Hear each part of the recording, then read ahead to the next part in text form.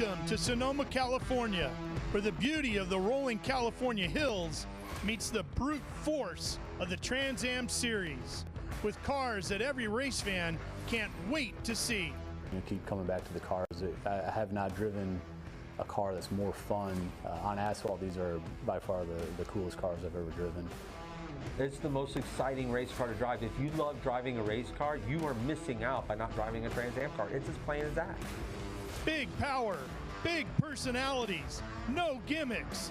These machines are loud, loose, and absolutely alive. And we're here to bring you all the action from Sonoma Raceway. It's the Trans Am Racing Series presented by Pirelli Tires.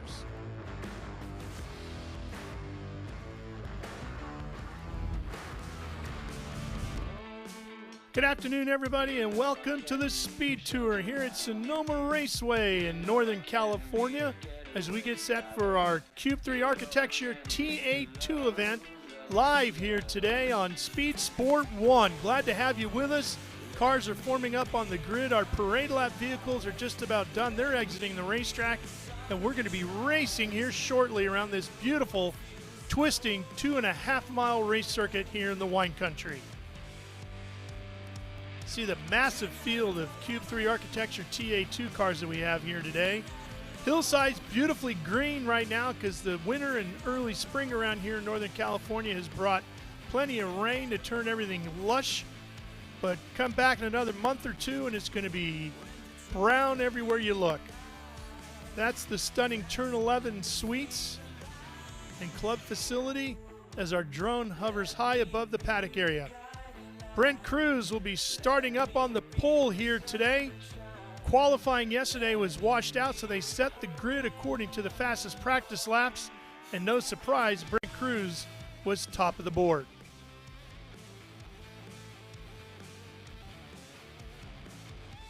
Good to have Brent back with us in the TA2 category.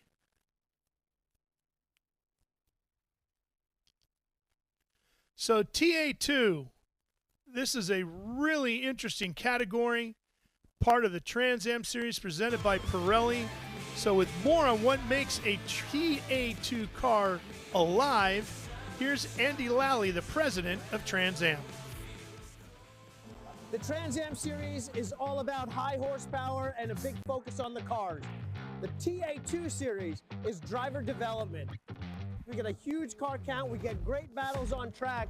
And with me right now is Tristan McKee. He's a Chevrolet development driver, and he's going to help tell me and you guys about what we do to make these TA2 cars fast and how you go about winning races here. So yeah, we really have to be perfect with everything. You know, the competition is super stiff around here. So we really have to have all our cambers, air pressures, and everything right with our Pirelli P0s. You know, they're great tires, super reliable, super consistent throughout the race.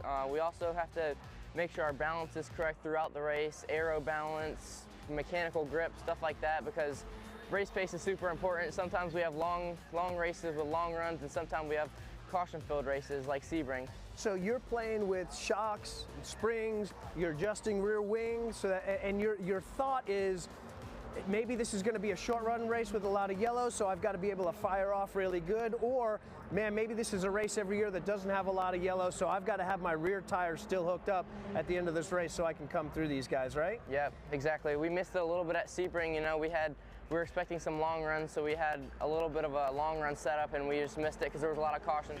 And another one around the 61. Our TA2 cars are over 500 horsepower, a little over 2,800 pounds. And so as a development driver and you're coming up through the ranks, being able to just rake, tow, Ackerman, all sorts of things on this. This is the full package. So I imagine you're working with engineers and learning as much as you can from them, right? Yeah, I've learned a lot driving these cars. You know, I come from circle track world, so this is very different from what I'm used to. I'm really enjoying it. So the difference from running the circle track cars to running the road course stuff, what has been your biggest thing that you've been learning with your driving style? I've had to work on myself a lot because usually driver's fine, it's more of the car, so I've had to, you know, redo all of my braking techniques because it's all different for this style of racing. So I've learned a lot doing this, and I think it's helped me a lot in the oval world, so I think it's really cool. Awesome. Well, thank you. Good to see you and good luck this week. Thank you. All right, guys, thank you for the instructions about what makes a TA2 car special. Josh Hurley joining me in the booth now. Josh, great to have you with us. What are your thoughts on a TA2 car? Well, I've raced a lot of things on a lot of different road courses here in the U.S., and I can say for sure the TA2 has been my absolute favorite to race. It is really becoming one of the most popular road racing machines in the country, isn't it? It is, and for good reason. The no ABS, the no traction control, they're really challenging to drive. As a driver, you make a lot of difference. And another cool thing, the teams make a lot of difference. They're not homologated parts where you can only change a few things. You could do a lot of development work, and I really enjoy that, working with the crew to make the car better. Their dirty air is not bad in them. You can pass. The racing's hard. They're hot. And it's the only car in a long time where you still get to shift your own gears. It's no more paddle shift. Yeah. You're responsible for it. It's a lot of connection. The other thing that's interesting, too, when you talk to the team owners in the paddock, they all say, man, my phone is ringing off the hook. Every day they're fielding 2, 3, 4 calls about how do I get into a TA2 car. Quickly becoming, if not already, the most popular development series in road racing these days when it comes to running a full-bodied machine. So grid activity, pre-race activity continuing here at Sonoma Raceway. And while that takes place, we'll take care of some business real quick. So stay with us here. We'll be right back with more live on Speed Sport 1 from Sonoma Raceway.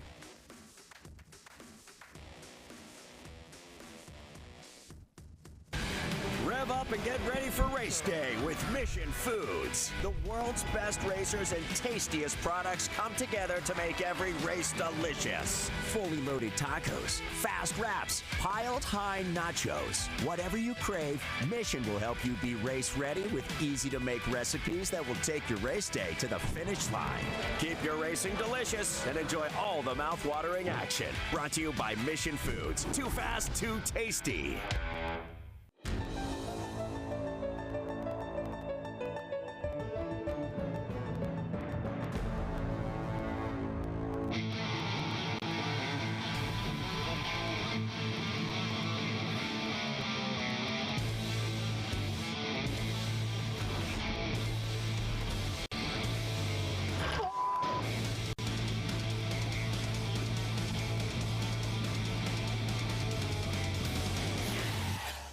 Okay, so pretend this is your race car. It's on the trailer, and you have an accident. Ouch! At least your truck's insurance will pay for another one? Yeah, not so fast. Standard insurance won't replace your race car, whether it's in the trailer, in the paddock, in the garage, or the repair shop. But at Hagerty, we can protect it for what it's really worth anytime it's off the track. No matter what or where you race, offer less than a set of race tires. Hagerty, let's drive together. What does it mean to be built with Summit? It means you're hitting the autocross, drag strip, road course, trail, dirt, or open road with confidence. Because built with Summit means you're using parts from the top names in performance. Priced to make your project affordable. And it's all backed by trusted tech expertise and blazing fast shipping. Summit Racing Equipment. Let's build it together. SummitRacing.com.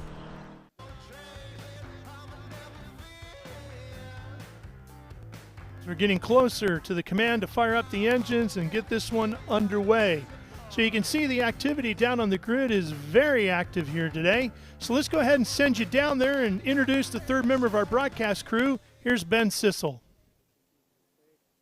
Well, ladies and gentlemen, we're down here at the Sonoma SpeedTour fan walk for the Cube 3 Architecture TA2 Series. I was kind of talking quietly there because our friend Bill Knox was praying with Brent Cruz, who is up front because we didn't have qualifying because of the rain. He had the fastest practice by about 0.3 of a second.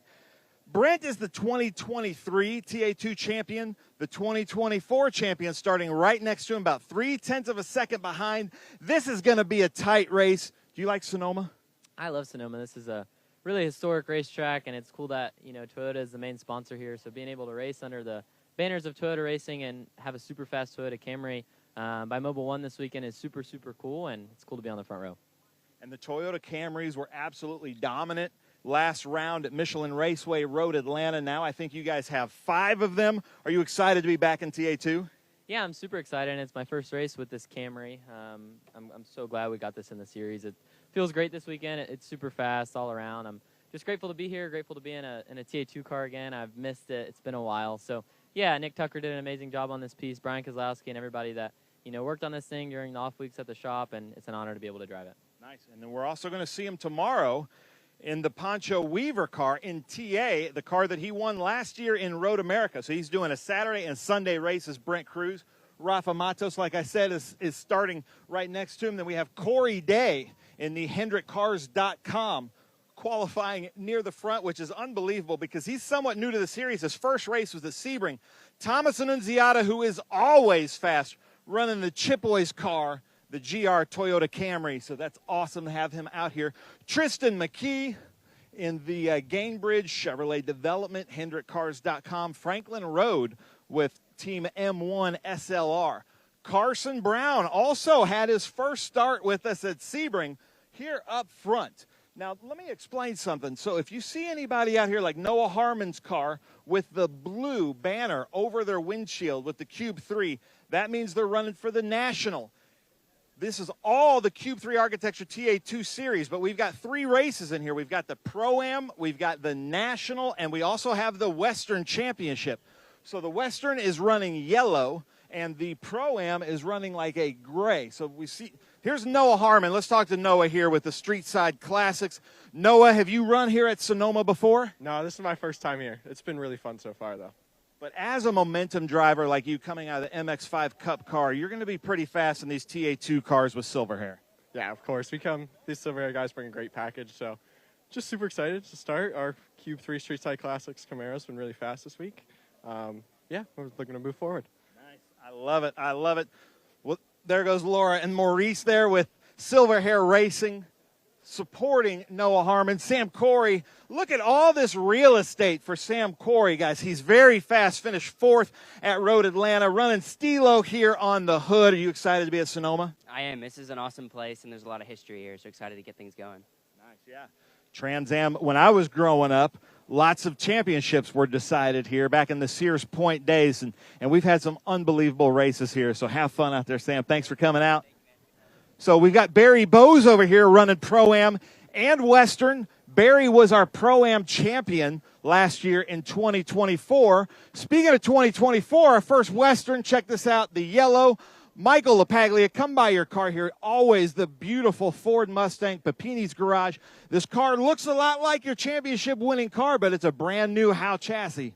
Yeah, it is. You give us so much praise for having the good-looking car. We brought the livery back, brand new 2025 Howe chassis, and couldn't be more excited to have it. Last year's car was great, and this year's car is even better. So hope we'll get some good laps out there today and show everybody, what the West Coast Howe car can do. I love it. Well, Michael LaPaglia, actually, I think Barry running Western and Pro-Am this weekend? I think so. Technically, you're not the front Western starter, right? Unless he's under the banner of just Pro-Am. I don't know, but definitely the goal is to get around him early. So, yeah, whether he's in our class or not, he's in front of me. So that's what we're doing.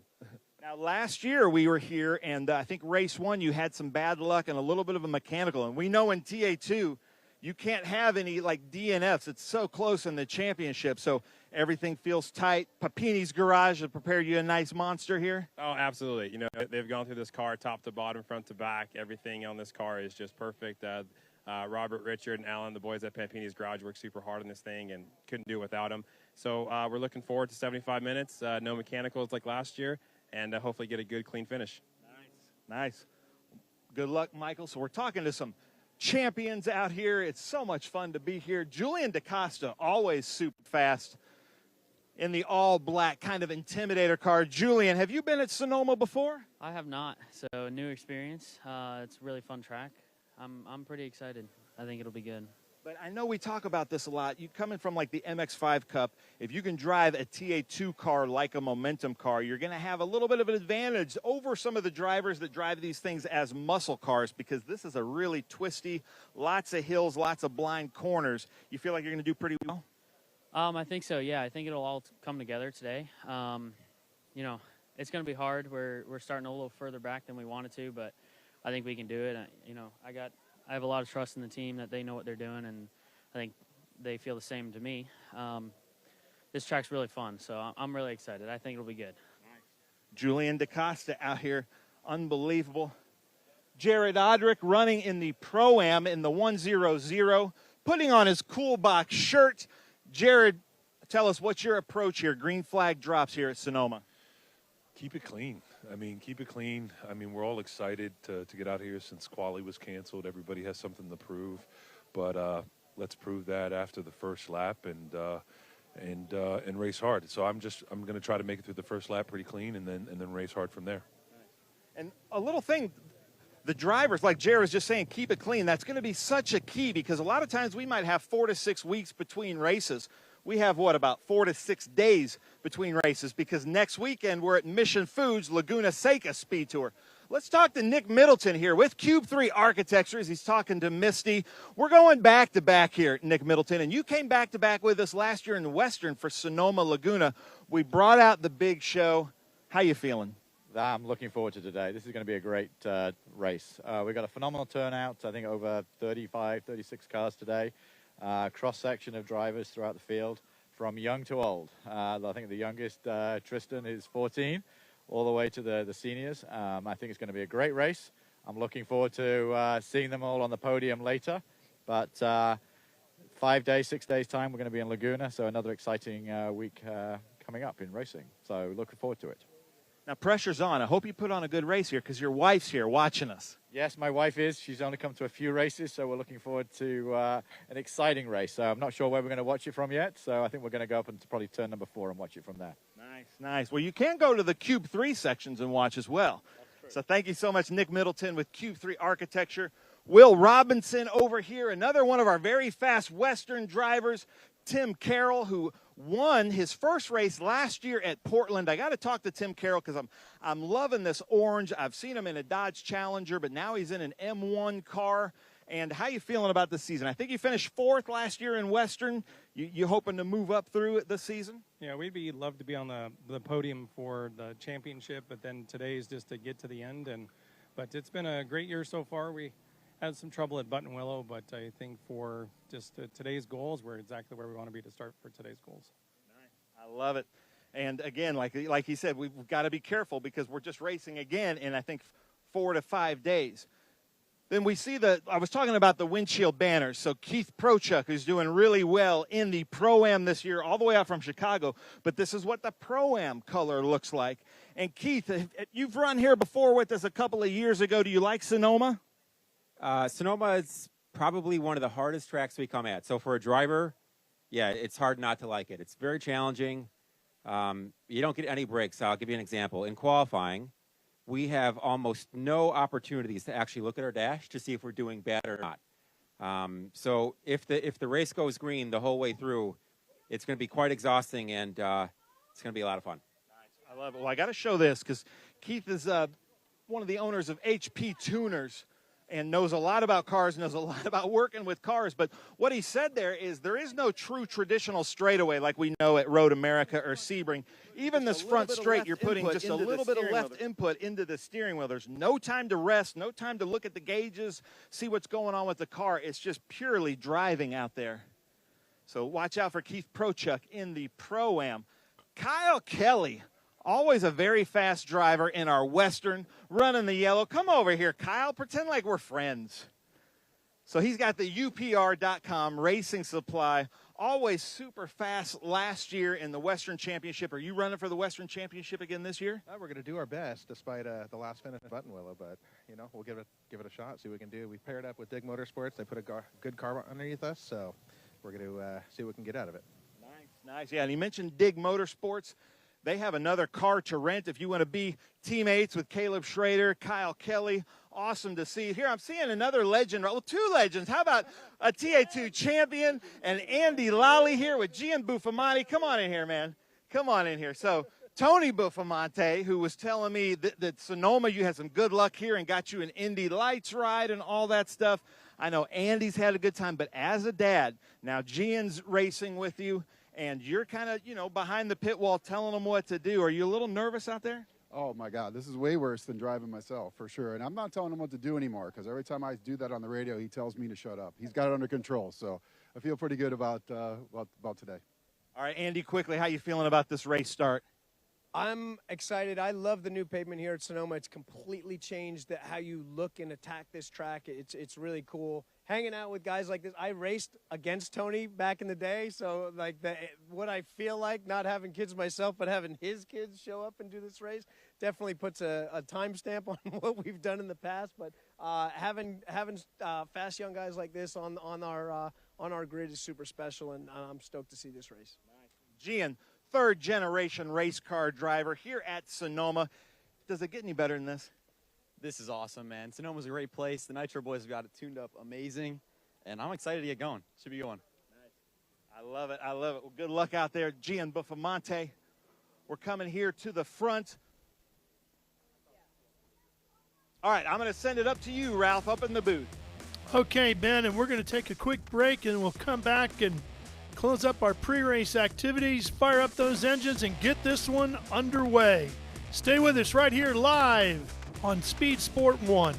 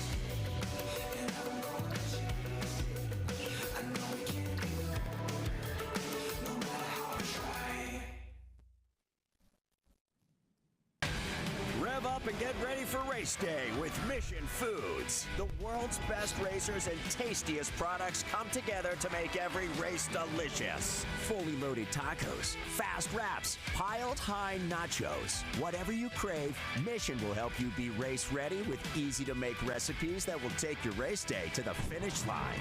Keep your racing delicious and enjoy all the mouth-watering action. Brought to you by Mission Foods. Too fast, too tasty.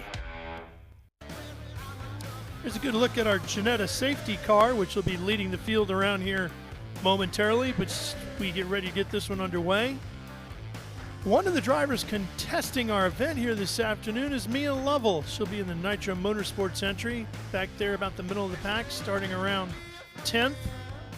Mia is brand new to the series and has already made a significant impact on the Cube 3 Architecture TA2 Championship. Hi, I'm Mia Lovell. I'm 18 years old from Phoenix, Arizona, and I'm a race car driver in the TA2 series. I would say aggressive, analytical. Honestly, the aggression kind of surprises me sometimes because I'm a pretty laid-back person, but I don't know what it is, but when I get in the car, I just have all this aggression. Yeah, so I was adopted when I was 7 months old from China, and I just think that it's given me a pretty unique perspective on life just because you know, you think about how fortunate I think about how fortunate I am to be in America and have opportunities like this to be racing in the Trans Am series. I mean, not a lot of kids, you know, have this opportunity. So I just try to make the most out of every opportunity given and just make the most out of everything. I was actually a pro skateboarder before turned race car driver. So I've won all the gold medals in the California State Games. I qualified for the Tampa Pro, which is the biggest pro competition in America. So when COVID happened, all the contests shut down, so That's kind of when I stepped back from competing and skateboarding and started filming more video parts for sponsors, so going out in the streets and finding our own obstacles to skate. And that's also the same time where I was first getting into a car, just doing track days. I just thought it was like super fun, you know, kind of in that vein of action sports that I was used to from skateboarding. But then I got into my first pro series, the Toyota GR Cup in 2023, and found that this could actually be a career. So I've loved it ever since. I love competing, and I'm always striving to be the best. But it's a little bit different in racing than it was in skating. You know, in skating we would have like a 45-second run to do the best tricks we could. Where here we get, you know, quite a bit more time. We have 75 minutes in the Trans Am races, and so a lot can happen. You know, you can pace yourself out. It's a long run game, a lot of strategy involved. The TA2 platform is great. There's no driver aids, so no ABS, no traction control, and that means like being fast all comes down to the driver. And so that's why this series is inviting so many up-and-coming drivers, like, you know, pretty much the next generation of NASCAR is coming through this series. And so, yeah, that being said, without driver aids, it definitely is a challenge to drive these cars. I mean, they are a handful, and you really have to wheel it 100% of the time. Yeah, so you know, the goal is to win the Western Championship, but I really like racing in the National Series because there are a lot of really good drivers to work with. I'm running with a really great team, Nitro Motorsports, and I mean, on a national weekend we have 8 or 9 cars, and you know, we're all super fast. So getting to have really fast teammates to learn from, and you know, it's also nice to have kind of a, I don't know, I guess a familiar face on track. And so we just want what's best for the team, too. What a great special on Mia Lovell. But here I'm with my friend Bill Knox, our pastor here with the Trans Am Series presented by Pirelli, to deliver the invocation. Join me in prayer. Heavenly Father, as we come to you in prayer, Father, we give you all the praise for this glorious day that you have provided for us. Father, we ask that you wrap your almighty hands around this facility. Father, that you protect everyone here, the safety workers, the EMS, the corner workers, the staff, the crews. And Father, we ask most of all that you wrap your hands around those drivers, that you keep them safe. And Father, we ask that you look over and bless our military and our police, that they too may come home to their families every night. In your Son's most precious and holy name we pray. Amen. Amen. Bill Knox, thank you so much. Ladies and gentlemen, we have a special treat. One of our staff, we've got so many people on our staff with hidden talents. Eric Wittenable from Columbus, Ohio, to deliver the national anthem. Eric, take it away. Thank you, Ben. Oh, say, can you see by the dawn's early light what so proudly we hailed at the twilight's last gleaming, whose broad stripes and bright stars through the perilous fight o'er the ramparts we watched were so gallantly streaming, and the rocket's red glare, the bombs bursting in air, gave proof through the night that our flag was still there. Oh, say does that star-spangled banner yet wave o'er the land of the free and the home of the brave? Nice job, Eric. Ralph, up to you in the booth. All right, well done, Eric. That was great. Just that much closer to firing up these engines, Josh, and getting this one underway. Yeah, I can't wait, especially the start here. Starts at Sonoma are really interesting because there's no real advantage to the outside or the inside because you have that first left in turn 1, but immediate right into turn 2, and it all funnels down to turn 3. So we're going to see a really exciting start that gets very busy. You may see him 3 wide up in there. It could be a lot of fun. And one of the guys we'll be paying close attention to at the start is Thomas Annunziata, who's been on fire so far this season, winning the first 2 rounds of the 2025 championship. I'm Thomas Annunziata. I race for Nitro Motorsports in the Trans Am Series, and I'm here to try and win my 3rd race in a row. Coming into Sonoma Raceway this weekend, we are sitting on top of the point standings. As of right now, we're not the fastest here, like we weren't at Road Atlanta either in the practice days. But we're going to continue to work on the race car. I'm going to try to continue to be the only winner this year. But no, I wouldn't say invincible. It's not been easy to win these 2 races, but it happened. So we got to continue that momentum. As of right now, I'm right here right now. I want to win this race. I feel like I don't necessarily have quite the speed at the moment to do that. So we got to find that speed. But until it's the last lap of the race and it's near impossible to win the race unless there's an issue up front, that's when I'll start conserving and saving and trying to get some points on the board, right? But as of right now, until qualifying ends, I'm going to continue to work on the race car and see if we could get to the top spot. If I had to describe myself, I'd say controlled, aggressive, and kamikaze. Yeah, I feel like I've worked really hard on my racecraft over the last couple of years, and I feel like my limit's higher than some drivers, or most drivers, so I'm able, if I back down my aggression just a little bit, it's still higher than what most can do. So that's when I'm able to think a little bit more, have more capacity to think about things smarter, and that's when I'm able to be a killer on the racetrack and attack when I need to. Well, if you really think about it, you sign up to do this for a living to be the one chased. So I have to get used to being chased, right?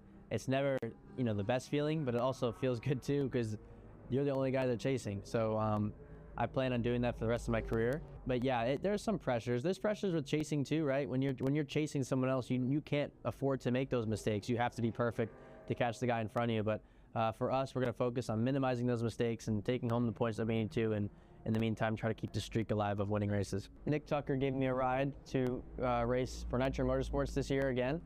The goal is to win the championship, and so far we have won the first 2 races, so good start.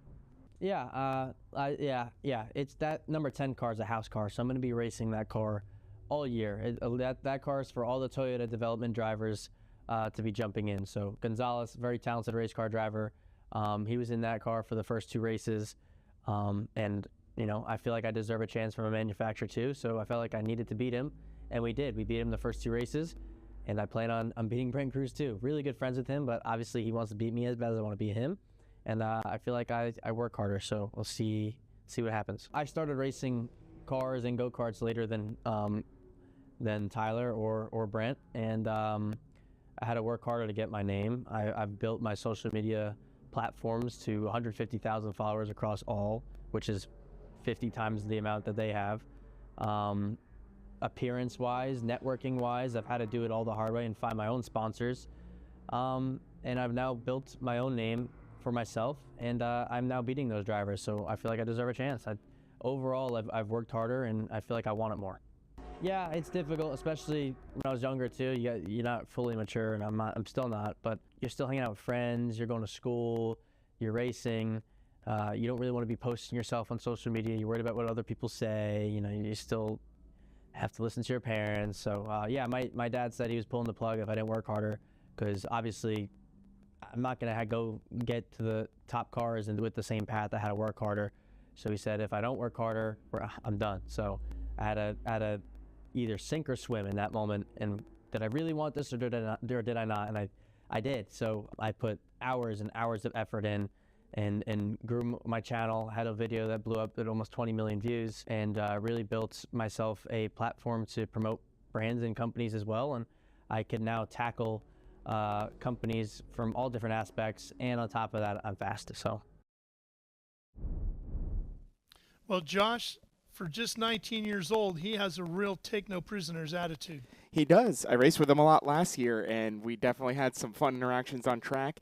controlled aggression is how he described himself, and I think that showed last year. It started out with a little aggression, and as he got more mature throughout the season, it became more controlled, and he's fun to race against and a great little racing driver. You're going to see a lot out of him, not only today, but in the future. Well, Dan Teichscheid is the president of Speed Sport 1, and he's with Ben and ready to give us the command, Ben.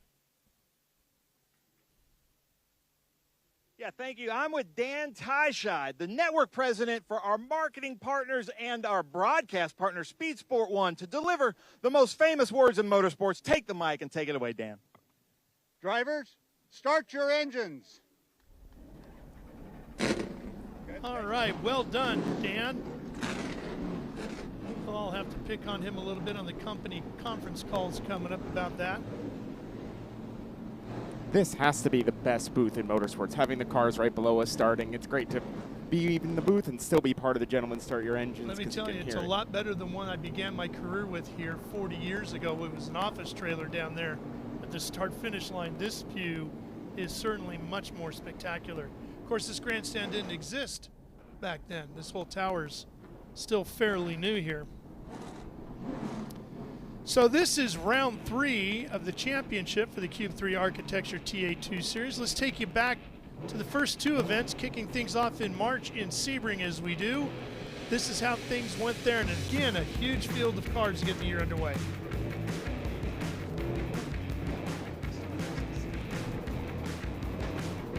Yeah, that was tough for Rafa. Just a tough racing incident. He got into the walls there at Sunset. Mia Lovell had some issues. This was a big hit here. Then Gonzalez out front, that bright Purelator car looked really strong until late in the going. A couple of others had some issues. But in the end, it was Thomas Annunziata who ended up on the top step of the podium. Then it was on to Road Atlanta for round 2. And the battle here was not just a competition, but for traction. There was a lot of people slipping and sliding that day. Yeah, but get very greasy when it gets warm, and it was the first race for the new Toyota body. Mia Lovell had a huge impact coming down out of turn 12. Sabato had one as well. Here's his incident.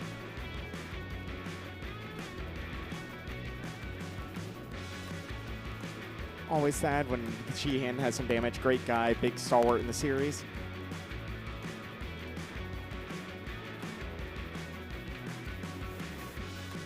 Through the famed S's, and you'll see coming out of the last not the last corner, but the corner onto the back straightaway. Yeah, drivers are having a lot of issues there. That curb is scary in these cars. With Kowski Right down here. the S's. This is the one we were talking about, spinning right in front of the pack. Adrian Vostovsky. You got to be very careful when you see one of your fellow competitors getting all 4 off there, don't you? Oh, that is a heart in your throat moment. Same here where you see the 10 car out. That is bumpy and rough and hard to hang on. Now here's Sonoma Raceway. Let's take you around with our track map and show you some of the elevation and some of the different corners here. Getting this one started, as we both said, turn 1, one of the fastest corners on the track before you head up to Mission turn 2. And then turn 3, right after Mission turn 2, which is really important for passing, sets you up for 3. 3 and 3A is completely blind. You can't see anything. It's amazing to drive through. Then it's downhill through 5, quickly up and over the rise, down into the carousel here at 6, that never-ending left-hander, all the way up to the far north end at the Summit Racing Equipment, turn number 7, before you hit those Cube 3 S's. And turn 7, that Summit Racing corner is where you can see your passing today. Yes, then it's down through these S's. Got to get your rhythm right through here, because if you hit it well coming out of 10, you set yourself up for Cube 3 turn 11 and big passing opportunity. Exactly. That's your last and final passing opportunity coming to the checkered flag. So that really sees some action. Right in front of the turn 11 clubhouse facility down there, which is so beautiful, and back across start-finish line and begin the climb once again. Our Janetta safety car is out in front of the field. Brent Cruz right behind it. And this one is going to be getting underway here in about one more lap.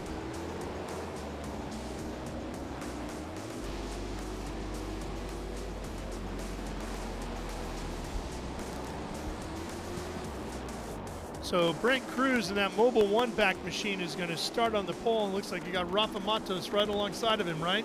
Yeah, that'll be some fireworks. Those Brazilians definitely show some aggression on the start. And then Thomas Annunziata on the inside of row number 2 with local Go Fast kid Corey Day in one of the Hendrick.com machines, sitting in 4th on the outside. Tristan McKee and Carson Brown. Then Noah Harmon and the always fast Adrian Vostovsky back in 9th. Sam Corey and Barry Bowes are going to round out the first 11 positions. And Barry Bowes is your first Pro-Am competitor and Western competitor. Yeah, and while we take a look at the rest of the grid, you see Mia Lovell there in 12th. Let's talk a little bit about that. We have Pro-Am and Western out here. Yeah. Talk about the differences. Yeah, Western is for the guys who compete out here. They don't do the full national tour. Really hard to go out east if your team based out here in California. So it's a championship for the guys who run just these Western races and a few races that have both. Pro-Am is for your guys who aren't your aspiring professional drivers. Maybe for you fans at home who want to come racing, that's the class for you to come out here and start. And this would be round 2 for the Western guys. They had their first race at Buttonwillow a few weeks back. Exactly, they had that, so they have their own championship here. Something important in this race, you have to really watch your battle because you're not necessarily battling with everybody. Those Western guys are looking for those Western points. And I want to show one more thing on this grid. We have Mike Skeen, one of our fastest drivers, starting in last due to a penalty from yesterday. There will be some action from that number 2 car for sure. Mike has had a rough weekend already, hasn't he? He's actually had a rough week driving out here from Charlotte. His car broke in Denver, yeah. So he's been having a week, and I think he's looking to turn that around right now. All right, here we come down through the Cube 3 Architecture S's, which means we'll be heading down to turn number 11, where our Janetta pace car is going to be pulling off here, coming out of 10. We'll hit the pit road. Field will form up, and we will be green here momentarily. Look at that. What a great looking sight. All these cars coming through 10. Here comes the Janetta safety car. Should be exiting right there, and does. So now they are under the control of the front row of Brent Cruz and the white mobile number 1 Camry, and Rafa Matos in that silver Camaro. Here we go. Get ready. Cube 3 Architecture TA2 Series, ready to go racing with round 3 of the National Championship from here at Sonoma Raceway. Here we go. Remember, both sides have advantages in this one, so you can be on the outside and make it work through 2. Cruz is going to get to turn 2 here at Mission Foods, turn 2 first. He'll be through there smoothly, but look at Corey Day already damaging the front nose of that car. Got into the back of Rafa when it all stacked up. Hopefully he didn't damage the radiator because that could really cause some problems. And I was just talking to his dad, Ronnie, moments ago, strong Northern California sprint car and flat track motorcycle racer before the start of this one, and he said, I got to get him to keep it clean early on. Really hard coming from that sprint car background. Way more aggressive on the starts than what you do with these full-body road racing sedans. So that's why he's out here developing that, because we already see him in some NASCAR races. Yep, he's already run some Truck Series events and ARCA races as well. Down out of the carousel. So here's where we may see some passing, especially on these cold tires. Summit turn 7, and into the Cube 3 Architecture S as we go. And Corey Day, it's up in front of his face. He can't see when the hood is like that. So you're going to be seeing him limping around the pit lane. Tough break for him, but really hard to get to pit lane when you can't see like that. Yeah, and I knew this was important for him. Well, the 16 having issues here and getting around. That's Jim Gallagher. Unfortunately, broke his wing off, too. Yep, Gallagher out of Bellevue, Washington. Here's a braking passing opportunity setting up going into Cube 3 Architecture turn number 11. Looks like it didn't really develop into too much. Still side by side coming out of there. And now if you're Brent Cruz and Thomas Annunziata, you're putting your head down, trying to cruise away from everybody else. Well, this is exactly what we wanted to see, right? Cruz and Annunziata going at it. Oh, crash right in front of us in the booth on the front straight into turn 1. Car in the wall. There you go. It's number 28. Oh, what a shame for Barry. Now, having not seen that, any indication as to what you saw might have caused that? Did he? That's an odd spot to have a.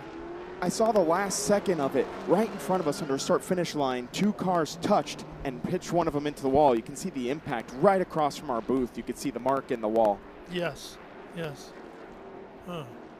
I've seen bad crashes here at the apex of one, Bob Wolick had a legendary wreck here in a Porsche 962 once. Here's a look at it. Let's see if we can figure out what happened. Oh, they've already made the contact there. Wait, is that LaPaglia as well? No, that's the Guthrie. That's Mike Skeen. Mike That's Mike Skeen Skeen and the the 28. The Guthrie's Garage Chevrolet Camaro, and then the 28, of course, is Bose. No, that's J.C. Minette. That's the other 28. Oh, the So- other one. Yeah. So J.C. Minette. Yeah. The B-Bar Ranch, Killer Shrimp, RTR Chevrolet Camaro out of Woodland Hills, California. And what a tough break for Mike Skeen. He is just not having the week. Not his week. No. But he doesn't have time to drive back to Charlotte because he's got to be at WeatherTech Raceway Laguna Seca in just a couple of days. And it looks like we're going to go full course due to that accident to clean that Yeah. up. We got to fetch JC's in kind of a tough position. Well, he's turned it around and is driving back down. So once the field goes past and through turn one, he should be able to scoot across counter course and onto the pit lane and back into the paddock. Now this will help out Corey Day because they will be able to get that hood strapped back down, Yeah. and as long as the radiator's working. Yeah, he's already at the tail end of the field. You can see the heavy damage to the right side of the 28 of Maynette. And that's the hard part. Like, something about Sonoma, it is one of the best tracks in the world to drive. It is very difficult to race here. It's so hard to pass. You have this straightaway in the front, which isn't even straight, and that's where we saw the interaction. And Mike Skeen's in a hurry coming through the field because these races, while it's an hour, over an hour, it's still a sprint race. You can't Yeah. rely on pit stops or strategy No. to get by. No, and it's a very unforgiving racetrack. There's not a lot of runoff room anywhere around this place. No, but I can tell you who is happy about this is Rafa. Now he's going to get another chance at those Toyota boys. Yeah. So got to work, keep those tires clean. These things are really sensitive to that. That's why you see a lot of that scrubbing as the cars are hot. They pick up a lot of garbage rubber off the track, a lot of debris. So you're always going to see a lot of tire scrubbing with these things. Just like the bigger, faster Trans Am series presented by Pirelli, everybody in our Cube 3 Architecture TA2 category utilizing the Pirelli tires as well. And those tires are amazing. Almost too amazing. You can drive them hard the entire stint. Oh, and I think that's why I saw our yellow. There's one of the tire barriers in the S's is kicked out onto the track part way. There's Skeen's car. Poor Mike. Well, hopefully they'll get a little start getting it prepped for Laguna because he will be in the front there for sure.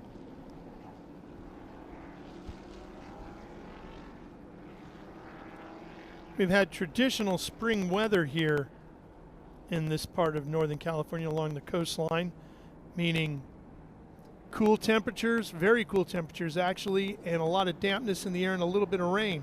Yeah, I'm not going to lie, I was rooting for some rain today because this track with the new repave is real slippery in the wet, really grippy in the dry. So it was a lot of fun to watch a few of our people brave practice yesterday in the rain. But we'll still have a great show today, especially with this restart packing everybody up. A little more calm since we do single file restarts here, so the field will be in a little order. Also want to give a shout out to Adrian Wotowski. He's in a really good spot for them. Good looking to go forward. You see some stuff leaking out of the bottom of the 28. Yeah, that was a big hit scraping along the wall, but he is in a safe zone. This is the NASCAR section of the course that we bypass. Over in the chute, they call that. So hopefully we should be able to go green fairly soon. Speaking of Adrian Wotowski, doing a great job. Really has developed into a great little racing driver. He's already moved up a couple spots too, moving up to 6th and really playing with the big boys now. Pointy end of the stick up here, right? Exactly. Like, remember, he's developing into a pro, and he's up there with all the young kids who have been raised to be pro racing drivers, or Rafa Matos, who comes from IndyCar, and a lot of big guys. You had Corey Day up there, who's won World of Outlaw and high limit races. So the pointy end of this field is tough.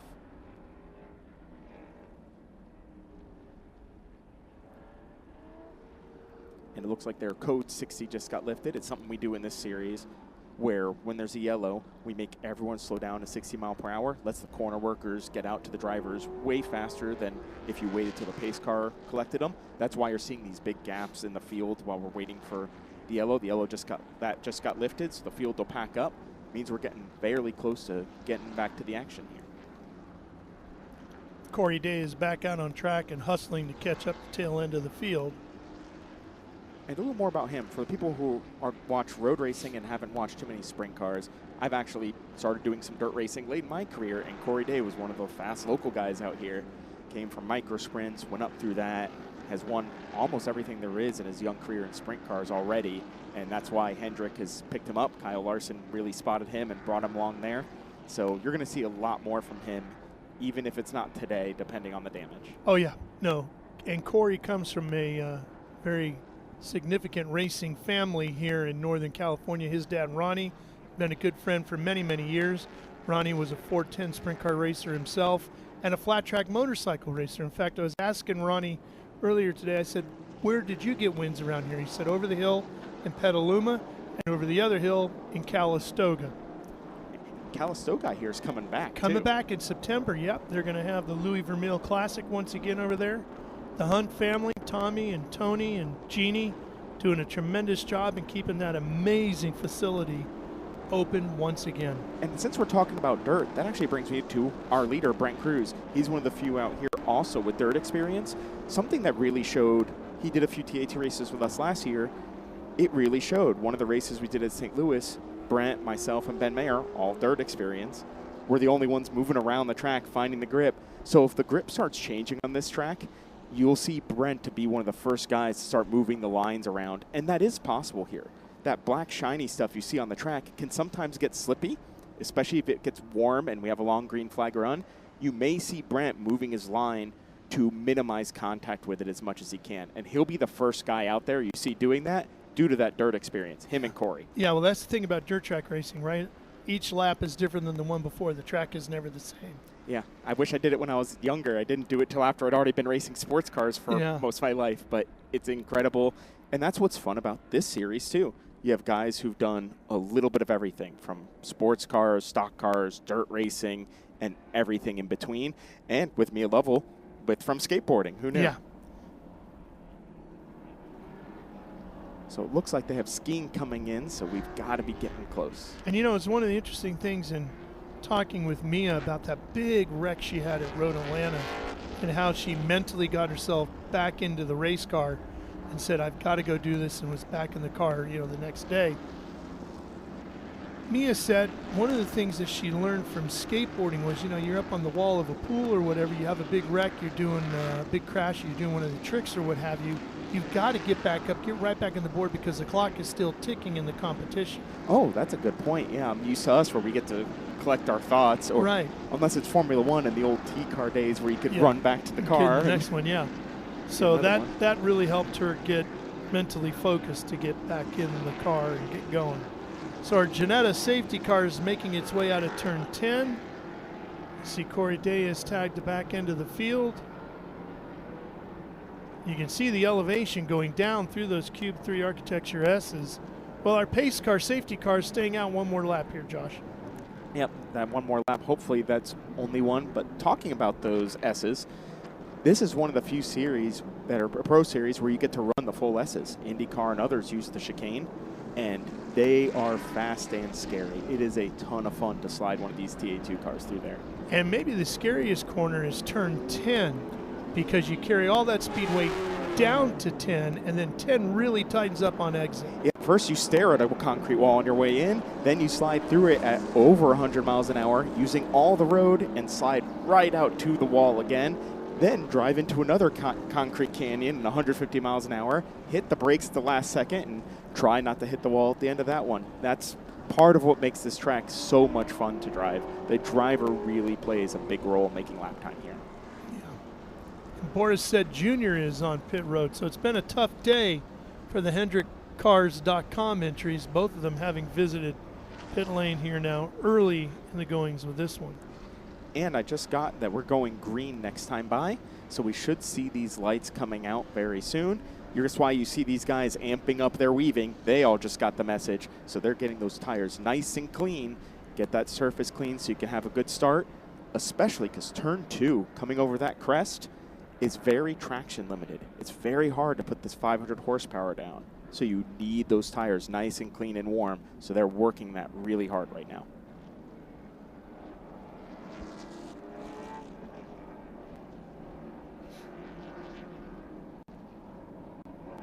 And also, that gets a little hard. As you can see with Noah, it gets a little hard in this field, too, to do that tire warming because you never know if the guy's in front of you going, there we go. Now he's scrubbing it off. You see that extra little hand movement when the car leans. That's to physically scrub it along the track. And there we go. Now the gas and brake, trying to build that temp through the brakes, which radiates through the brakes into the tires. Good little example of how to warm up there with Noah. Yeah, and you need to warm up those brakes, too, because you're going to use them here. Yes, you are. And these TA2s always use them. It kind of brings back the old heyday of cars that are under-tired and under-braked. That's what these TA2s are, and that's part of the reason they're so much fun and why they put on such a good show. All right, we got Cruz and Annunziata sitting there in 1 and 2, ready to go. And then McKee and Rafa Matos right behind them. Should be a good show. All right, field is packing up tightly behind the Ginetta safety car. Keep our eyes open for the car to pull off, the Ginetta. And lights are out. Here he comes, hits pit road, and we are ready to go. Brent Cruz has the field under control. He'll be looking to get into the throttle coming through turn number 11 here. Cube 3 architecture, turn number 11. Here we go.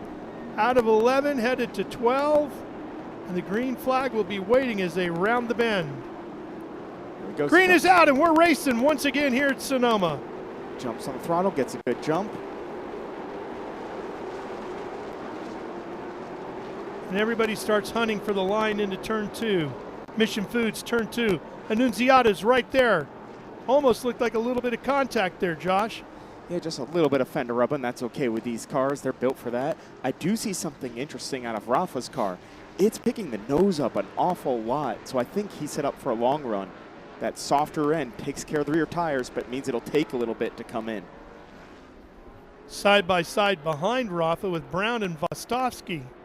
Oh, and around goes the 98 machine, Doug Winston out of North White Plains, New York, to bring back the trade's D&M electric Ford Mustang. He should be able to get it back out. Looks like he was getting it out of the grass. Well, Brent Cruz doing what Brent Cruz does, trying to stretch things out. He's already put about a car length between him and Annunziata. He is so incredibly quick. He is, and he's doing an extra good job because we just saw Annunziata's trying. I saw right front Blake lock up. Not enough to flat spot, but a little bit of lockup, so he is pushing. Yeah, the pressure is on, and McKee has already lost some ground to Annunziata, and then Rafa behind him. Now let's see what they do under the heavy braking here at Cube 3 Architecture, turn number 11. And the reason you see these guys apexing really early, that paint on the inside has more grip than the racetrack, so they're all searching for that paint in turn 11. Back up the hill we thunder.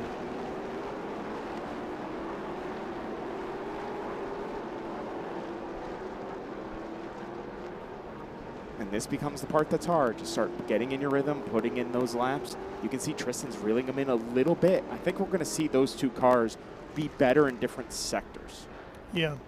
And looking a little bit further back behind, there's Day's car. You can see the hood all taped up on that machine. Taking a look at our timing and scoring, not seeing Corey on the list yet. As he gets inside, he's going to pick up 2 positions that look like they're top of 3 headed to 4. I think he'll be giving that back, and we just went full course. So I think that might be a timing. Just went full course yellow. What a shame. Oh, it's in car in turn 10. Oh, so yes, into the tire barrier. Heavy damage over there, and the 51 is off as well. That is not the car in turn 10. The 51 car. That's Will Robinson. Yep.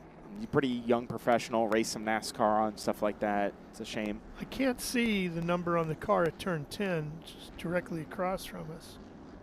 Yeah, it's just far enough away not to see. We'll get to who that is in just a minute here. That would be a big hit over there, Josh. Yeah, you see the safety trucks already getting to them. That's why we do this code 60, so those trucks can get to them right now.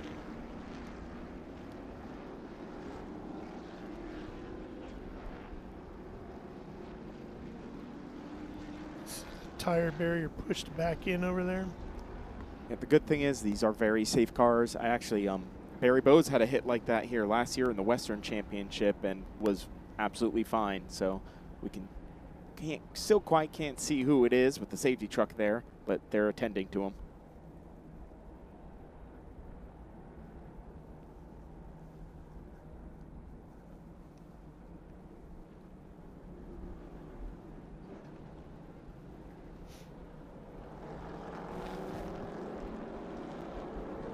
And I can tell you that is a scary place to have a wreck, but it's a very common one here. It's one of the most difficult corners on the track, and there's no room for error, as we can see. Let's get an update on Brent Cruz's machine from Ben.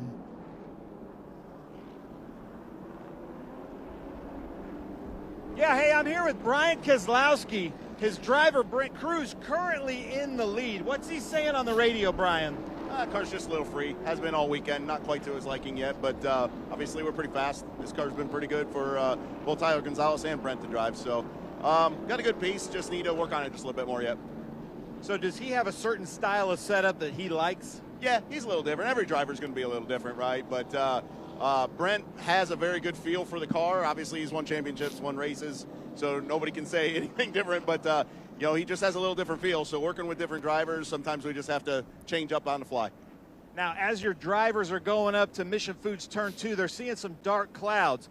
Down here, I'm seeing a lot of wet tires. What's the broadcast? What's the forecast here? Well, I think everybody can see there's a lot of green around, so we're just well prepared. That's all we're really at right now. We're hoping it doesn't rain. Nobody wants to see the rain right now, especially since we haven't practiced in the rain. But you got to be prepared for it. So if push comes to shove, we got enough tires put on all of them, ready to go. And do you guys practice the tire changes? Not as much as I'd like. Yeah, but yeah, I mean, I think we're going to be okay. We're ready. It's just a lot of cars. You know, we bring 8 cars here to the racetrack every week right now, and it's a lot of cars, a lot of equipment, a lot of people. It just takes a lot to do this. It does. It takes a lot to do this. And Josh Hurley, as you can attest to, the teams aren't used to doing 4 tire changes in one race because it's usually just a 100-mile sprint race. Send it back up to you in the booth. Yeah, they don't get to practice that a lot, but they are pretty good at it. Every couple of years, we have a race, and inevitably it rains, and the rain comes and goes, and they do a lot of their stops. So they do practice. All right, while they take care of removing this car off the racetrack, we'll take a quick break here on Speed Sport 1. We'll be right back to Sonoma Raceway.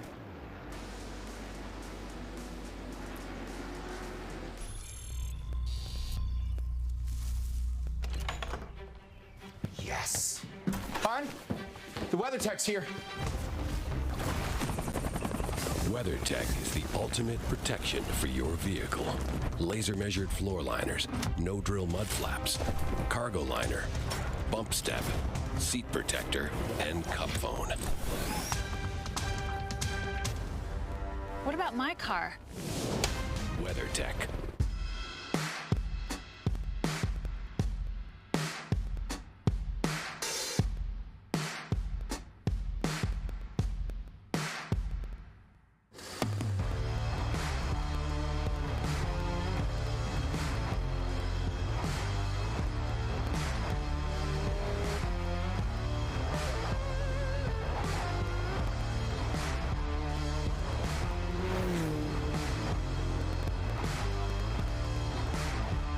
Hawk Performance packs 100 years of friction dynamics into every product. Backed by Carlisle Brake and Friction, the world's premier innovator of industrial brake and friction components, Hawk leverages R&D tools and motorsports experience to deliver uncompromising performance on the street. There's no reason to settle for less. Choose pads that are race-proven and street-legal. Find the Hawk Performance brake dealer near you at hawkperformance.com.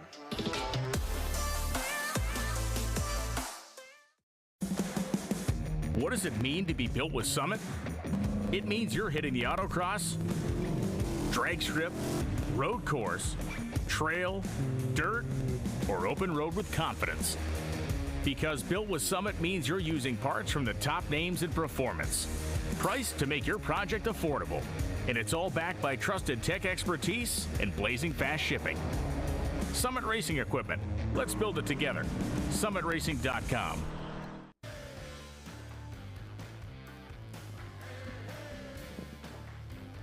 All right, we are back here at Sonoma Raceway, and we found out it was Greg Tolson out of Cordova, California, in the number 33 GT Auto Lounge Chevrolet Camaro that get into the tire barrier there at the exit of turn 10. They've got that car connected to the tow truck, and they'll be making their way down to pit lane and back into the paddock area. So, Josh, I think we'll be getting this one back underway here pretty soon. Yeah, they'll have that wall already fixed up. Everyone's moving away. I think we're only a couple laps away from that. This will be interesting because the way the car setups look, it looks like Rafa Montos and Silverhair guys are set up for the long run. So I think they want to see these longer green flag runs. I think these short little sprints really play into the hands of the top two of both Brent and Thomas. So it'll be really interesting to see what we can do if we can get a long run going. Now, unfortunately, we've already chewed up a fair amount of laps under yellow, so what might have been a long run is quickly becoming a sprint race. Well, you know what the old saying is about long run, right? Every long run has to start with a short one. That's right. That's right. Let's see what we get here. So they've got the 33 off the track.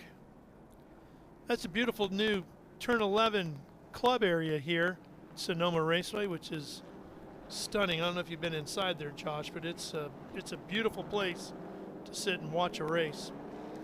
I have been in there once during one of the Ferrari hospitalities. It is gorgeous. I mean, this whole facility is a beautiful place to watch the race. There's not a bad seat in the house.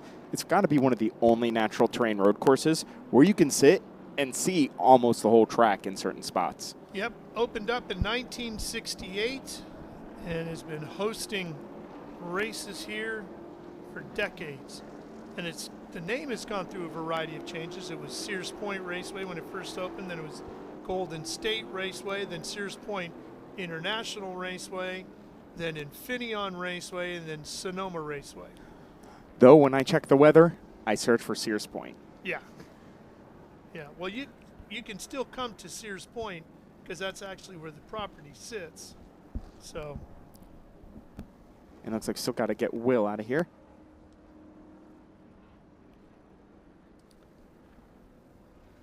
So Paul Menard is the reigning Trans Am Series by Pirelli champion, but he's a big fan of the Cube 3 Architecture TA2 series. You know, you see, we have TA1, then you have TA2, which is, you see a lot of young talent learning, either being a road racer and showing their skills to move to IMSA or NASCAR, or, development drivers, Brent Cruz, for example, Connor Zillich, who's amazing, and Thomas Annunziata, a lot of young guys that have the talent to move up, and it's where they get their feet wet. I like to see TA1 kind of become the next step for them to, feel more powerful cars and a little edgier cars. The TA2 cars, you can slide around a lot. The TA1 cars are much less forgiving, more on edge. So I can see TA1 kind of becoming what TA2 is now, as far as the young guys getting big car experience.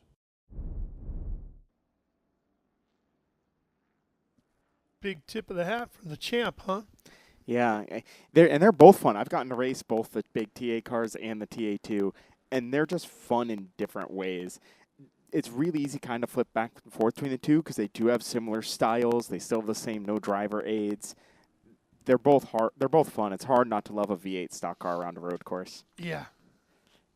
And I do have a little disappointment for those Said heads out there. I saw Boris Said Jr. come by, and despite going to pit lane, it looks like his rear wing is down. And while you wouldn't think a stock car on a road course, the aero matters that much, it really does. It's why you see on a lot of these tracks that front end so pinned to the ground. These TA2 cars are shockingly aero sensitive, so he's going to have a long, tough day with that wing broken down. And Boris Said Sr., who was recently inducted into the West Coast Stock Car Motorsports Hall of Fame, telling me earlier this weekend he actually had a handful of Trans Am Series victories right here. I mean, where hasn't he had a handful of Trans Am Series victories? That's true. Here Boris go, also ran a stock car here. more than a few times. Yeah. The era of the road course ringer. Yep. So there we go. They're trying to get Will Robinson's car there up on the flatbed. So another lap or two, I think, of yellow, and then we'll get going. Crew's working nice and diligently, though. Well, where you and I are sitting, we can't really see back to the west behind us. But according to what Ben was saying and Brian Keselowski, there might be some rain clouds headed over from the ocean. Oh, I'd be so happy. I love a little bit of chaos with I know my racing. you're grinning like a evil, maniacal superhero villain here with that. I will say, if it rains, I'll be even more jealous I'm not in the car today, because it's so much fun to drive these things in the wet. They're slippery, no ABS, no TC, you're sideways, you're having to manage everything. They're so much fun when there's no grip. So apparently the 99 car, just getting word, Cole Moore out of Orangevale, California, in the Sacramento area, that Moore Motorsports JME Environmental Ford Mustang, has to do a drive-through penalty. He was caught speeding in pit lane. Now he can do that as the field is coming to green. Yeah, it's just really tough because you're only coming to pit lane in Trans Am if you're having a bad day, and that's just taking your bad day and making it a little bit worse. But yeah. Hopefully you get through that, you hope for yellow, and then you get to go back to battle again.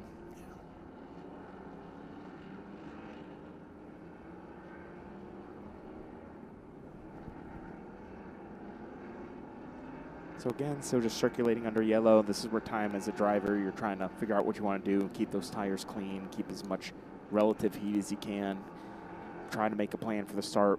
Looks like we got him on the flatbed, so should be going green probably in a lap or so.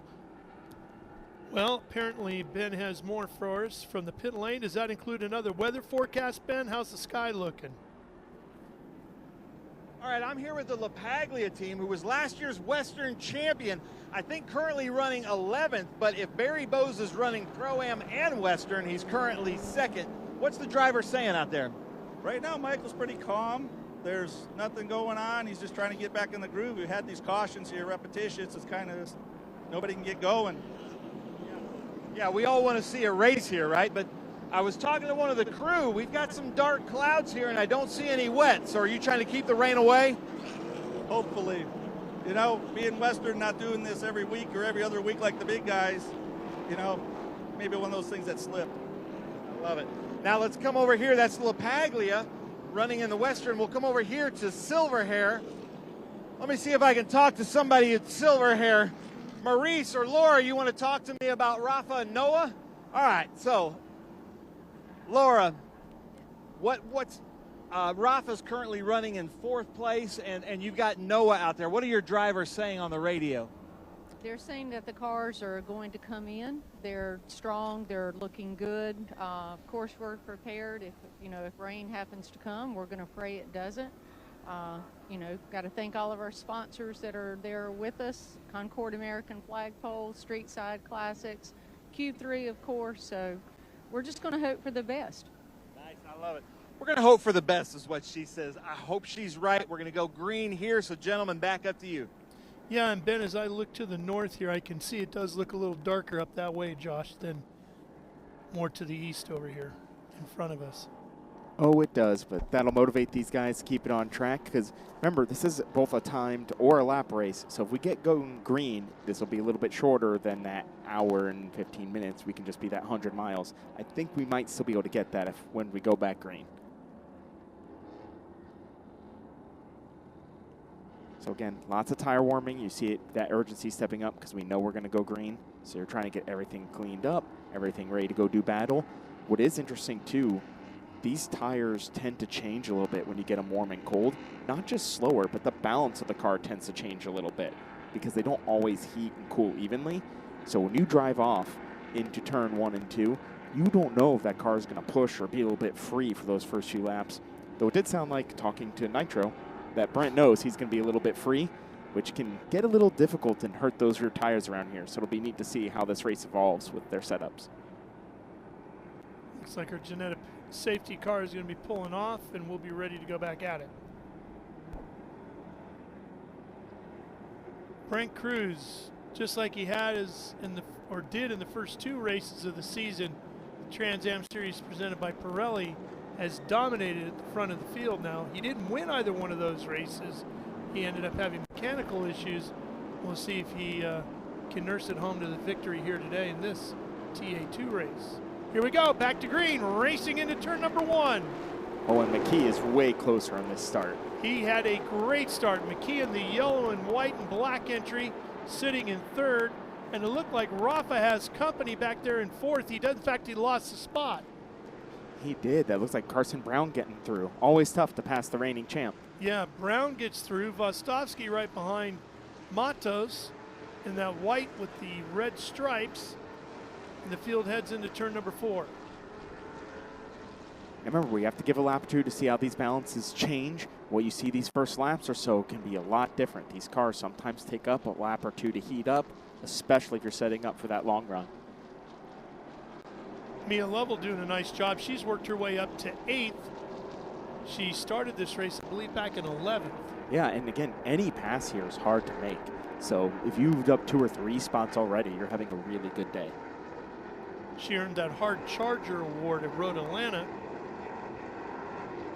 Trying to get herself another one here today. But you can really work the curbing here, can't you? You can, especially in these TA2 cars. They have a lot of travel. You're not allowed to run any bump stops. For those who don't know, bump stop actually keeps the suspension from traveling too far up. This series, they're banned, so those wheels can come way up and absorb really big bumps. You know, Josh, I'm sure you lived through this. Our top 2, Brent Cruz and Thomas Annunziata, are good buddies. They're also fierce competitors and rivals. Do you have anybody like that during your career? I've had quite a few. My biggest one has to be probably in go-karts. It was a kid named Stuart and Marcel. We were both driving for 2 factory teams. The best race ever been was me and him. We were hitting each other all over the track. We came in, and our 2 crews were fighting. We walked up to each other and said, that was some of the most fun we ever had. Yeah. Why are you guys fighting? So it's pretty funny how the rivalry plays out differently between the crews and the drivers.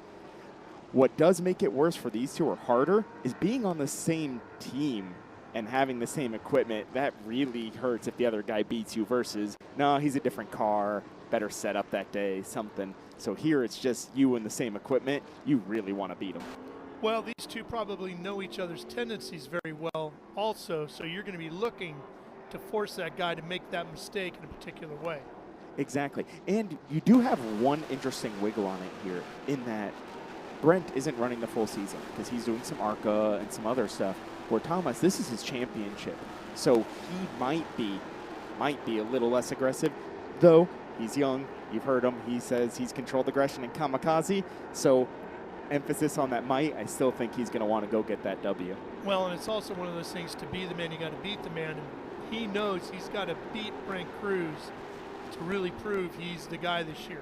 Exactly. And, I mean, we all saw on that talk, we saw that Joe Gibbs racing sweater that Brent was wearing, so there's no clue where he's going. There's obviously a clue where he's going, and Thomas, I'm sure, wants to go there as well.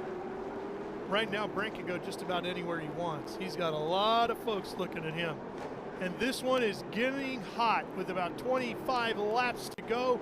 Cruz and Annunziata still separated by less than half a second, continuing to battle for the win here. We're also heating up. If you look at our timing, right now it's highlighted with that Bose and LaPaglia.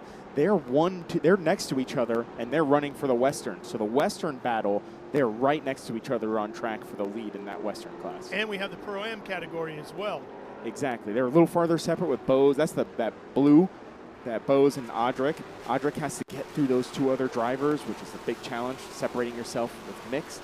There goes Corey Day, gaining a position.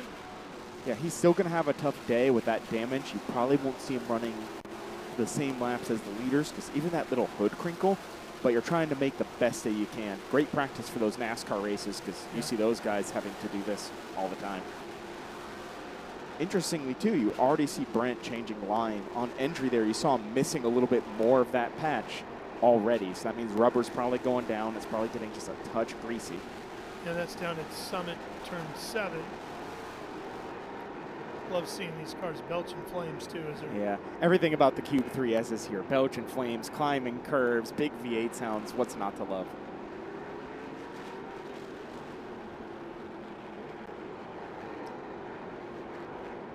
And along along the eastern edge of the racetrack here. And on board with Noah as we come into Q3 turn 11, hairpin. Really important to get down to this paint just like he is. Wrap it, all the traction's on that paint. Really unusual feature of this track that paint has all the grip in that corner. That's that FIA paint that has that extra grip in it for when it gets rainy, they can still get good grip off the paint. Yeah, it's incredible. You can see him really fighting it a little bit. Turn 1, 2. 2 is really bumpy on exit now. The cars tend to bounce, squeezing that power down. Really good job there. 3, really important. You keep it to the left. Oop, got a little far wide. That makes 3A a little hard. That's why he had to brake a little bit. And it looked like Bostovsky was off driver's right at the top of the exit of 3A. Yeah, really easy to do there because it's so blind. This part's also blind. You have to really be light and smooth on the brake, put that splitter on the ground, try to roll all that speed. You let it come up a little bit. Now he's going to aim back for that hole, try to squeeze the power down right as the pavement changes, chase it out to the edge. Here's the only spot you get to take a breath before braking into our Summit Racing turn 7. Float a lot of speed out to the white line, which he did. Great job, Noah. Watch Vostovsky here on the inside. Oh, this is on board with him. He just lost it up there. Big tank slapper. But look, he comes all the way around. He's stuck to the inside, and right there, he's in a blind spot as the rest of the cars are cresting the hill at 3A. That is a scary spot. He's lucky he ended up driver's right. If he was in driver's left, that would have been a lot uglier. Oh, we see Brent starting to wiggle coming out of 11. So he said it was free. If the car starts free, they usually don't get better. Yeah, they only get freer. Especially with the fuel tanks in these. The fuel tanks way out the back, so that rear end just gets lighter and then adds more rake, which makes it more free. So I think Thomas and Annunziata might just be laying in the grass a little bit, trying to pressure Brent to hurt those rears. Well, Brent did put a couple of tenths on him on that last lap. Let's see if he can hang on to those. And that said, these Pirelli tires are durable. You can slide them around without totally killing them. Here they come over the hill at 5 and into the carousel. And then McKee right there with Matos behind him. We got Corey right behind him, Brown. too. And Corey behind Matos. Yeah. Oh, a few little wheel dips off. Really easy to do there because as soon as you come out of the carousel, all the camber in the road flattens out. So it's like you're on an oval track that loses its banking all of a sudden, and the car slides out to the right really violently.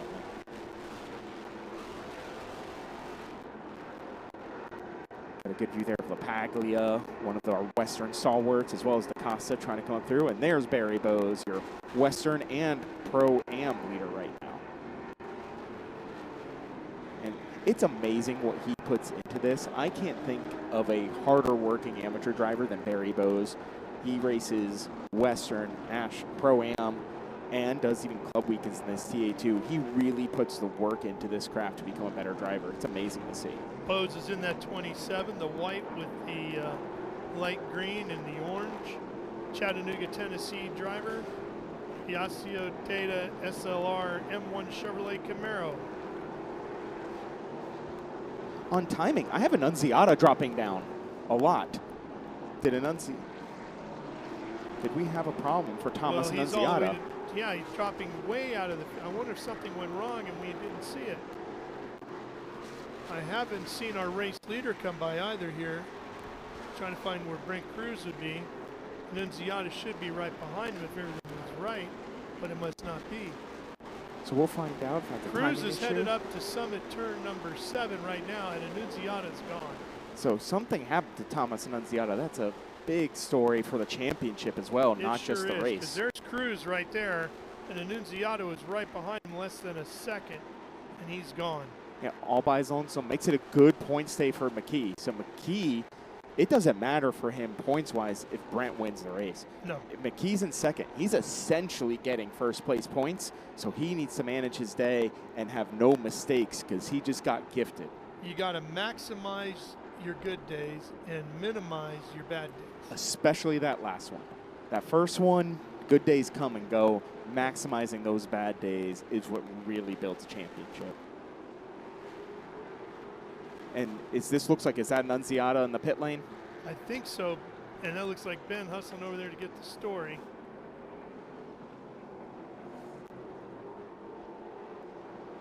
That is, and they're pushing the car. Never a good sign when you're pushing one of these cars. No. I wonder if it just lost power on him or what went wrong. Driver out of Colts Neck, New Jersey, that Nitro Motorsports Toyota Camry. Speaking of Nitro Motorsports, did you see they just purchased Venturini Racing? I did. They went from not just being the biggest team in Trans Am 2, but they are now the biggest team in ARCA. Big shoes to fill with Venturini, but all really associated with that Toyota. So just shows Toyota really investing into the series and where these young drivers want to go. Well, the Venturini family, legendary in ARCA competition. Big Bill and then Billy Jr. taking the team over, and of course, good friend and colleague Wendy Venturini on the television side as well. The whole family's been involved in racing for years. So congratulations to both. And here's Woltowski trying to do a recovery drive after that spin. Probably doesn't have much damage. Hopefully didn't flat spot it.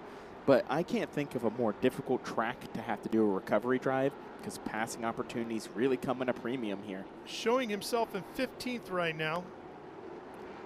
Yeah, and was running what would have been a top 5. He was running Yes. 6th. So really tough for him. He's such a nice guy. Really works on this craft. See, they've got Thomas Annunziata's car up on jack. Looks like he's still in the car. So this looks like rear end or gearbox to me. Yeah. Both of which are easy to damage, especially here. These gearboxes are amazing, but a few wrong shifts, you damage the dogs or the axles here because Sonoma in particular has all these crests. You can get wheel spin, Yeah. it spins up, and when it lands, it can break the axle. Yeah. So one of our younger drivers maybe not had the experience of managing that, or something could just break. Things also do just happen, so not necessarily his fault, but tough break either way. And Barry Bowes getting under pressure from DaCosta. And it looks like Tom Sheehan has either a puncture or a motor issue right in front of us up turn 2. Looks like right front, maybe? Yeah, right at Mission Foods turn 2 has something wrong. There he is in the 27. Hopefully not dropping fluid. So we hear rear end for Thomas Annunziata. Blew out the rear end, which... Yeah, that's the 97 of Tom Sheehan at a bow. Oh, and Sheehan's around. Whatever it is. Over there coming out of 4. Yep. Oh, and another one, too. That's the 127. That's John Moore out of Roseville. Sacramento area. So all happening now with... And he's got some damage to the right front there. You can see that hood all crinkled up. And he might be in an impact area, which might bring out a yellow. And it looks like I'm seeing a full course yellow here at the start-finish line. And we got an oil flag out as well.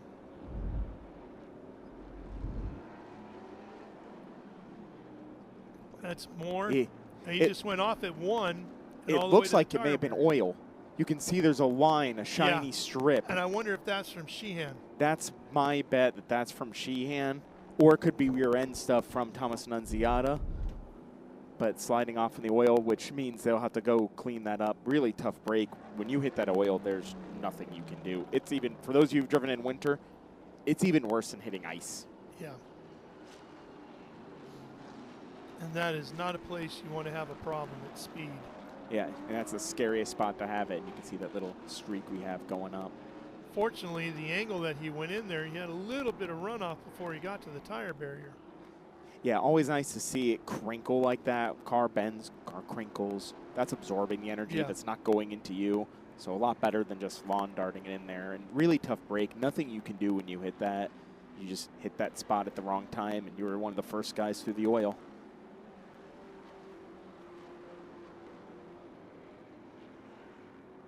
So all happening under that. We had the whatever we assume Sheehan was putting that fluid down. Moore in the wall and Annunziata out with that rear end. Really, really a shame. And there's our dark clouds. Yeah. All right, let's go to Ben to hear from Thomas Annunziata.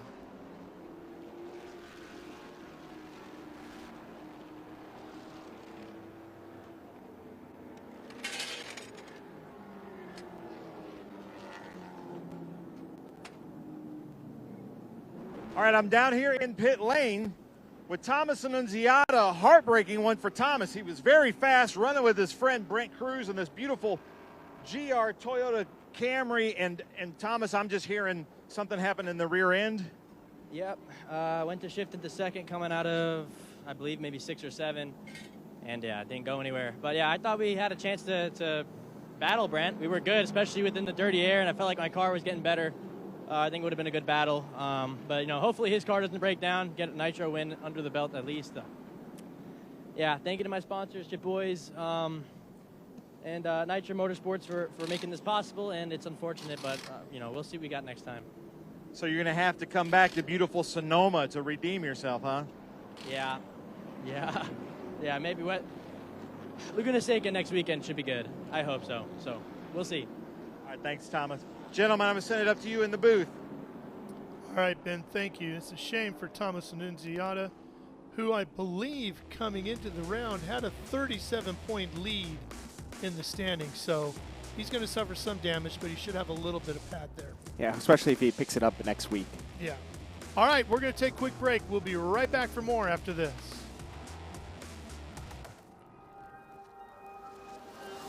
How good is this? Look at this view from Losowski. It brings all my fans, it brings the audience into the car with me. Speed turn, 140-mile-an-hour entry speeds. The quickest and most efficient way for me to get information to my drivers is from using the V-Box HT2 system.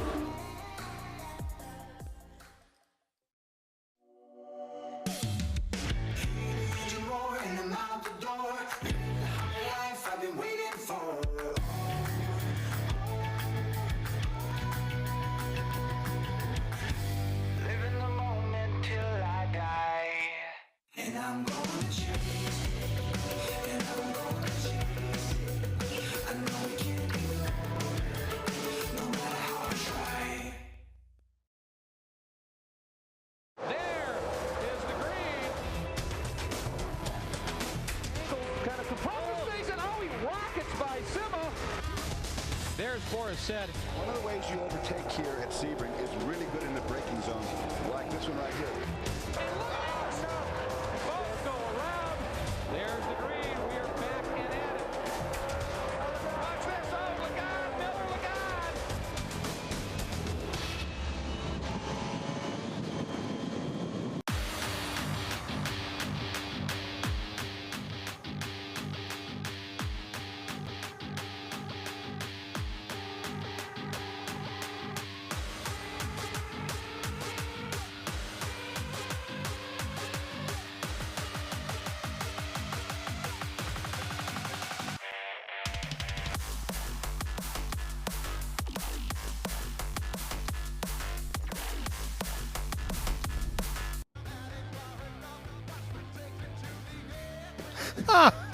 Here you go, John.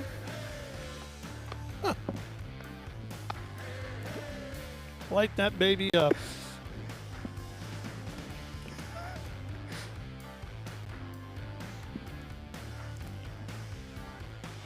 Usually wears a cowboy hat.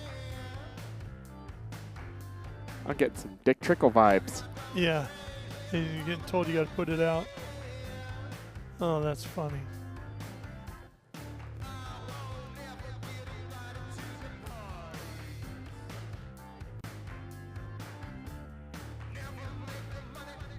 Were you here when Woolick hit the wall?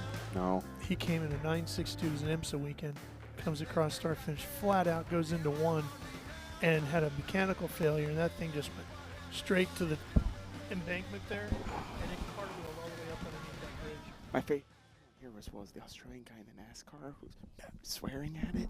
All right, we are back here at Sonoma Raceway. You're watching live and free on Speed Sport 1. Hope you're enjoying the coverage of our Cube 3 Architecture TA2 category. Here's Sheehan's car that is on pit lane. That we believe, yep, you can see all the kitty litter underneath. The reason for the problems with the oil in the turn 1 area, Josh. Yeah, you see they spent a lot of time cleaning that up. Yeah, really unfortunate to have that happen. Who knows what happened, either misshift or motor just let go. Really tough day for Tom Sheehan, and really tough day for Mr. Nunziata, who has joined us up here in the booth. Yeah, unfortunately, Thomas, we get to have you in the booth because we'd rather see you in the race car, but fortunately for us, you always do a great job up here. Tell us about what went wrong. Yeah, it's unfortunate. I felt like I was super fast. There's a lot of dirty air, so even in the dirty air, I felt like I could still catch Brent. It would have been a good race, I think, between us. But yeah, just rear end broke is what it sounds like. So she went to shift to second gear, and it went nowhere. Yeah, no, there's no doubt you had the pace. You were right on him all day, even with all the restarts. Yeah, it is what it is, right? It's racing, so you're going to have good and bad days, and Is fine. Is the dirty air worse behind the fellow Toyotas? Yeah, that means yes. I don't know, honestly. I haven't been behind too many people this year. Fair enough. But, yeah, it was decently bad. I had to pick a few different lines within the carousel and the S's, but overall it's currently 33rd. Damn. Yeah, overall it's fine. So we'll get it next yeah, time. you see that currently 33rd, but you did have, what, a 37-point lead coming into the weekend? I thought it was more, but I could be wrong. It might be 37 now. Yeah. Okay. Well, hopefully there's enough of a buffer there to get you down to Laguna and ready to go at it again. Yeah, that's the plan. Especially, I mean, this year I'm going to be, I'm going to be racing some NASCAR races during some of the Trans Am races. So I'm going to have to start last in one or two more of these races just to get the NASCAR race in and come back here. I'm going to miss qualifying, so I'm going to start last. But you know, I wanted the points gap before doing that stuff, but it's fine. We could try to build another one soon. Speaking of, really good job at Rockingham, especially considering how hot you were. So, seriously, I know it's a new program and a lot to grow. And you were fast, so it was actually really impressive. That place is tough too. Thank you. Yeah, I don't do oval racing, so it's been a learning curve for sure. But I've done better than I thought I was going to do. And yeah, we were flying. Our Cope family racing car was much faster than it usually was, and we were all putting it together. Unfortunately, we had a problem there at the end, but yeah, it's a whole different style of racing. It's pretty wild. What was your biggest surprise going to the Rock? I mean, with the new tarmac, you're on the gas immediately. So as tight as that track is, I mean, the G's just rip you down into the seat. It's absolutely nuts. After a qualifying lap, your legs are shaking easily over 150 beats per minute with the heart rate. But yeah, crazy, wild experience. Yeah. Not gonna lie, I was super jealous. That place looks fun in those cars, especially those Xfinity cars there. Yeah, it's fun, especially when you know, your cooling systems are working. But so taking a look at our MCO Gears total laps led, Brent Cruz has led every lap so far today, 24 of them to be exact. Yeah, I think it's going to be hard for anyone to beat Brent. You know, our nitro cars are so fast, and you know, we were pushing each other there for a while in the beginning of that race, but we were pulling away from third, fourth, fifth. So I think it's going to be hard, but it's going to be cool, right, for Tristan McKee. Very young driver, a lot of potential, and he's running second right now, looking for, I believe, his first podium, which would be super cool for him. And Rafa Matos gets to, he has a really good spot, really good running weekend for Silverhair, and you're welcome, Silverhair, for some points. He's going to be closer now, so that's fine. Well, McKee nailed Rafa on that last restart, and that really made the difference there, how he got that position to third, which now becomes second with Thomas falling out. Mm-hmm. And each car you get is less dirty air, so his car will get a little bit better too. The only thing that's sad, the only chance I think they had to challenge Brent was a long run. Okay, just hearing from our production crew, weather coming into the area, and as you look off to the far north into the hillside there, it looks like there's some rain falling. And Thomas, you're not seeing wrong. This one over here to your left, my right, gets that evil grin going because he thinks wet weather is going to wreak havoc for these drivers. Yeah, he can't wait. It'd be nice to be in that situation right now. That'd be another huge tool to possibly take the lead. But that could be good for you, right? Because some of these competitors you're chasing with points might have some issues if it gets a little wet up. Yeah, I don't wish bad on anyone, but I need a little help now.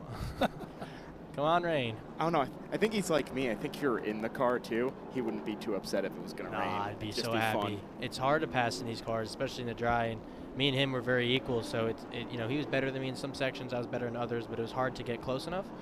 to make a lunge at it, but it's definitely possible now, especially if it's raining. Yeah, he looked better in. You looked better off. Yeah. Is that what it was, pretty much? I mean, he was better in the first section of the racetrack. I was better through the tight stuff in the midfield. And honestly, I felt like I was better in the last sector, too. I felt like I was, you know, I From take here, a it couple looked like steps down. it looked like your power down was better, but your corner entry was a little pushier. That could have been the dirty air too. Yeah, it was so bad in the fast corners, but I figured out a way. Is it raining over there? It sure looks like it's raining to the far north end of the racetrack. So we might get some pit stops? We might. And we have 17 minutes left, so there's still enough time to go racing. So maybe. I mean, hopefully these guys pick it up a little bit more. Let's see. Were they cleaning the dry stuff? yeah, there was oil. Oil went down, and someone had a crash. Mr. Moore had a crash after he went off in the oil from Sheehan. I wonder if the water helps that at all. Now, well, oil and water don't usually mix too well. Now, if I were running in the back, and if any of you were running in the back out there, hear this. Take the gamble. If you think the rain's coming and you're already running in the back, throw on the reins and maybe you get lucky. If you're already running in bottom 15 right now, you're not going to win the race. Yeah. So let's try. Roll the dice. Someone go for it. Boris said Jr. having more issues with his car. He had power steering issues earlier in the weekend. They got through that, but now it looks like something in the rear end of the car. I can't tell if that's wet or not. It looks wet. Bring him in. Thomas, we were talking earlier about how Nitro has purchased Venturini Racing. Is that going to impact things for you at all? I would think so.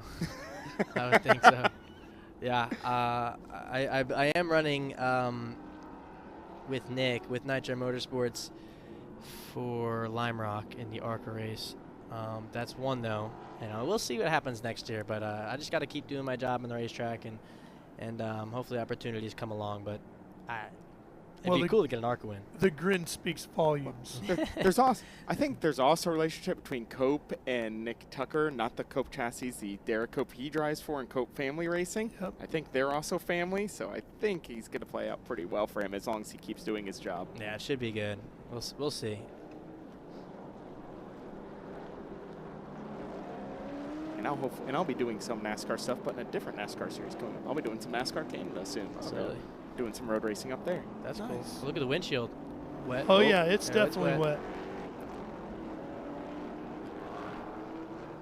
What, any word on how long we're going to be under yellow here for? I think it's just the oil pickup. He oiled from here down to turn 4. So there's a fair amount of oil, but it looks no worse than St. Louis did last year, so let's go racing. Yeah, I agree. Yeah, whenever that stuff happens, it's just better to just pull right off the racetrack because, we caused this problem. So for future reference for any drivers that have those issues, just pull off the racetrack.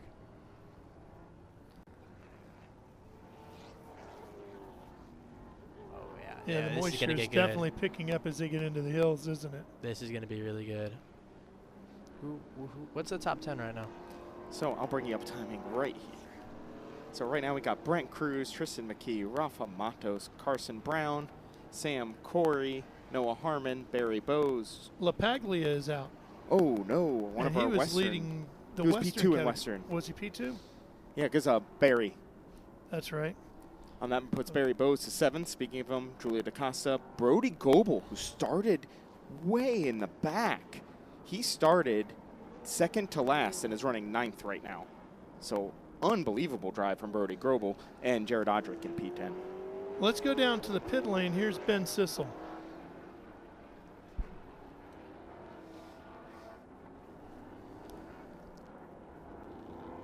Brian, it's so hard to get Boris said Jr. his wing fixed, the rear end. They use an old-fashioned ratchet strap to kind of attach the wing back, but they were hustling down here, looking at the cars coming down, just trying to get it back out on the lead lap.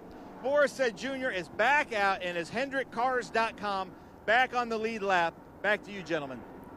All right, Ben, thanks. Brian Keselowski over there getting that car ready to go back into the race. I noticed on a camera shot from Summit Racing Turn 7, it is wet. raining down Yes.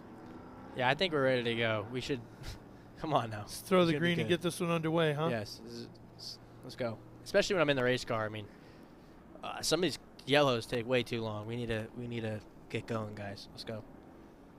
We have some action. We have some fans ready to see a really cool finish here in the wet. Oh, wiper on a one pace more. car. One more to go with the Ginetta safety car staying out. I think they had to get some of the safety vehicles back into position too. Yeah, but I would imagine everyone's coming in. I don't know. It's only 12 minutes. I think it. Would you take the chance and run for it? If I were up front, you think you have to. Well, here's the problem. If everyone else around you is on reins, even on the restart, you could be P1, but you'll wheel spin all the way up to turn 1. Like, it's not.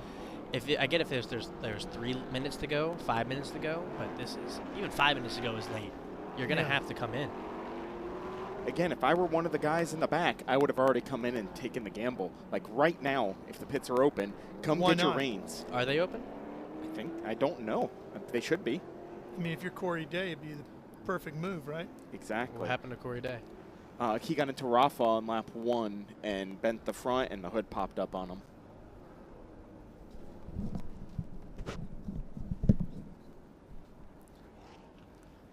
And I got the note from LaPaglia, low fuel pressure, lost fuel pressure.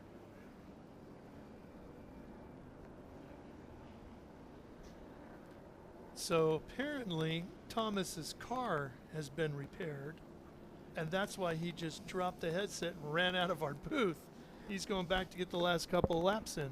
Which, especially if we have some incidents, can get a few spots. Might. But yeah, I really want to call out Brody Goebel again. He started 39th and is running P9 on timing right now. That is incredible considering we haven't had that long of green flag runs. Yeah. They're still moving safety vehicles around.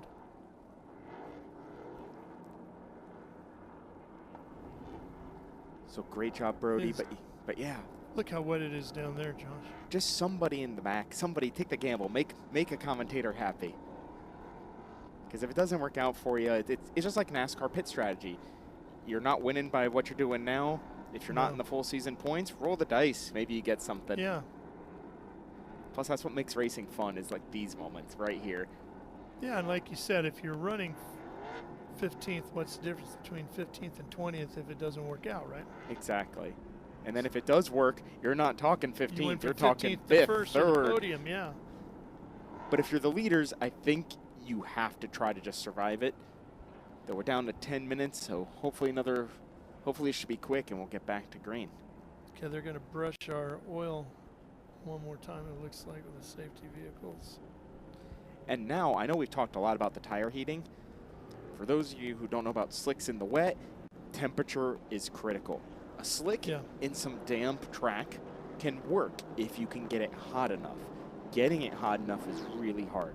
So you're going to see a lot of gas and brake, a lot of gas brake to try to build that heat in those tires for when we go back to green, because they can grip okay if they have temp.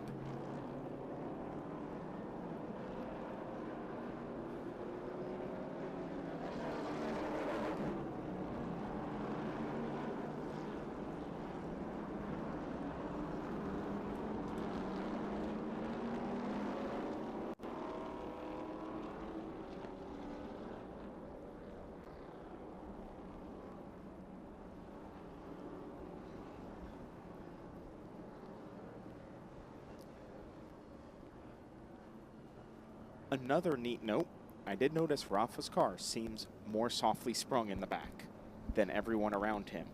That will be an advantage in the wet weather because he will have more rear traction in a straight line than others.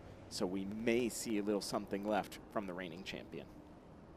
Well, these first two races of the year with our Trans Am Series presented by Pirelli, Brent Cruz has been the guy and has dominated the day until the very end, when he had two mechanical issues, knocked him out at Sebring and Road Atlanta. Now here we are at Sonoma, and he's dominated today, and Mother Nature might knock him out. It might, and notice now you see guys running offline because they're looking to see if they can find something. And there's the helmeted Thomas Annunziata getting ready to get back behind the wheel of his Toyota. And notice they're also, since they're there, they're going to put on some reins, it looks like. Can't quite make up a bunch of laps in the few laps remaining, but you can at least go get a good feel in the rain, see what it's like. But notice all the guys under yellow right now have been driving offline, looking for that grip. The grip in the wet is wherever you weren't in the dry. The dry line is super slick around here, especially with that sealant on the track. Looks like one of the HendrickCars.com machines is on pit road as well. We may... Don't know if it's Corey or Boris. We may be coming back to green. It's going to be close. Right now the lights are still on, but it's going to be close. So might only, if it's not this lap, it might only be one more. And we may get a damp sprint. All right, let's see if we can get the Ginetta safety car off. Looks like the lights are still on here. So usually if they're still on at 10, we're going to do one more.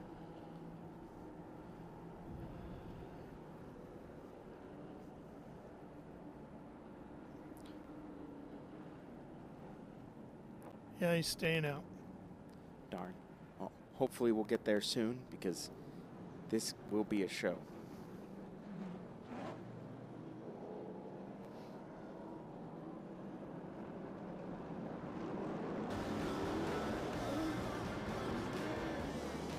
Well, while they continue to circulate here and we get the track ready to get back to green, we will step away and take a quick commercial break here on Speed Sport 1.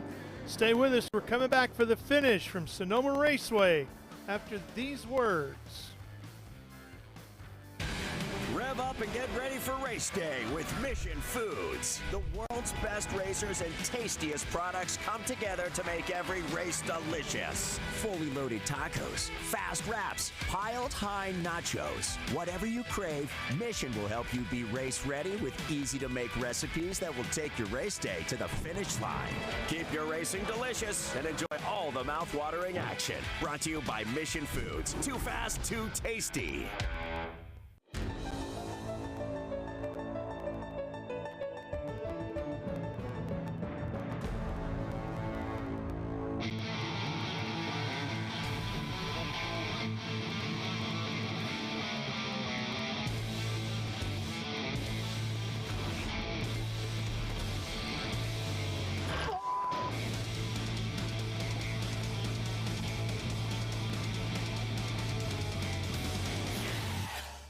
Okay, so pretend this is your race car. It's on the trailer, and you have an accident.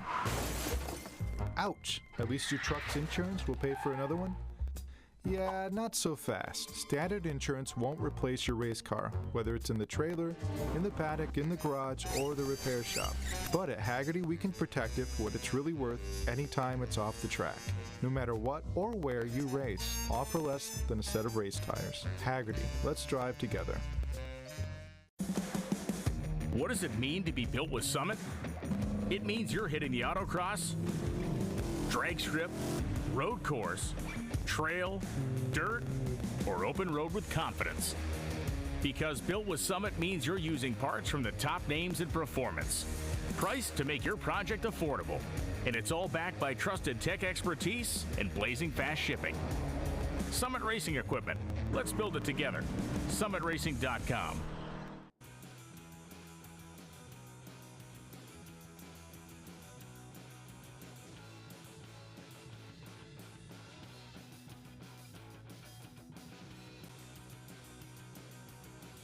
The driver. Yeah, and even then at speed they get a little dicey, but at speed usually don't need it too much. It's only for the spray. But under yellow it's nice to have. Only got to see in front of you. Just kind of cruising under here, trying to keep some temp in it in case we go back green, but it's a little heavy out there, and I think there's still some debris on the track they're cleaning up. Well, qualifying got washed out yesterday, which is why Cruz started on the pole, because they went based off of practice times, and he was the fastest car in practice. Yeah, actually makes practice really interesting, because every race, because you never know the weather 100%, that practice can be your qualifying. It also determines where you line up for qualifying. So everyone treats that last practice as a mini qualifying itself. Everyone stickers up, everyone goes for it. Great for the fans who are out here on a practice day, is you can come see a pseudo qualifying session in that last practice because everyone has to absolutely go for it. And it looks like we have the white flag, so it looks like we'll be ending this under yellow. Oh, that's a shame. Apparently there's still more debris at turn 5, which is really going to hinder this. Though I am sure Brent Cruz is very happy about that development. Hey, they don't necessarily ask you how you got the win, just if you got the win, right? Exactly. So I think he had the win at the Rock and ARCA, and now the win here. So that's 2 wins in a row for him. Really good result for McKee with P2. Great points day for Rafa with P3. Barry Bowes looks like he'll get our Western and the Pro-Am. And then I have to call him out again, but Brody Grobel gaining 30 spots despite the lack of green running. I really want to see his onboard camera from those starts and restarts because he had to be passing them like 4 or 5 at a time. So great job, Brody. Absolutely stellar. Well, and quick look at our radar here on the old phone, and you can see this. That's the cell that just passed overhead. So it doesn't look like there's anything behind us, Josh. So the rest of the day here should be okay. Just a little pop-up. Well, kind of wish it hit us a little earlier because that would have been a fun show because you could see on our camera now as they go in that Summit Racing turn 7, it is pelting down. It can even be challenging behind the race car depending on how bad it gets. You can see it's even starting to puddle up a little bit on the inside down there at Summit turn 7. Yeah, they're even sliding around on entry even now at these speeds.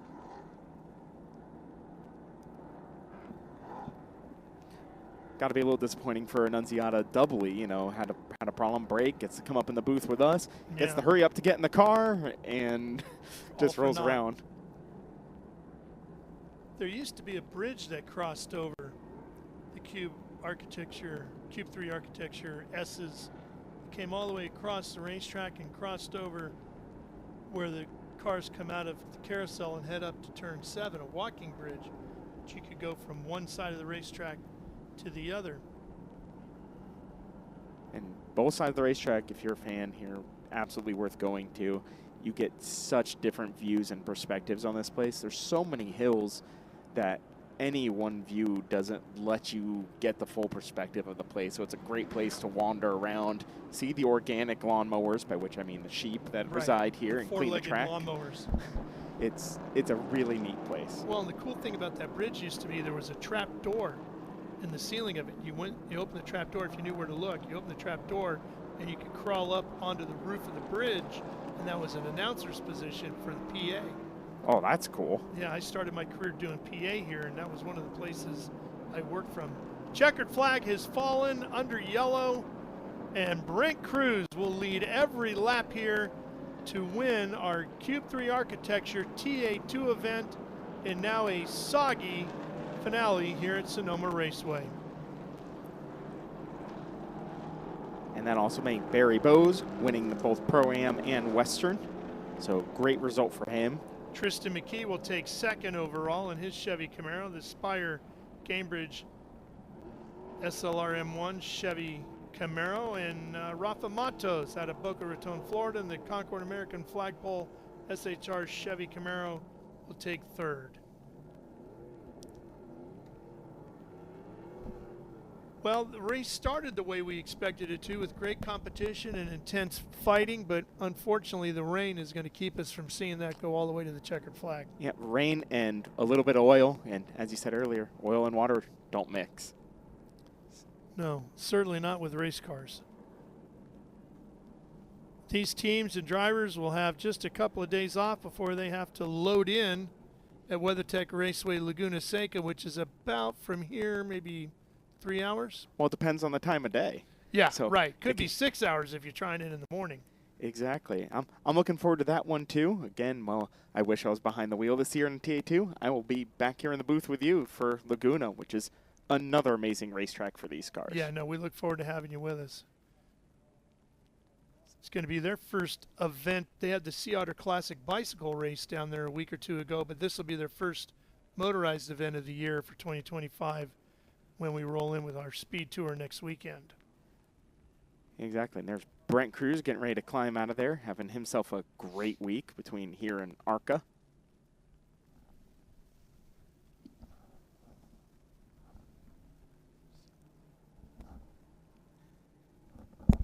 And he's who is happy to see it end under yellow. He didn't want one last restart. No, he sure didn't. He's going to crawl up on the windowsill and celebrate a little bit. And then he's going to go see Ben Sissel. Take it away, Ben.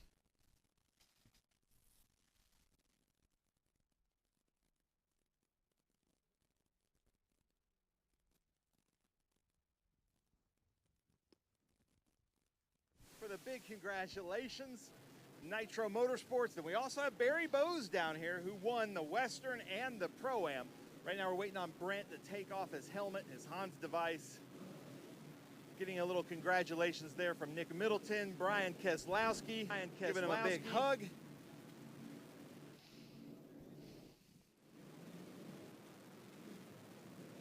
Well, Brent Cruz, provisional winner here at the Sonoma SpeedTour Cube 3 Architecture TA2 Series.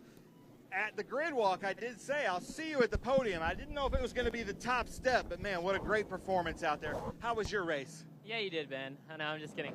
I just want to thank the good Lord above for keeping us safe. These conditions today were crazy. So want to thank all the fans for coming out. We had a great showing today, even with this crappy weather. But yeah, my Mobile 1 Toyota Camry was really fast today. I was really excited to be able to come back in the TA2 series and even better to qualify on the pole and get the win. Unfortunately, that we had to end that under caution in the rain, but our Nitro Motorsports number 10 was really fast. And you can see the lap times there kind of before the caution came out, and I was really confident. It sucks for our teammate Thomas Nunziata. He was really fast too, and wasn't making my life easier. When he broke, I felt a sigh of relief. So really proud of our group, and great job. The second and third was able yesterday to watch some video with Tristan McKee and Corey Day, and they kind of asked some questions. We're friends from the Oval stuff, so that was cool talking to them, but super happy for Brian and Nick Tucker to get the win today. Nice. Brent Cruz, congratulations. Now we're going to come over here. This is, I think, a first time in Trans Am.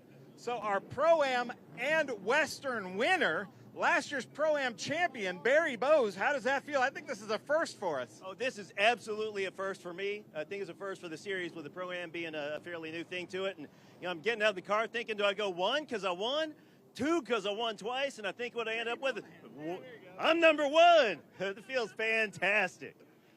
That is awesome. That's crazy that that's happening. And I remember I asked you at the pre-grid, like, we should do half and half. You should be like half yellow and half this green color. But man, that's got to be a good feeling to do. Well, next week at Sonoma, we have the opportunity to do just that. Laguna Seca. I'm sorry, Laguna Seca. Absolutely. I love Laguna Seca. So looking forward to Laguna Seca. And if I could repeat that experience there, well, I mean, I'm already on top of the world. Where would I go from there? To the moon, I guess. Well, Barry Bowes, ladies and gentlemen, I'm going to send it back up to you in the booth, and we're going to get ready for a great Cube 3 Architecture TA2 Series winner circle. All right, Ben, looking forward to that. Let the celebration begin. And the Mobile 1 car is number 1 here today, as Brent Cruz leads it flag to flag for the victory. Here's a look at the results. Cruz, McKee, Matos, Brown, and Sam Corey, the top 5. And then you see the rest of the field down to Jared Odrick in 10th. And again, Barry winning that Western and Pro-Am, and Goebel with hard charger. You have Mia with a nice strong run on 11th. Adrian trying to battle back from that spin. Yeah, she started in 11th, went up to 8th, and then slipped back to 11th at the end there. Yeah, Adrian ran top 5, top 6 for a bit, had that little spin. Hard to make up time after that, unfortunately for him.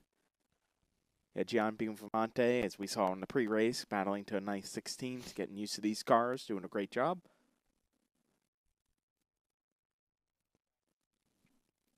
Well, there's Corey Day and Boris Sett Jr., who both had frustrating days in their HendrickCars.com entries.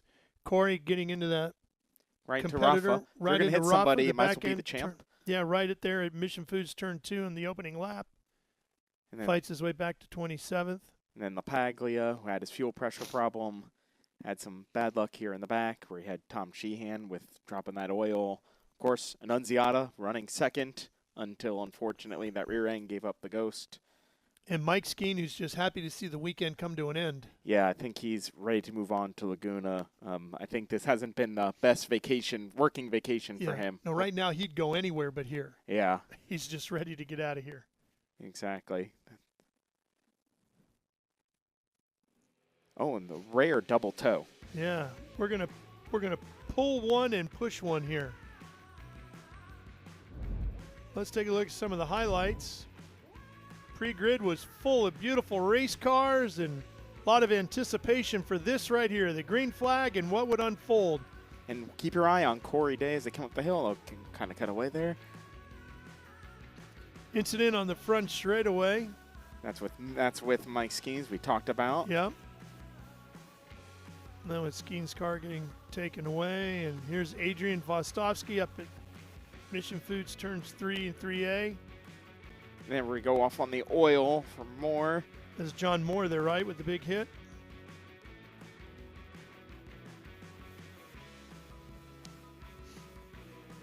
Corey Day fighting his way back through the field. With all that duct tape on the hood.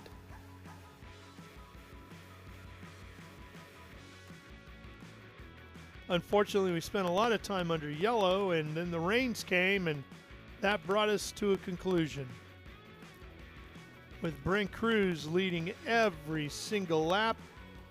And then we get Tristan McKee in second, and Rafa Matos rounding out the podium in third. You would not think those shots from the beginning to the end were the same day, would you? Sure doesn't look like it. Welcome to spring in Northern California. Exactly. Well, they're still trying to clean up some of the mess from around the track. Even though the Cube 3 Architecture TA2 category is over, there is more racing on the docket here. But we're going to be right back to wrap our coverage up after this.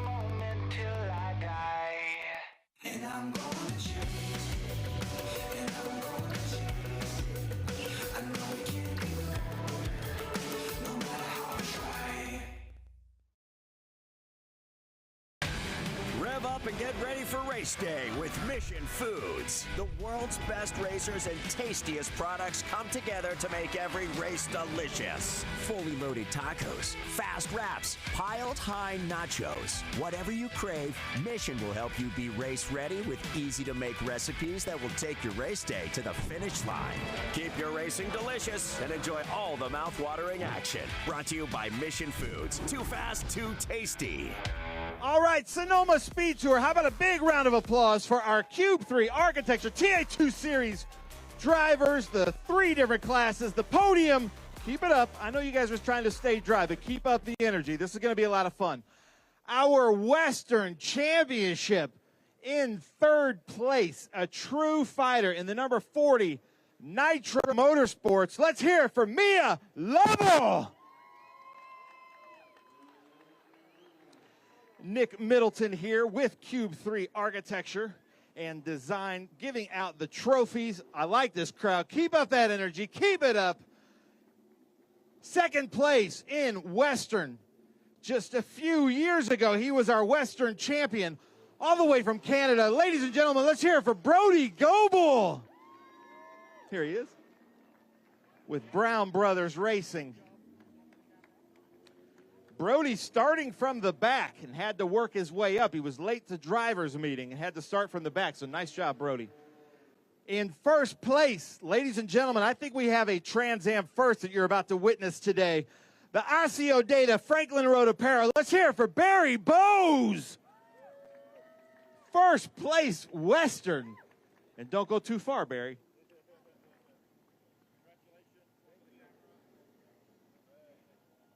So, Nick Middleton, Cube 3. We started out here at Sonoma in the sunshine. We're ending up in the rain. What happened to all that California sun we've been hearing about? Definitely wasn't expecting the rain. Coming from the Northeast, I was expecting a nice 75 degrees and sunshine, and so was my wife at her first race of the season. But congratulations for all the fans that came out here today. All the crew that put on a phenomenal race and a show for all the fans as well.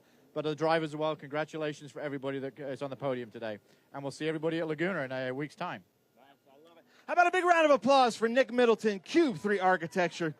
So, Mia, you're doing the Western, you're doing the National. How was it for you out there? It was really awesome. I was trying to do it all. We started 11th, made our way up to 8th, but I made a mistake, so I dropped a couple places. But I was just super grateful to be out here. My team, Nitro Motorsports, worked really hard to get me a brand new car to race here, and it was super fun today. Nice. I love it. I love it. Mia Lovell, ladies and gentlemen. I always let people take the mic. Brody Goebel, welcome back to the series, man. You started in the back and moved your way up to second and Western. That's got to feel good.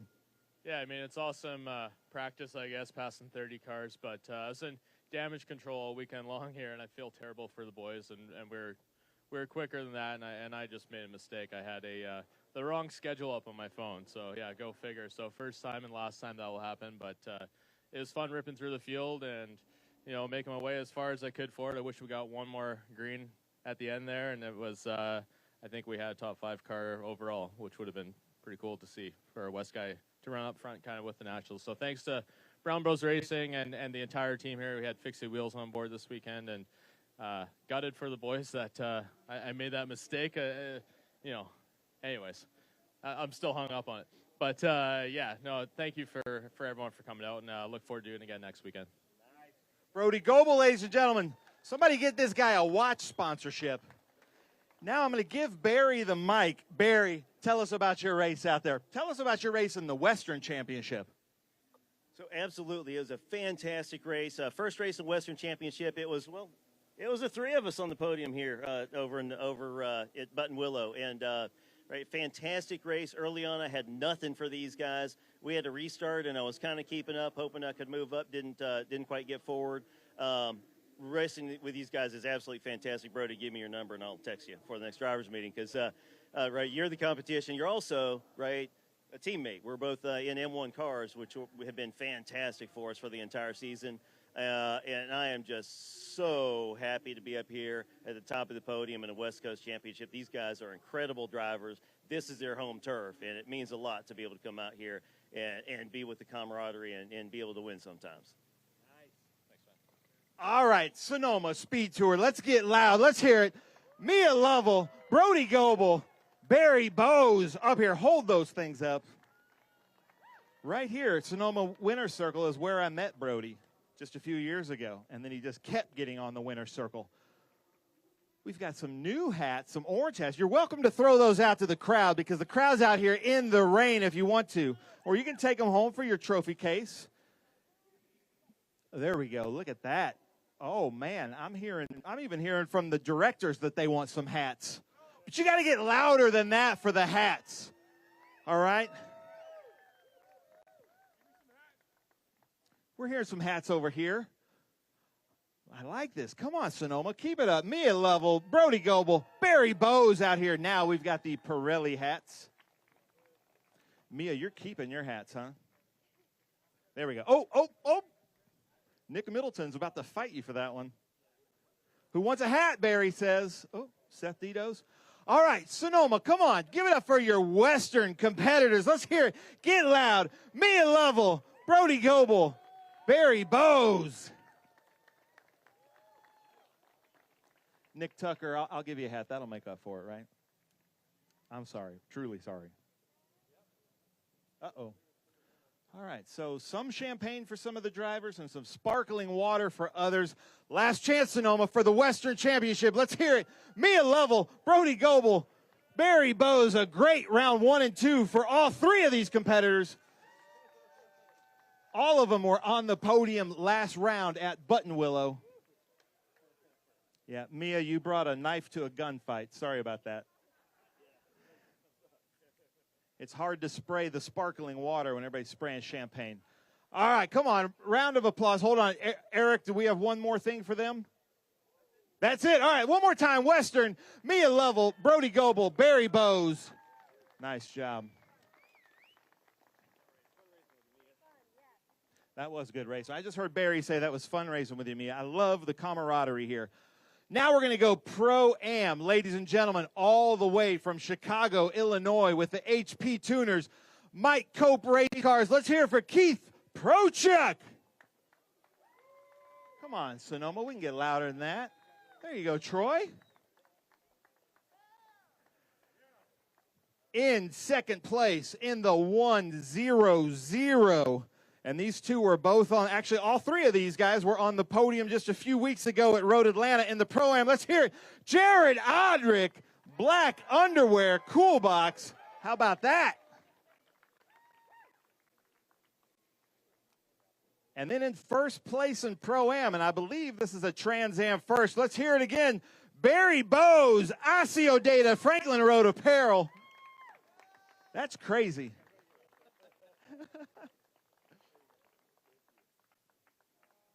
Keith Prochuk, how was it out there? That was a crazy race. And now all three of you are back on the podium in different orders this time, but how was it out there? Yeah, not my preferred order, but yeah, it was, I wish we had more green laps, but it was very clean, a lot of bumping, but clean bumping. And yeah, these guys drove an absolute great race. I thought I had something for Jared, but then he just picked up the pace and put like 8 cars between us and did a fantastic job. And congrats to Barry as well.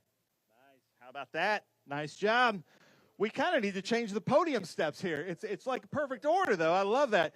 Jared Odrick, second in Pro-Am. How's it feel? You're doing really good in points this season. Yeah, no, it feels great. You know, running with Troy over at TRB and Evan Slater, and you know, everybody's been a massive help in getting me further up the field. You know, we were talking today that this is furthest up the grid that we had to walk at the start of the race, and so it felt pretty good, and seeing some new rear ends up there. And so, yeah, my goal was to keep those in my sights, you know, be aggressive enough, but really just, you know, I think everybody's thinking about both races out here, but I really wish we would have been able to give more green flags racing to the fans and to the people that came out. You know, I really wanted to put on a show. It's really, I think if we got a lot of green laps here, it'd be some really great racing, and I look forward to coming back. Nice. How about that?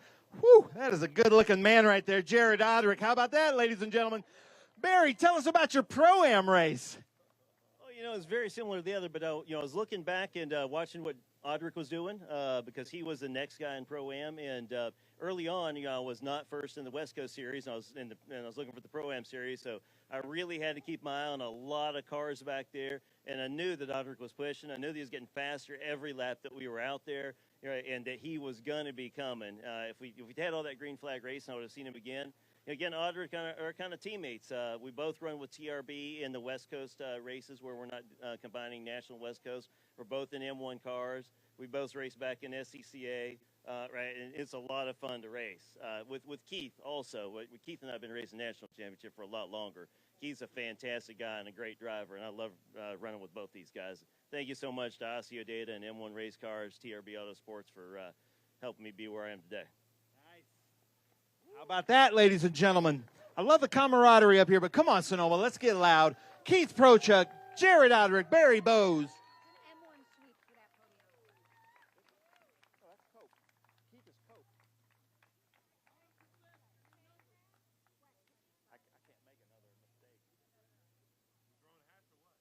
Yeah, we're throwing hats, he says. Jared's got an arm on him. Oh, right to Troy. Look at that. Nice job. There we go, Keith. All right. Ooh, look at that. You can put that on eBay. All right, come on, Sonoma. We got to get a little bit louder than this. If you get loud, it actually warms you up. Let's hear it. Keith Frochuk, Jared Odrick, Barry Bowes. Who wants a Cube 3 stress cube? Let's see who's got an arm here. There we go. Nice. I love it. Now one more. Sonoma, stay with us because we got the Nationals coming up here. Oh. Keith, where you going? Oh, there we go. Come on, Bowser. You can come and get it. There we go. Put on the Pirelli hats. Wait, did you throw the wrong hat? Wait, where's that Pirelli hat? We'll give it back to you. Who's got it? We'll give it back to you. We need that for photos, but we'll give it back to you. Trust me. I can't make any more people mad today. And I've lost my coordination. I'm trying, guys. I'm sorry. Don't throw that hat yet. All right, come on now. One more time, Sonoma. Keith Prochuk, Jared Odrick, Barry Bowes in Pro-Am. But we owe that guy in the Toyota hat the hat. All three of these gentlemen can have champagne. And they're racing next week now. They both go for Barry. That's the one thing about being on the top step. Nice job. One more round of applause, guys. Pro-Am, nice job, Jared. Barry, nice job. Megan, you wore the good luck pants. Nice job on that. All right, Cube 3 Architecture TA2 National. Ladies and gentlemen, our 2024 Series champion in third place, running with Silver Hair Racing, Concord American Flagpole. Let's hear it. Rafa Matos, the most winning driver in TA2 history.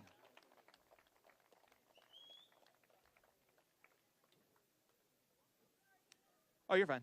In second place, running with Team SLR M1 and Chevy. Let's hear it, ladies and gentlemen, Tristan McKee. With Gamebridge Spire Motorsports, 14 years old, Tristan McKee. And then in first place, ladies and gentlemen, in this beautiful Mobile One Toyota Camry, our 2023 TA2 champion with Nitro Motorsports. Let's hear it for Brent Cruz.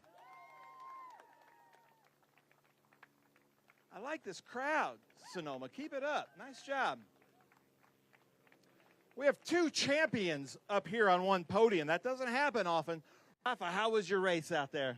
It was fun. It was a difficult one, obviously, in the end. We were always, hoping for a full dry race, but, I don't think I had enough for the number 10 today, but we definitely had enough for Tristan, and I was looking, to get after on that last restart, but it didn't happen.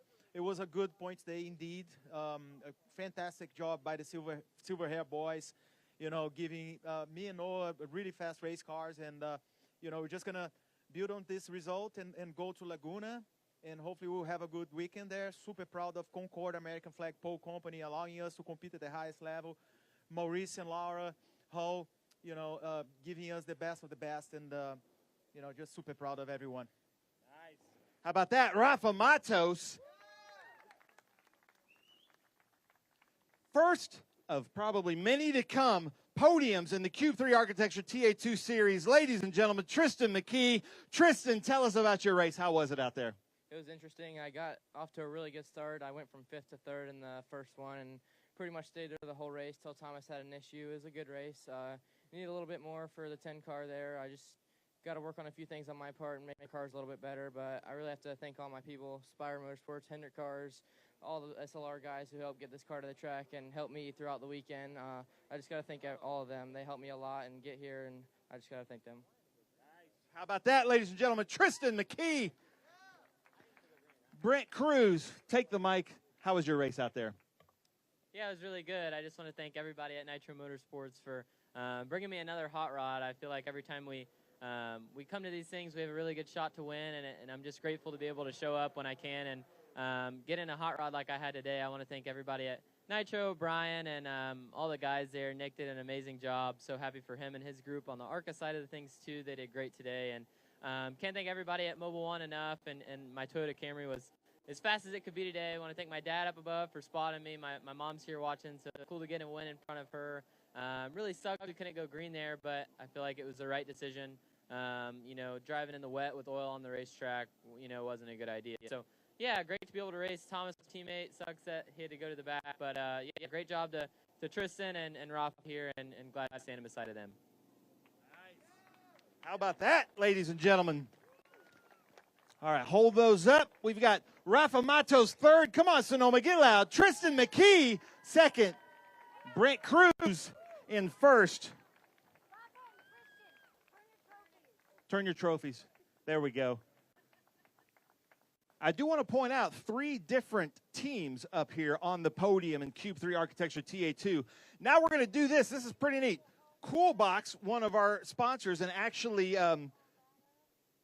Rivkin and Victor Chopla own Cool Box. They race in TA2, but Rafa Matos gets 2. Actually, you guys are flipped, I think, right? Rafa Matos gets 150. Tristan gets 250, and Brent Cruz gets 500 towards Cool Box and Cool Box accessories. Let's hear it for Cool Box. Guys, I like that. You guys are good. And don't throw those certificates out, but you're welcome to throw the hats out to whoever's loud out there. There we go. Maurice, Laura, I got to hear you if you want a hat. There we go. Boo! Nice, right at the Ferrari. All right. All right, come on. What, you guys throwing the hats? Oh, there we go. Uh-oh. Hold on, don't throw out the stress cubes yet. Hold on, Rafa. I got to give you another one. Here you go. All right, wait, hold on, Brent. Hold on. Hold those real quick, and then you can throw them out. And then we're going to see who's got the best arm. We're going to see who's the winner of the best arm up here. One more time. Come on. Rafa Matos, Tristan McKee, Brent Cruz. Boo! Rafa. Ooh, Rafa's got an arm. Brent Cruz with the height. That's a pretty good tie right there. Ooh, Rafa Matos going deep. Right to Chris. A little bit of a boomerang. So put the Pirelli hats on now, gentlemen. All right, Sonoma, we're getting to the end of it here. Let's get really loud. Cube 3 Architecture TA2 Series. Let's hear it for Rafa Matos, Tristan McKee, Brent Cruz up here. We've got Silver Hair, Team SLR, and Nitro Motorsports on the podium. I feel like we're going to see a lot of that this year. All right, Rafa. Rafa is bringing some champagne. And these two guys have sparkling water, so let's see what happens here, ladies and gentlemen. Rafa Matos, ouch! Right into the eyes. Why are you ducking? That's just sparkling water. Nice. Sonoma, one more time. Rafa Matos, Tristan McKee, Brent Cruz. Nice job right there up here, Brent. All right, one more. Our Omo Legato Fast Lap Award, getting a brand new watch. Oh, I see how it is. You get up on the top step, man. Brent Cruz, where's our officials, was about a second away from being late to driver's meeting. So this watch is going to come in handy. Hold that and show them. Let's hear for Brent Cruz, our Omo Legato fastest lap, Cube 3 Architecture TA2 Series. How about that? Nice job. Ladies and gentlemen, that does it for us. The Cube 3 Architecture TA2 Series, the Trans Am Series presented by Pirelli, will be back tomorrow. Stay with us on our live stream because we have some absolutely fantastic SVRA races coming up. We'll see you here in a little bit.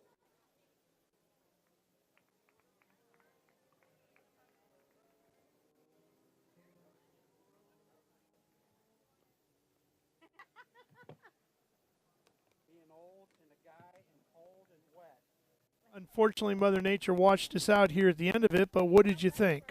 I think we saw a really important race for the championship. We got to see if Annunziata can come back from this next week. So make sure you turn in next week to see if he can mount a recovery charge, because that was a lot of points to lose today. Well, he definitely had the pace, didn't he? He did. I was really looking forward to seeing him fight his teammate, because I think he was a little bit better on the long run.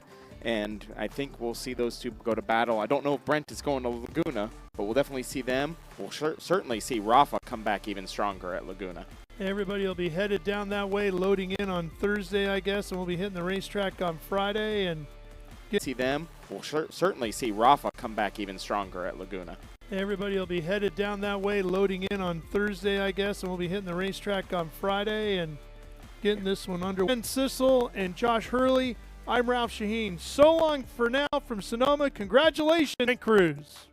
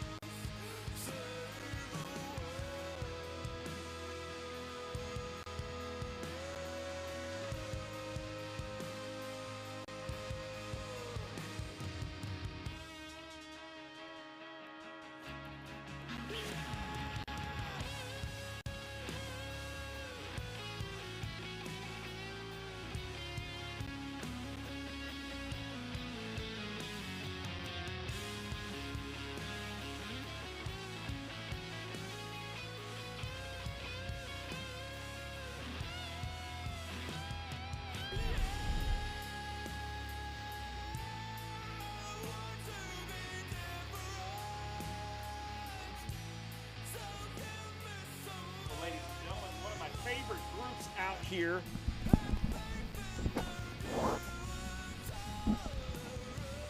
Well, ladies and gentlemen, one of my favorite groups out here at the Sonoma Speed Tour, any vintage event, anytime you have the small bore British cars, I absolutely love it.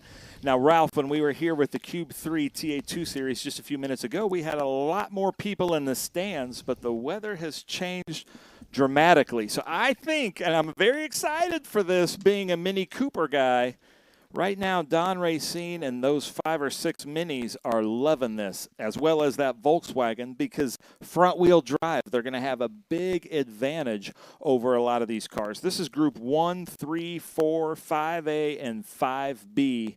And, ladies and gentlemen, that's a normal-looking man looking into the window of that number 20. That's just an average-sized man. That isn't a giant. That's just how small these cars are. And Ralph, we were talking about that, the size difference between a vintage 911 and the modern, 996s, and then you put a vintage Mini next to one of those BMW modern Minis. The modern Minis look like minivans. Yeah, they really do. That's the number 23 of Christopher Fritsch, and that's an Austin Mini Cooper S. The real deal, ladies and gentlemen. 10-inch wheels. And they're going to go out there and have 10 times the fun, right? Yeah, but the cool thing about Minis, especially in the rain, the gyroscope, like a Segway, really works. So if you can just stay on the gas, if you have the cojones to stay on the gas, turn the wheel where you want the car to go, eventually the car will go in that direction. Quentin Sermon in the number 78. That's a Mazda Miata. And he's got the 35 next to him, which is Anita Wiemez in a Morris Mini Cooper S. Ooh, a Morris Cooper S. That's rare. So explain the difference for those that might not know. So there's an Austin Mini Cooper, there's the Morris, and then the Cooper S's came in a 1071 and a 1275. You can do different carburetors. They came with SUs, but a lot of people do Webers. Some of the people think you get some speed secrets if you lobe off one of the Webers, and there's 2 Weber carburetors, but only 1 lobe for each intake. All kinds of different ways that you can do it. There's the Volkswagen that we were talking about. I'm trying to find this. The VW Golf of Christine Casey. And then that number 49. That's a cool car. Ranson Webster. I think he's got the 2 coolest cars here this weekend. That Porsche Abarth GTL. I believe it's got I was looking at it today. It's got a 356 looking engine, but twin plugs. Yeah, not a lot of those around. That's a rare piece. Yeah. And then there's the S2000. So starting up front in the number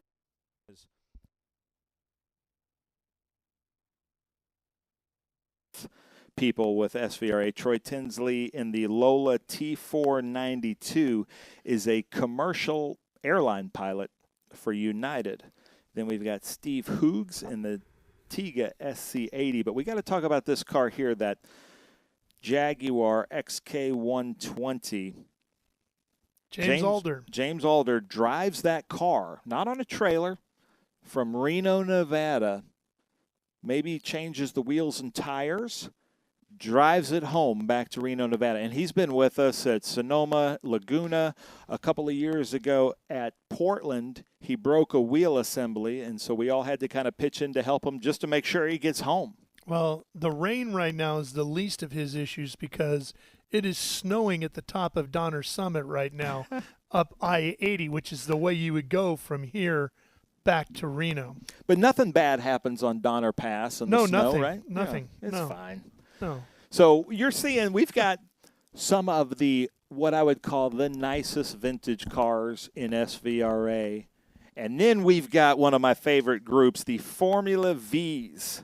So we've got Hunter Barron, Elliott Barron, Jason White, Scott McDaniel, Mike Rogers, John Carter, and James Lynch. They were just with us a few weeks ago at NOLA. Those are Volkswagen Beetles from the 60s or 70s, cut up. They use the front end, the rear end, the engine, and then you could kind of make whatever car you wanted out of those components based on a rules package, a wheelbase, a weight, and everything like that. But the front and rear wheels had to be Volkswagen Beetle from a junkyard with a Volkswagen air-cooled engine.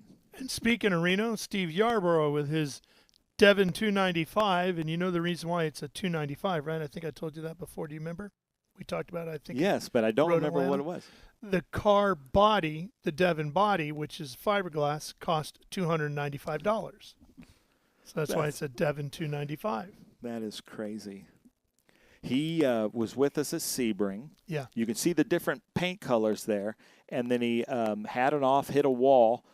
In just a few weeks, they went back to Texas at Duntov. He and his partner, his mechanic, they worked on the fiberglass, got it back, and he's still here. And he did, NOLA with us in the meantime. Yeah, and he ran Road Atlanta as well. Yeah, it's crazy. Hasn't missed a weekend so far.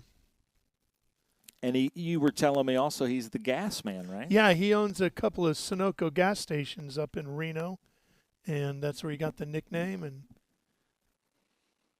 I can't. He races a beautiful big block Corvette, and he's got a Formula Ford. Formula Ford. I can't think of Reno without thinking about that Johnny Cash song. Well, let me go through the group here just so we can talk about everybody. So Troy, one around even under yellow. Look at that. Uh-oh. That's Indicator Troy of what's- Tinsley. That's, ladies and gentlemen, we're flying at 30,000 feet. My friend Troy Tinsley. Now, Troy, you are an SVRA official, so you're just going to have to join up where you come in. You can't go get your position back, and he should know that, being an official. He is waving to us. Hi, Troy. He's like, I know. But it is cold, wet tires at Summit Point, turn 7. So Steve Hoogs is now first. Matt Thunder Rose in a Lola T492.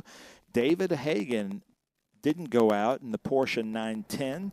David Jalen in a Swift DB2. Mark Brannon, Lotus 23C. I didn't see that out there. Steve Lang, Kevin Capone, Kyle Breslow, Gary Dreen, Donald Racine, Alex Malkassian, Alec Hugo, Steve Yarborough, Daniel Schwartz, Edward Hugo, Christine Casey in that cool VW Golf, Ranson Webster in that Porsche Abarth, Duncan Williams, Anita Wiemace in that Morris Mini Cooper S, Quentin Sermit, Mark Hugo, Christoph Frisch, Thomas Turner, Michael Helgren.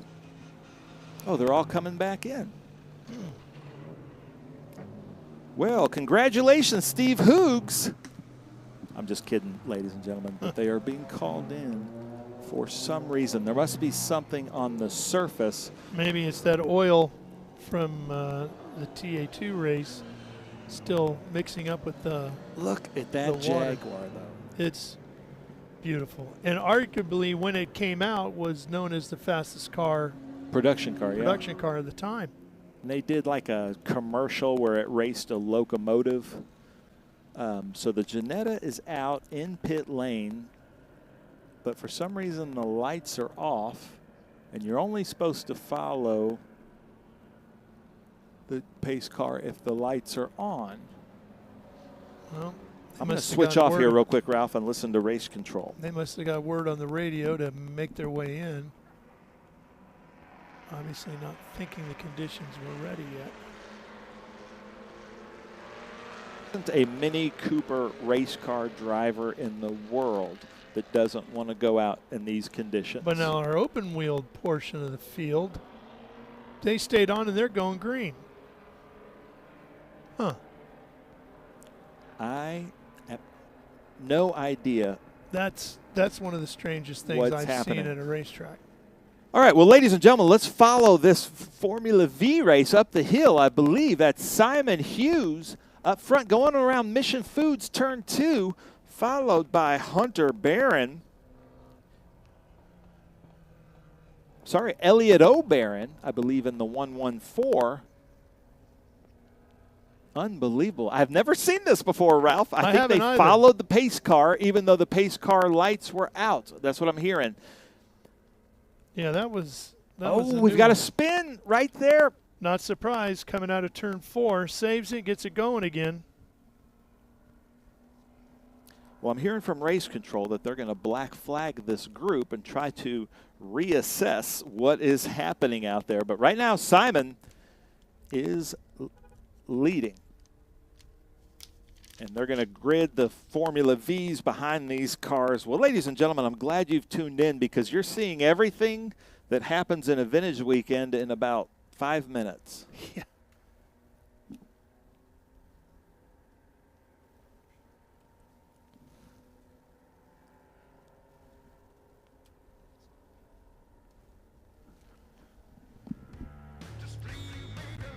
Well, they're going to take a minute to get everybody back around, Ben, and get everybody lined back up and ready to go. So we will stay right here at Sonoma Raceway. You stay right where you are, and we'll be back with some racing action in just a few minutes. Stay with us.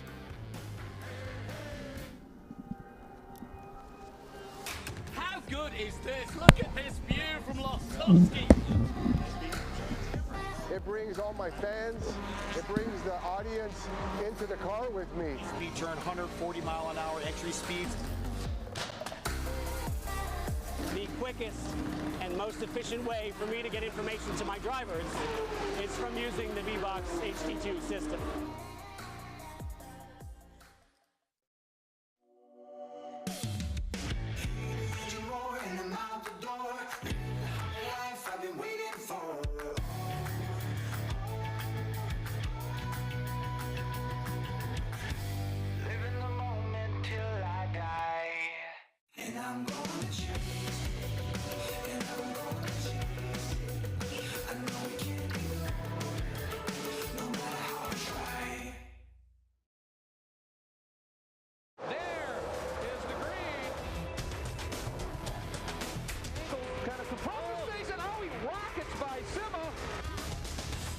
Said. One of the ways you overtake here at Sebring is really good in the braking zone, like this one right here.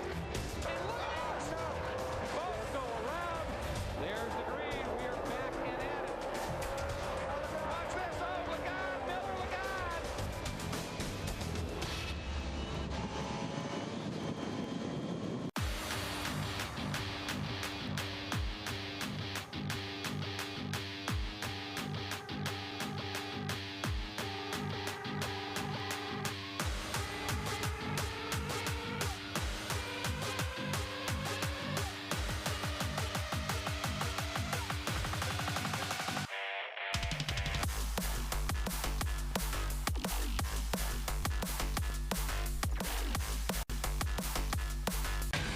Rev up and get ready for race day with Mission Foods. The world's best racers and tastiest products come together to make every race delicious. Fully loaded tacos, fast wraps, piled high nachos. Whatever you crave, Mission will help you be race ready with easy to make recipes that will take your race day to the finish line.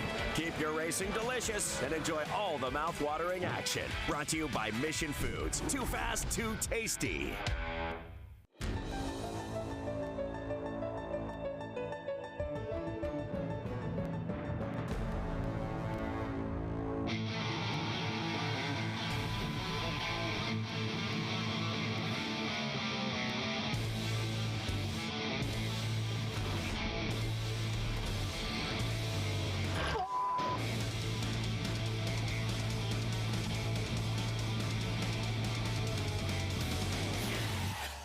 Okay, so pretend this is your race car. It's on the trailer, and you have an accident.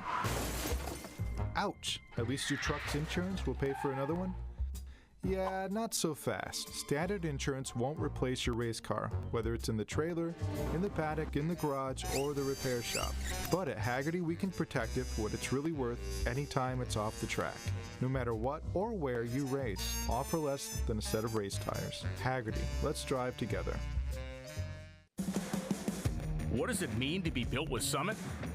It means you're hitting the autocross, drag strip, road course, trail, dirt, or open road with confidence. Because built with Summit means you're using parts from the top names in performance, priced to make your project affordable. And it's all backed by trusted tech expertise and blazing fast shipping. Summit Racing Equipment. Let's build it together. SummitRacing.com.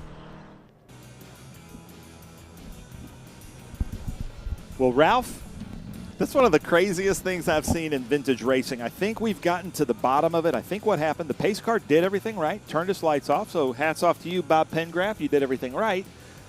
But the second car, I think, just wanted to come in, wasn't real comfortable out there, but now he's going back out in that 26A.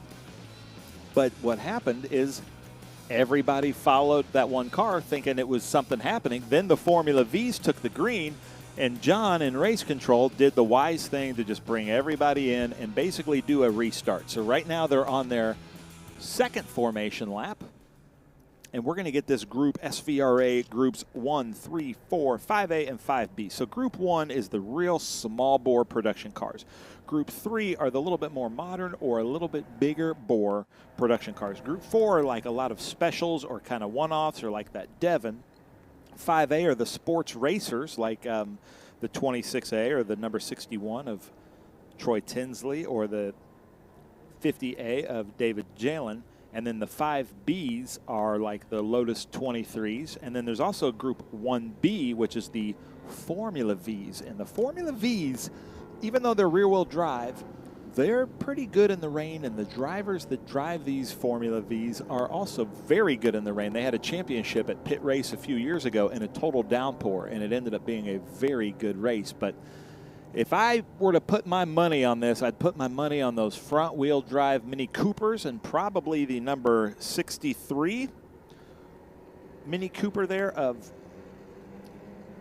Don Racine or Gary Dreen in that Austin Cooper S in that 424. So look for Gary Dreen and Don Racine. Let's see who has the best wet weather skills, those two front-wheel drive. And just in front of them is that S2000 of David Jalen. Looks like the lights are on our Ginetta safety car.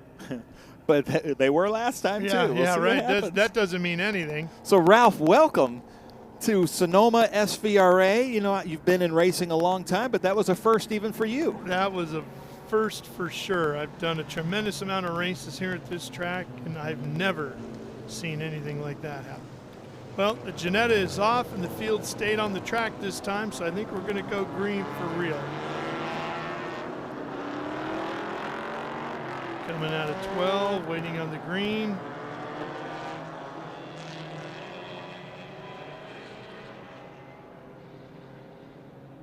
Green flag, and we're racing. Well, Don Racine came into the pits.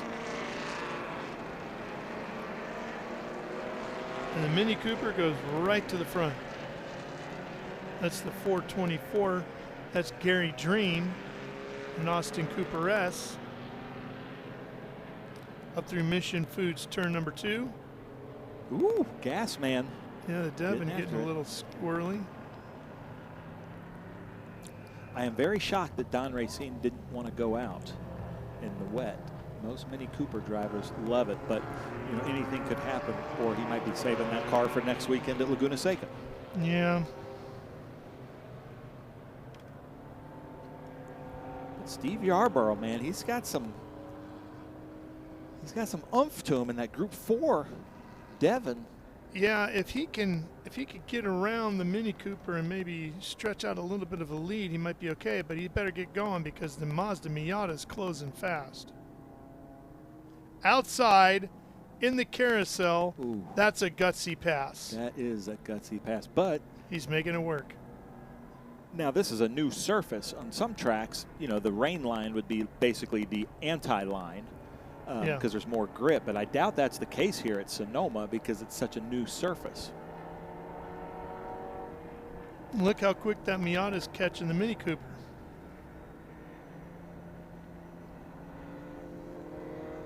He might be on him by the time we come down to the other end of the... But Ranson Webster out there in that Group 4 Porsche Abarth GTL. Unbelievable. So excited that he's out there with us. So let's see what this Miata behind Yarborough can do. I believe that's Edward Hugo.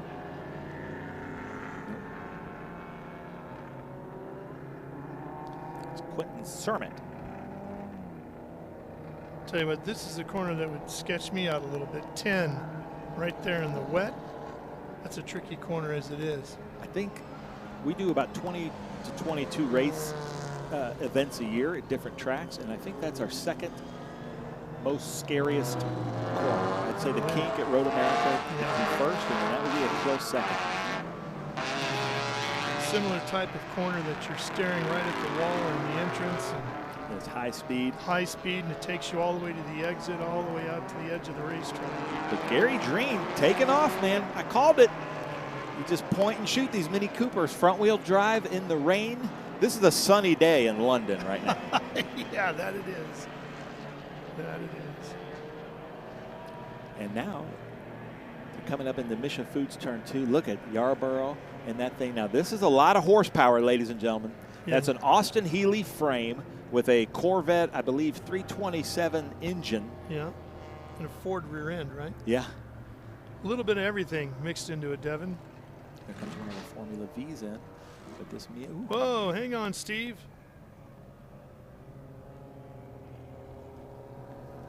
So that's Sermit behind Yarborough.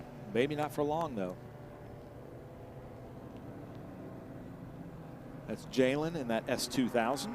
Now, there is a Sports 2000 championship that's happening inside this race, so I think he's out there just to get points. He's on slicks, not very comfortable in an S2000, not a great rain car on slicks. So I think he's just out there just trying to get laps and get points. But now it's Mini Miata.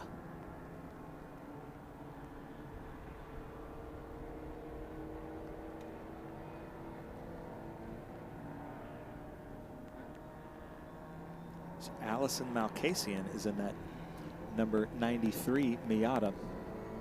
Here's a look from our drone down to Summit Turn 7. Look at this backpack, and you can see the Formula V's coming up behind Ranson. These 3 Formula V's up there in the front, the 3 Formula open-wheel cars. Watch out for them. They're very good in the rain. They all race together. They're from Dallas, Texas, so they're used to racing in the rain. They're coming through there pretty quick, working their way through the traffic. They're that hounding that Porsche. That is an air-cooled Porsche in front of you guys. There we go. Ranson Webster sees them. The thing, we don't like to do this, ladies and gentlemen. We don't like to have production cars out there with these open-wheel cars because sometimes they're hard to see. So it's up to the Volkswagens. In any vintage racing, it's up to the passing car to make a safe pass, which I think they have all now successfully done. That's John Carter there in the 1.9. They did a good job of getting through there. They were patient, made their move when it was appropriate, and off after the next car. We appreciate that.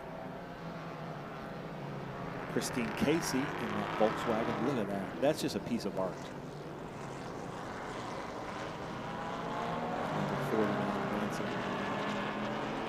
Ben, we do have another victim of the day. Qualifying for Trans Am presented by Pirelli has been canceled for the day. So they will line up tomorrow based on practice speed, right? Yep. And that's a smart move. The fact that we've got so many people out here from the National. We've got another race next weekend at Mission Foods Laguna Seca. But look at this.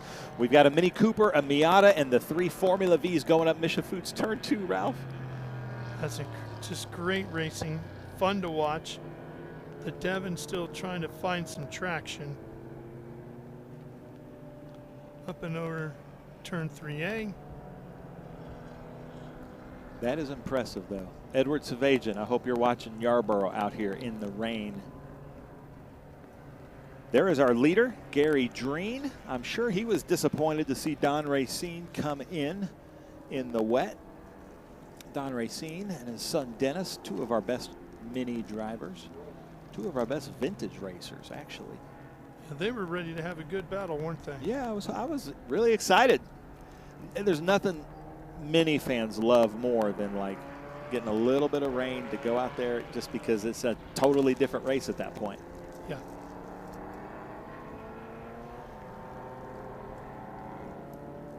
So there's Yarborough in our Group 4.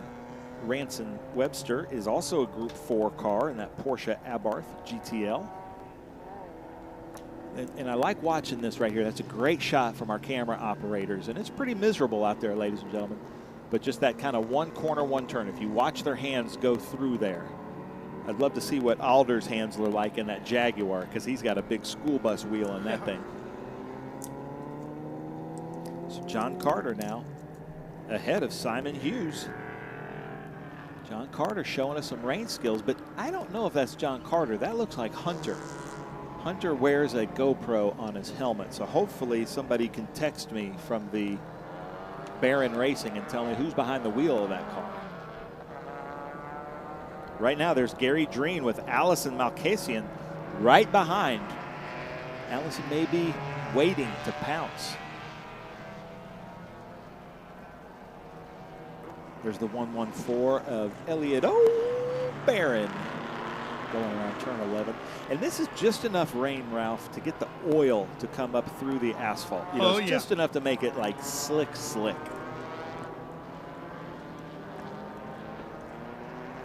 All right, our Formula V friends are catching up on Yarborough as we watch Gary Dreen go through the mission section, the mission food section of the track. The 41 of Edward Hugo, the hardtop Miata. And then Duncan Williams in that beautiful number 58 Mini Cooper. You can tell the year of the Mini Cooper. It was at 67.5 that they went to the square taillights, and the roundy taillights, the oval taillights of the Mini Cooper S's are the really sought after ones. And then sometimes the Morrises are even more just because there's fewer of them. But they made, until the Miata came out and like the Taurus and all that stuff, the Camrys, they were the most produced cars in the world. Do you have a favorite generation of Mini Cooper? Oh yeah, the 66 Mini Cooper S, 60, you know, any of the early Mark I Cooper S's. The 1071 engines are a lot more rare than the 1275s, but I like them all. Even, you know, they made them up until the 90s or early 2000s. Rover did, and there isn't one I don't like. They made pickup trucks, they made vans, they made the Mini Coopers. Then people have chopped them and squished them and made them even smaller, 2 feet shorter in wheelbase. There's all kinds of different ways to do it. But what's funny about them is they were the cheapest cars. They were like the disposable cars. But because they were so cool, all the stars had them. David Bowie, Steve McQueen, Paul McCartney, Ringo Starr. Everybody wanted to be seen in a Mini Cooper. Was it the Italian job scene that really made the Mini Cooper hip? I think so. And just, I think they just accidentally, kind of like the Datsun 510, made a very well-balanced, great race. They were trying to make, during the oil crisis in Suez, they were trying to make a good family economical car that could hold 4, hold a bunch of luggage. The tailgate comes down and can hold even more luggage. Patty Hopkirk and John Cooper and a bunch of race car drivers just figured out they're just really well balanced. They accidentally made for fantastic race cars. But here's the race up front, Ralph, and it's coming to a race here. And the Mini Cooper, the 424, that's the car of Gary Dreen, I should say. Austin Cooper S, trying to fend off the closing rapidly Mazda Miata. One of the most famous British sports cars ever, being followed by the Japanese British sports car. They took a Lotus Elan and some MG midgets and a bunch of stuff, and that's how they came up with that first generation 1989 Miata, based on kind of a modern version of a Lotus Elan. And they've been some of the best cars ever made. Everybody always says Miata stands for Miata is always the answer. What's the most fun car to drive? Miata. What's the most economical way to race? But here we go, Ralph. Call this thing. Yeah, this is going to be a horsepower race down to Summit Turn 7. And the Miata is going to tuck back in line. The Mini Cooper is going to hang on for now. I'm surprised the Mini was able to outdrag the Miata. Yeah. But I like that the Miata, I like cars that have a smile. Miatas of that generation have a smile. I like that. I like the Mini Coopers kind of grin. Looks like it's having fun out there. The Bug Eye Sprites always have a big smile. Modern cars now look so angry to me. Yeah. Look at that. It's got the window net. And we're coming to near the end of this thing. So, Dreen, can you hold it on? Come on, man. As a Mini Cooper fan, let's see it. Oh. The Miata is closing they've fast, coming up the lap going down traffic. to Cube 3 Architecture, turn number 3. Lap traffic. The Mini Cooper found the gas pretty quick coming out of 10. Now can he woe that thing down here at 11? Hang on. You see him just tap the brakes there, going in. Oh my gosh. Now those S2 cars should, in normal conditions, would have lapped the Mini Cooper and the Miata. Sure. And in this, the Mini Cooper is lapping it. There we go, Gary. Come on now. Well, they didn't throw the white flag though. No, we got at least I bet you one. he is looking up there like, where is this white flag? They paved Sonoma about 2 years ago, and I'm sure you remember they had the first weekend, there was stuff coming up, and so I'm surprised to see how many patches are already out there in the pavement. There are a couple of different surfaces. So again, this is front-wheel drive, 10-inch wheels on this Mini Cooper. They barely have any kind of like shocks or suspension, and it's just point and shoot. You just hold the gas down, steer the wheel where you want to go, and the car will follow. Those rear wheels are just hanging on. They've got some brakes, some drum brakes on them, and they're just hanging on. Not sure what's going on there with that S2000. You know, when Quentin wants to, he can close the gap in that Miata. And here he goes again to the outside. Man, but that's brave. Then you'll see the 424 of Gary Dream. Yeah. This time he's not The going to be able to hang on. Come on, Dreen. See if you can out-drag him. That little 1275. Let's see what you got. That's everything he has, I'm sure. Now, these cars are not racing in the same class. Gary, you've got Group 1 pretty much tied up if you keep it on the surface. But everybody wants to be the overall winner. Sure. And just even me right now, I'm probably not supposed to say this. I'm supposed to, you know, not pick favorites. But Mini Coopers are out there in the rain. I've got to pick my favorites. Not that I don't like Miatas. Those are also really fun cars to drive. And the great thing about Mini Coopers and Miatas is you can have so much fun driving them as road cars and not have to break the law. Like, I used to have an 89 Mustang GT, and the only way it was fun to drive that was to basically break the law. But that Miata is really has a gap now. Quentin Sermon. Yeah, he's put a couple of seconds on it pretty fast. Gary Dream, we're going to have some words after this one. That is a cool look. I love those Miatas, the first gens.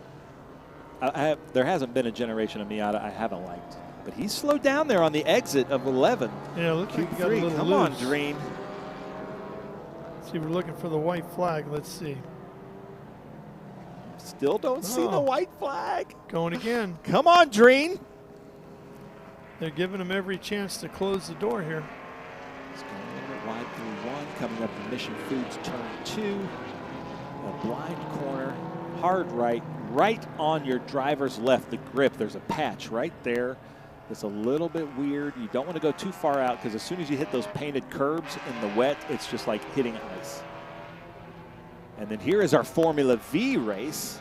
Let's see what we have here.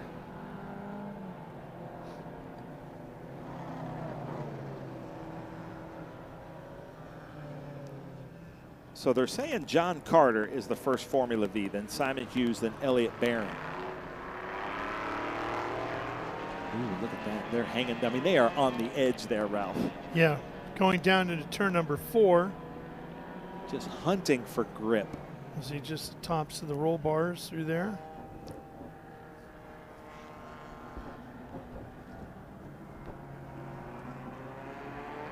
That's a good pack. Headed up to Mission Foods turn 2. Devin 295 right in the It's middle a of it. scary pack. But right there, Ralph, look at that. That is just sex on wheels. Jaguar XK 120, just one of the sexiest cars ever made. I believe they started producing them in 1949, the year that my parents were born. Look at that thing. Look at that long hood. First production car to hit 100 miles an hour. I dare you, people out there in the comment section of YouTube, tell me a prettier car than a C, a D, or a 120 from Jaguar. 250 GTO Ferrari. Yeah, 63G. I'd put that in there. I'd put that on my Mount Rushmore of beautiful cars. Not that that's not a stunning machine right there that we're looking at, but if you're going to push me to come up with one, that to me is. If value was not an option. No, it has nothing to do with the Okay. value. I'm 'Cause I talking like- strictly about the look of the car. I love a Jaguar XKSS, which is the street version of a D-Type, and I love a D-Type, both the long and the short. But also, I don't know if that's because I know the value is astronomical. Yeah. No, I think a 250 GTO is just stunning. And Oh, when yeah. you see one in person, Yeah. you quickly understand why. And there's the white flag, so we are now on the last lap. Mr. Sermon, you got one more circuit. So Mr. Quentin Sermon is in a Group 3 Spec Miata, then followed by Gary Dreen in the Group 1 Mini Cooper S. John Carter, Simon Hughes, and Elliot O'Barron are in the Formula V's Group 1B. Allison is the next Group 3 car. Yarborough is in the top in Group 4, but look at that, Alder. Look at that big wheel, ladies and gentlemen. That is so cool. And that's one of those cars, Ben, you're either going to fit in it or you're not, because you're not adjusting the steering wheel or the seat, really. Now, like in my MGA, all you can do is just basically, you can go as far back as you can, and that's only if you're about 6 feet tall. Anything over, say, and I'm 6'3", and then the only other option is just to get smaller steering wheels. But then you don't have power steering, so the smaller steering wheel is, the harder you have to work your muscles. Harder to turn it, yeah. But let's find the leaders, because here's the leaders as they come down, and it's now basically almost downhill the rest of the way for Quentin Sermon. Yep. Out of Summit Turn 7, far north end of the racetrack. Headed now into the Cube 3 Architecture S's, 8 and 8A. That's impressive. Rear-wheel drive Miata like that, hasn't put a wheel wrong. Did some, what I would say, some pretty brave moves on the outside of the carousel, side by side. So that was a hard-fought race from Quentin Sermon. And who knew when that car rolled out of the dealership doors that it would win here at Sonoma Raceway someday in the future? I have a feeling, based on the talent that I was seeing, it's not the first win for that car. No. I think you're right. But the Formula V's are catching up to my Mini Cooper. Checkered flag awaits. Oh, they're side by side going into 11. Quentin Sermon. There it is. Checkered flag waves. And the Mazda Miata takes the win. And now crossing the line, Gary Dreen taking the win in his Austin Cooper S in category and second overall. Now I have that song in my head from the Italian Job. The Self-Preservation Society. There's the number 41.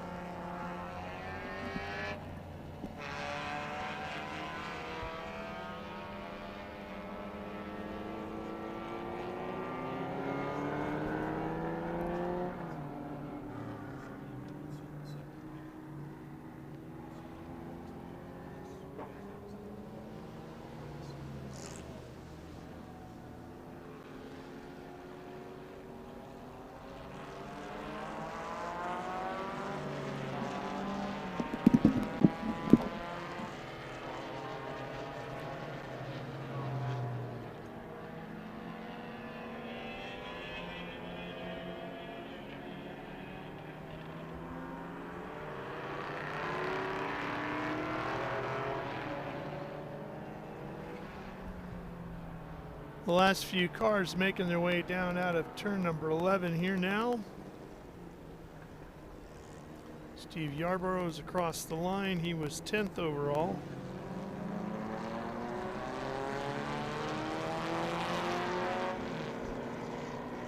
Fifth in category.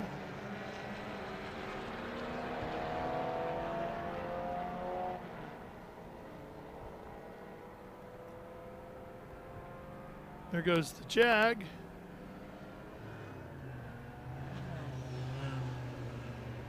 James Alder. James finishes 13th overall.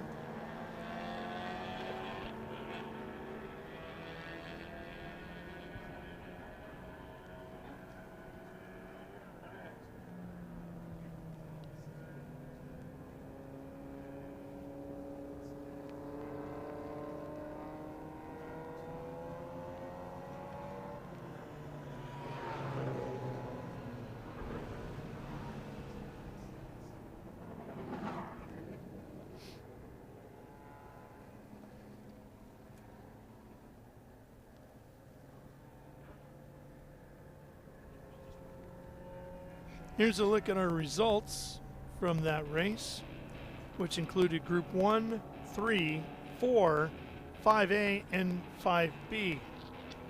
Glenn Sermett the win, Gary Dreen second, John Carter third overall.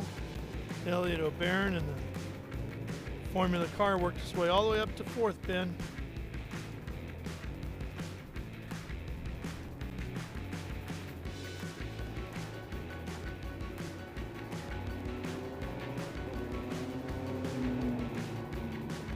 All right, as you take a look at the rest of our results page, we're going to go ahead and take a quick break here, but we'll come back. There's more racing yet to go from Sonoma Raceway with the Sports Car Vintage Racing Association. Stay with us.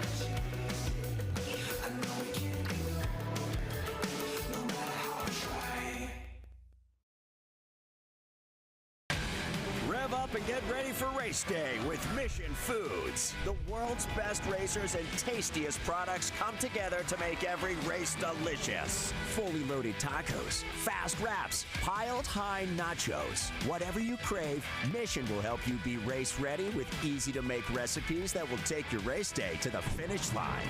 Keep your racing delicious and enjoy all the mouth-watering action. Brought to you by Mission Foods. Too fast, too tasty.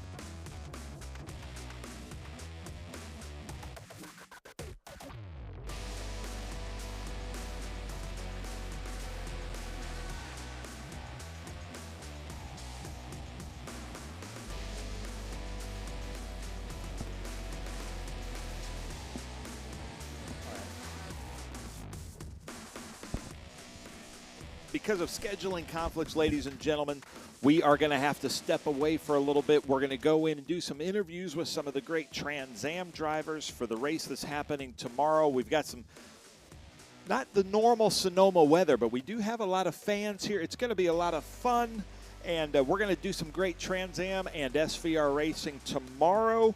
We've got one more SVRA group today. Is that correct? And so we'll be back for the group 6 and 12, but right now we got to step away for a few minutes, but we'll be back for SVRA groups 6 and 12.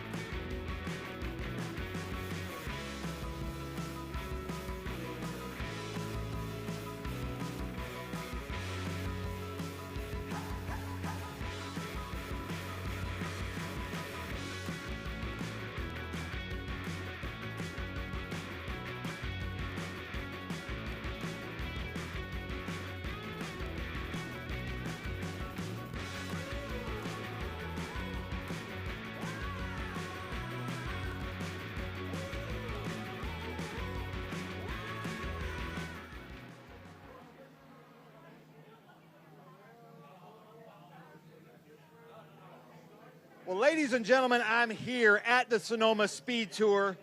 I've got a bunch of TA drivers, TA Cup, GT drivers here. We're going to talk to them. Right now, qualifying would be happening in Trans Am, but because we're racing in the Mission Foods Laguna Seca Speed Tour next weekend, all the teams voted at drivers' meeting. They don't want to go out in the rain. They want to save their cars. We're going to base the qualifying on the fastest lap times. So right now, we've got about 20 minutes. We're going to get weird. You can see the camaraderie here in TA. They're talking to each other. Adam's over here asking what tire pressures they're going to run. But before we do that, I want to introduce my friend Dave. Dave just wanted to be on TV. He helped me set up this whole time. He was watching the races from a few weekends ago. Are you having fun here this weekend? Absolutely. It's a blast. I love it. See, there's Dave. Dave, you're on TV now, so we can mark that off here. But now let's go get weird. This shows kind of the friendships and camaraderie. So this is kind of neat here. We've got Paul Menard, the Indy Brickyard NASCAR winning Paul Menard. Adam Andretti is with us. Adam Andretti has won in TA2 in all three marks. Now you got to win in a Toyota, and is longtime Trans Am TA racer. We've got our president over there, Andy Lally. Then we've got a champion here in Chris Dyson, three-time champion of Chris Dyson. Last year's champion, Paul Menard in TA. Then Tommy Dreesy, of course, is not paying attention to us right now, which is normal. Then today, wait, where are you going? Then today's winner in the Q3 Architecture TA2 Series, Brent Cruz. So, Brent, you're running in TA. You won with us last year in the same car you're in TA at Road America. That was your first TA race? Yeah. First TA race you won. Brent, take the mic. You've got all this TA experience here. No holds barred here, guys. You got to tell the truth. This is all truth.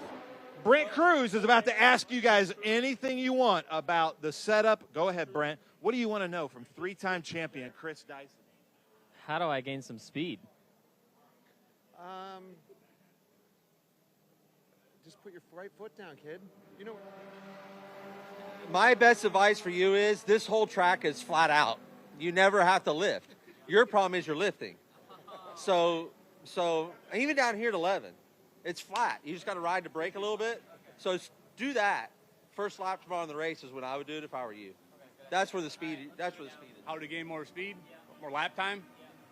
When you go to turn 4, go straight around to turn 7.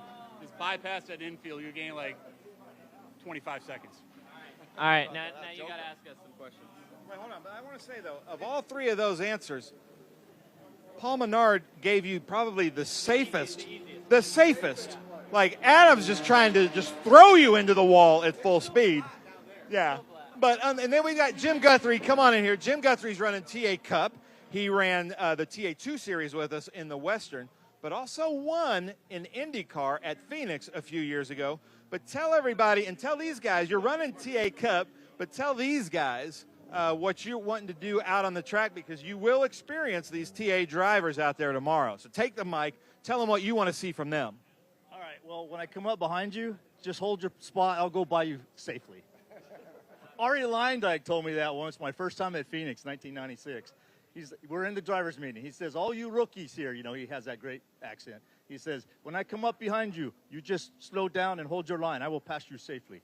So just do that, and everybody will be fine. Nice. Now, would you also give them the same advice, Dyson? Which advice? To just hold your line, and we'll get by you. Yeah, I mean, you look, passing's on us, you know, at the end of the day, but people are free to get out of the way. Dreesy, we haven't talked to you yet. So, Dreesy, one of the best TA races, I know it's crazy. Dreesy hasn't talked yet. It's a first in Trans Am. But one of the best races I've seen here at Sonoma, you and Greg Pickett, we could have thrown a blanket over you almost the whole race, and you guys had so much fun. This track does make for some great racing. Also, like we're seeing right now with the rain just a few years ago, remember, we leave grid and it starts raining, and that made for a crazy race for you. But tell us about some of your experiences here at Sonoma and what they can expect tomorrow. You know, for me, it's 40 laps. You don't rest here, and I think there'll be mistakes at the end of the race. People start getting tired. I had a race here with Pickett, and it was he beat me, and I really still upset about it because, anyway, I made a mistake and he took advantage of it. And then I'm chasing after him. He has 30 of his family here. It'll be the decade, another like 6th decade that he would win. So somewhere in the back of my head, I think I wasn't easy on him. I tried to put the bumper on him, and he still beat me. So anyway, good experiences here. So you regret not taking him out, Tommy?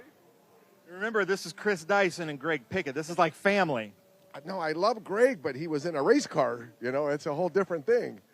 But no, he raced and great experience. Actually, I was here I think for my first Cup race, and like I came here, Menard was there, and I knew Cousin Carl a little bit, so I got to see my car, and then I got to see Carl Edwards' car, and I'm like, oh man, that didn't look fair. His car was jewelry, but the team we run on did a great job. It was a great experience here, but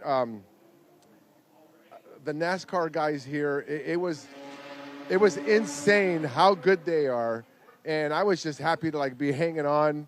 Anyway, I think Menard did pretty good that weekend too. So, anyway, Sonoma, great racetrack. Now, Paul, I was doing a live thing here earlier with our camera guy, and there's a Menards stock car with your name on it. Is that your actual car running SVRA this weekend? Yeah, it surprised me. So I met a guy, Mark Bernardi. So it's a 2003 Andy Petrie racing car. I was going to the bathroom, I saw it. I'm like, I got to go check that thing out. So I actually sat in the seat, different seat. Everything else is the same shifter, all the switches. I was texting with Andy Petrie earlier today, asked him what springs we ran back here in 03. Best I could tell, it's 800s in the front, 250s in the rear, which was period appropriate for the time. So I'm actually going to drive it at Laguna Seca next week. I've never been to Laguna, so I got to get some laps. So when you get in your old car that's, over 20 years ago, does it feel like a time machine? Well, it's after practice, so we'll practice blind. I don't care. You guys are good at protesting, by the way. I'm sorry, what was the question? Did it feel like getting into a time machine when you get in there? Because you were in that car a little over 20 years ago. It doesn't feel like 22 years ago for sure, but that car, we came in 03.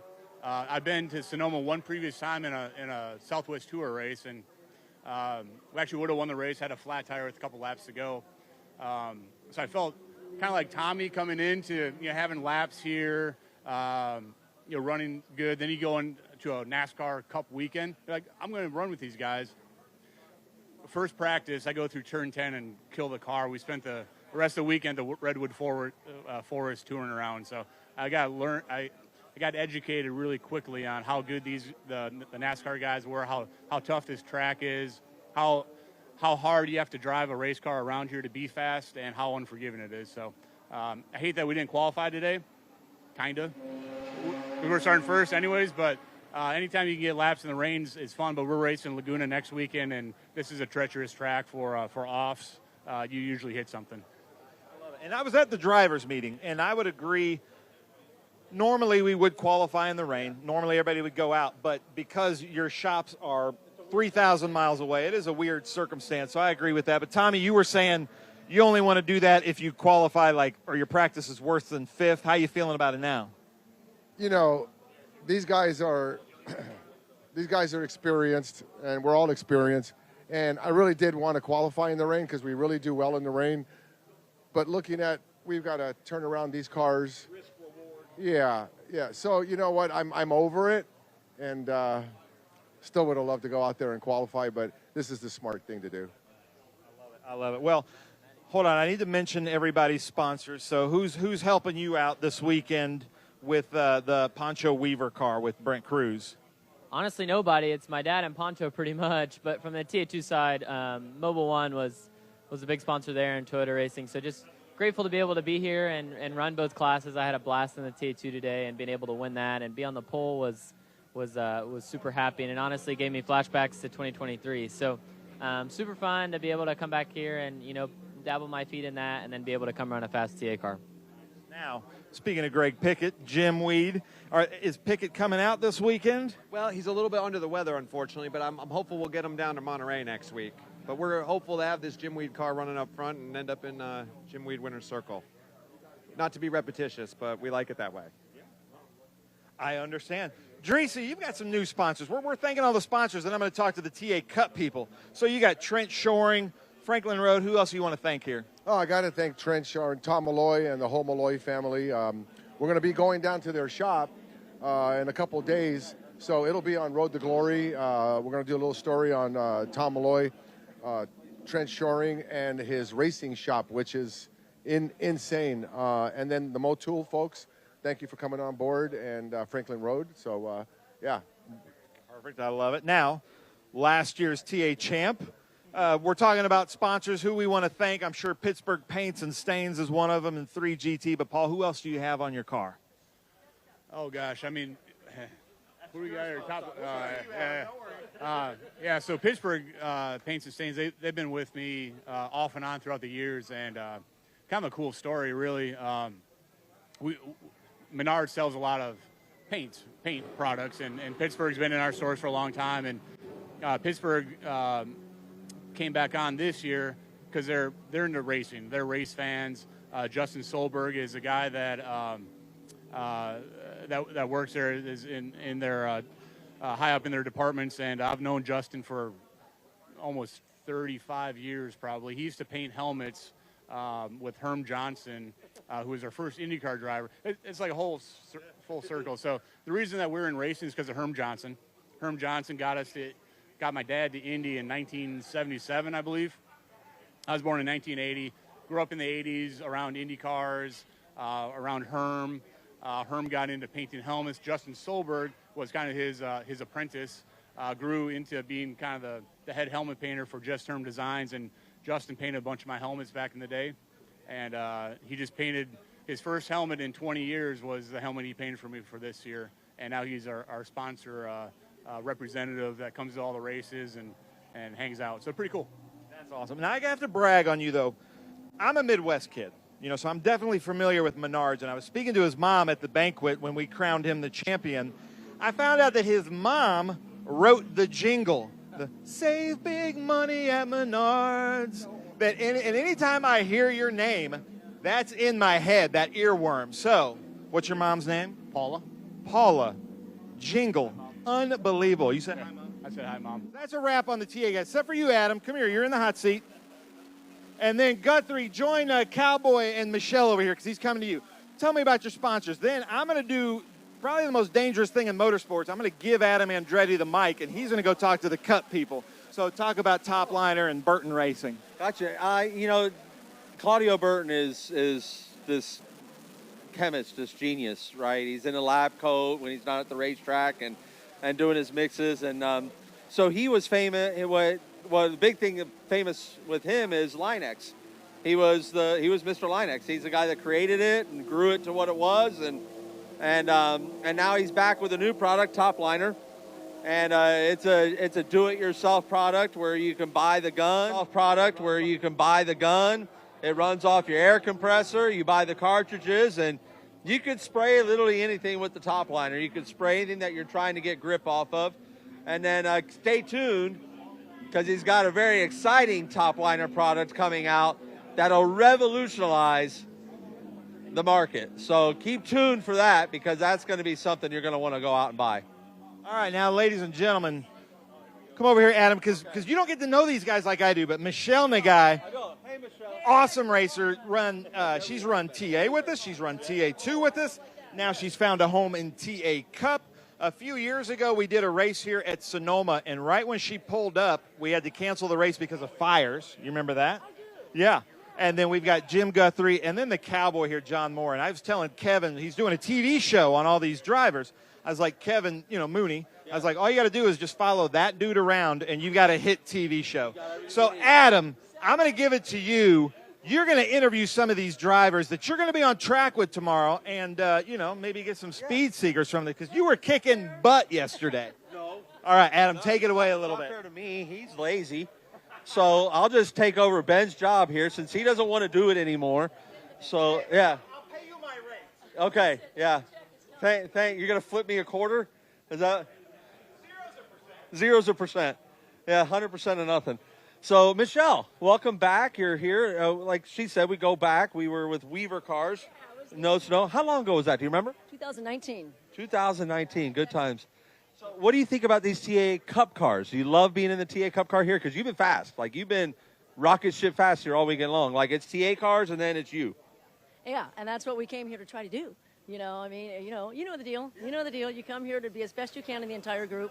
To be number one in my group, its own, that's huge. To be closer to you guys is just a bonus. Let's put it that way. That's what I come here to do, too. What's your favorite part about driving the Cup car? I would like to, I'd say the handling. I would love to pull that restrictor plate out and tag on to you all day long. Let's just say we hope that's coming.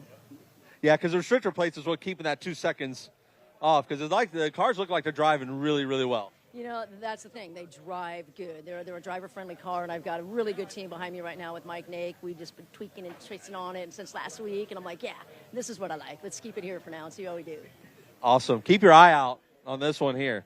She's rocket ship and getting the job done. Jim Guthrie, we go back a long way. Known each other a long time. You've driven like everything, pretty much. Like you've got experience, and yeah. You know, you could have been an Andretti as much as a Guthrie, right? With all the laps that you've done and other things. What about the TA Cup car brought you here? Man, I went and tested the car like the end of December with these guys out at Apex, and I was amazed at how quick and responsive, how much forward bite, how much lateral grip they had. I was like, it reminds me of the TA car from Roush days back in the late 80s. I drove the old Tide car. We did 3 races in that, and I was like, okay, this is fun. It's like a go-kart on steroids. I mean, it's very different than a TA2 car. It's, I think my style, it suits me better than the TA2 car, so it's fun. I've only been in it, 5 or 6 sessions now, but I did get beat by a girl. I'm hoping to fix that tomorrow. That's a badass driver, though, behind you. They ain't no shame in that one whatsoever.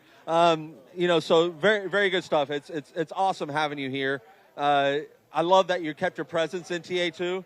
I'm one of the biggest fans of Mike Skeen. I think the world of his talent and the way he approaches a race weekend. Tell me what made you want to stay in TA2 and what made you go after Mike Skeen? So, you know, Scott, we bought an M1 car last year, and I still have my HAL. And Scott and I put together a deal for Mike for Sebring. And then we found out that Jared was going to buy that car, and then Mike was out. And I hurt my shoulder last year, so I was barely able to raise my hand for Road Atlanta. And because of Sebring, I hurt myself again. And so I said, all right, let's put Mike in the car. And then my buddy Bob Accardo, who now is driving, it's actually, all that stuff is his now. And he is hooked up with Make-A-Wish. So we're helping run his car for this year for Bob and for Make-A-Wish. And so we're bringing families to the track and giving them, hopefully, a great experience and lifetime memories. So. And this is what Trans Am's all about. This has been my favorite part about it. It started at COTA last year. They brought little Jackson in at COTA, Esquivel.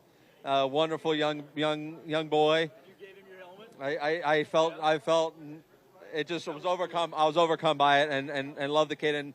And Bell Helmets has been amazing to me. And because of Bell Helmets and our relationship, it allows me to be able to do that, right? Because I know that I could call them up and say, hey, I had this opportunity, and they're going to be on board with that and want to be a part of that. So that's very special. It's a very cool thing that you guys are doing for these families. I think that's, again, probably one of my favorite things that we've had going on. So it's awesome having you here. We love Jim. We love that Guthrie family. So appreciate you. Appreciate you, buddy. All right, we're coming over here to this guy. Hey. This is the most famous guy today. Well, I don't know. I mean, who do you think you are, Mario Andretti? I wouldn't want that. I wouldn't want that. No. I'm going to say I had to say that, and the next thing I'm going to say, which everyone else is thinking today, I hate getting beat by a girl. Good Lord, that girl's fast. I hate it. I hate it. You hate it, you love me. I do love you. She's a rocket ship, so there's nothing in that. Like, she's awesome. And I mean, I've been racing her for a long time. Circle track. Yeah. It's a definition of this is an individual. She don't want to say, I'm not a girl driver. She's a race car driver. That's just a driver. That's just a driver. Yeah, you don't. Yeah, you don't. Well, I still hate getting beat by a pretty girl. But you know, it is what it is, right? The clock don't lie. I told you that once. Okay, so talk to us about your TA2 race. It ended early for you, really early. Yeah, I hit a little oil, got a little oil, and I just got that turn 1 dialed in, little technique I learned, so I was wide open, and well, there it was. I felt it, and I'm like, here we go. And then, yeah, it was a good ride to the fence. I let go. I crossed up. I was like, this is going to be a whack, so I did the right thing, and that was that, you know. And then I got out, and I thought, well, let's just have a smoke, you know. I mean, you know, let's just take a look, see, assess the damage, and shake it off a little bit. This is how you became the most famous person here today, is because so if you didn't catch that in the broadcast earlier, I highly recommend you go back. I would love for this to go viral because I think it just speaks to the heart of our series and how really down home it is. But my man here gets out, and the first thing he needs is a grit. Like, that's the first thing he needs is a puff down a dart. Now, my wife, who's a smoker, you won her heart. You won her heart right over. But then the safety crew came over. What'd they say to you? He says there's oxygen in there. Could you put that out? And I'm like, no problem. Let me get one more. So then you had to go to the drink bottle. Yeah. Because it's California, you just can't flick a cigarette out because then wildfires happen and then you get a different reputation and one that you don't want. So we all want to know what's actually in the drink bottle. Well, you know, I'm known for a lot of lattes, you know. I hate wasting a latte, but it was time. But I want to say in this Trans Am series, I really feel like I've met my people. You know, I'm really digging it. There's at least half of these folks are as loony as I am, and I'm digging it. I'm telling you, you met your people. Yeah. You met your people. I'm sliding right in. I feel at home here. You're a home. You're a home. No, we're glad to have you, John, and thank you for that personality and being as real as you are, because that's what this whole paddock is about. I try to tell people all the time is this paddock is real. You want to come and experience real racing and real racers at a very high level, this is where you're doing it, in the Trans Am Series. So I highly recommend you come and meet these cast of characters because there's something else to be a part of. Speaking of cast of characters, we're going to come over here to Chris Coffey. Now, this is the only person that really wanted to qualify today, so go ahead. Go ahead and lay it on the line. Why did you want to qualify so bad today? Oh, yeah. I was looking forward to qualifying. Was really hoping that we'd get out there in the rain because in practice yesterday I was fastest overall. And I know the TA guys they have a lot of horsepower and it's hard to drive those cars in the rain. But yeah, I'll put that one in my hat that I was able to be fastest overall in Trans Am. And do you want to steer the audience to your Instagram post? Oh, yeah. So if you check out at Chris Coffey Racing, there's a video on there you really want to see. Yeah, that's going to be a good one. He showed it to me just before we came on the air here, so you're welcome for that free plug. Even though it doesn't make me look the best, you're welcome for the free plug there. No, it was funny because yesterday they were coming over the radio. They said Chris Coffey just went quicker, and I was like, I can't let a GT car beat me. So then I went out and I'm putting a lap together, and then I hit a river in 10. I'm done.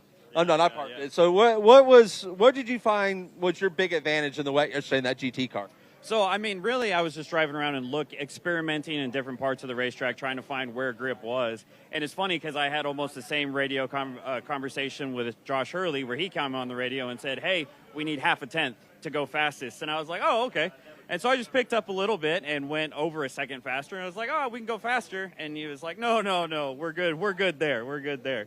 So it was really just experimenting with different locations on the racetrack, trying to stay off the sealer and trying to stay where there was grip to keep the car underneath me and just trying to be smooth.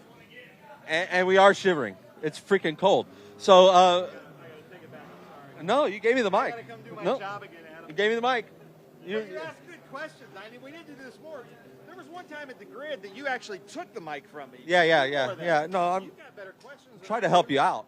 Yeah, no. I got to talk. Thank you, fans. Adam Andretti, top liner. Chris Coffey, GT champion. Adam Andretti, our points leader. I'm going to talk to Josh. Though. I'm going to talk to him. All right, Adam, you talk to Josh Carlson here. All right, Josh, tell us about yourself because you're relatively new to our series. You're relatively new to what we're doing here. Yeah. Introduce us to Josh Carlson. I'm from Iowa, and I don't know if there's any other Trans Am drivers out there. I drive the Blue Mustang. So that's pretty nice. My favorite food is rice. specifically wild rice. I like the Uncle Ben's wild rice. I like that. Anything with it, a protein or anything, or you just go straight up carb? You know, just straight up, you know, put some of the... Where are you putting it? It goes in and right out into the toilet. Right in my lounge over there. It stinks over there. I need some Febreze over there. So, yeah. Uncle Ben's. Uncle Ben's, yeah. So Uncle Ben's, if you're watching, sponsor me. I like your rice. Let's see. I like watching YouTube. I watch these races on repeat all the time. Who's your favorite content provider on YouTube? Arcade Matt.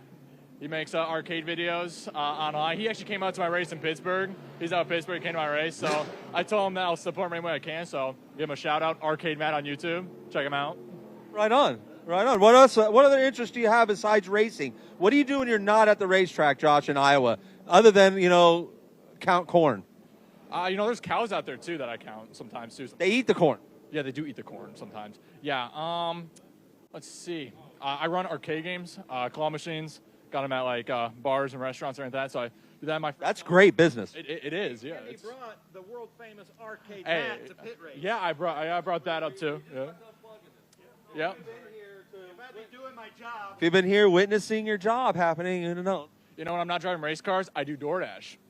Yeah, so I'm a professional delivery driver for DoorDash. You know, I'm ranked platinum on there, so I say I'm doing pretty good. Do they know that you're driving a race car for a living as well? And are they worried about their food coming, like, in the right position? Do you deliver a lot of pizzas, too? Because, you could slosh that. So we got to go. Oh, we got to go? Yeah. Sorry. Thank you. Josh Carlson, everybody. Great personality. Ralph Shaheen. My buddy, Ralph. Take it over, Ralph.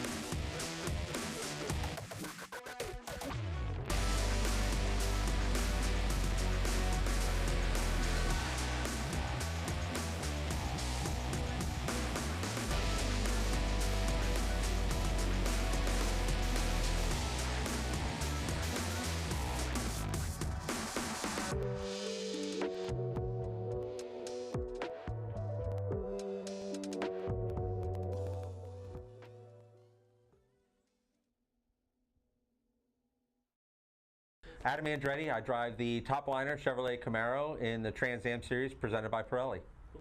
It feels amazing, but at the same time, it doesn't mean anything 2 races into the season. It's obviously a cool accomplishment. You get the great pit spot and you get some of the perks that come along with being a points leader, but none of it matters until we're in COTA and we're at the banquet and they're sitting there and then you're the points leader. That's when it matters. So there was a lot of racing left to go, and that's what we're working towards, is to get to that goal of COTA and celebrating the ultimate celebration. Leading the points at any point in your career feels amazing. I mean, no one doesn't want to be the points leader. That's what we're striving to be. We've been consistent. You know, it's again only 2 races in, but the change from our past to now would be consistency and having a good start.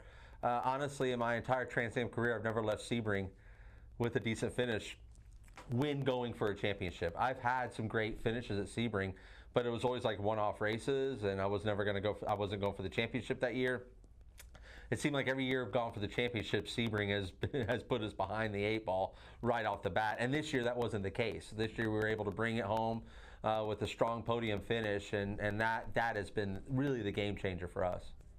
When you start thinking about other teams and what they're going through, and you lose focus of what your own operation is doing. We're just heads down on what our own operation is. You have enough to deal with focusing on your own program than having to worry about anyone else's program, as nobody out there is worried about our program either.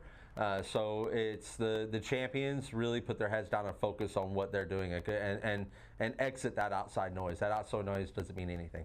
It's funny, and when everyone says, I'd rather be chased than be the chaser, it's because they're not in that position, you know. So you always say, because what we do here in our world of driving race cars is 90% psychological. So if you're somewhere wrong in that game that's going on between your ears, so you have to talk yourself up for that. For me, I just like to focus again on what we're doing, business as usual. We know what we have to do. We have to finish races first and foremost. And if we finish races with our pace and with the way that we perform, those finishes and those results should take care of themselves.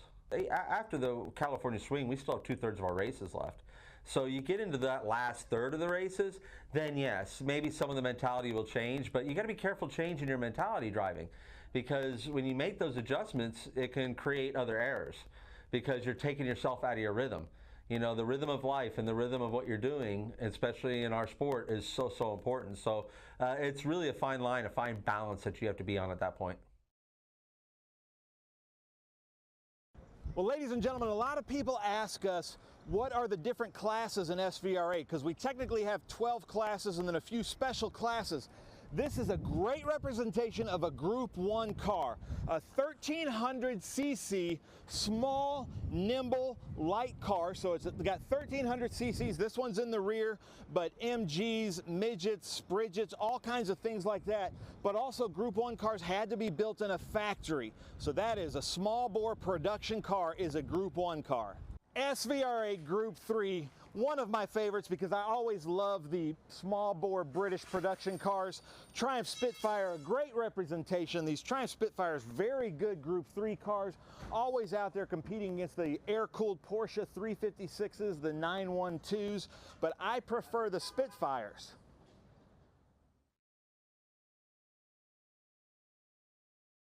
So Group 4, I can't think of a better representation than the beautiful Lotus 11.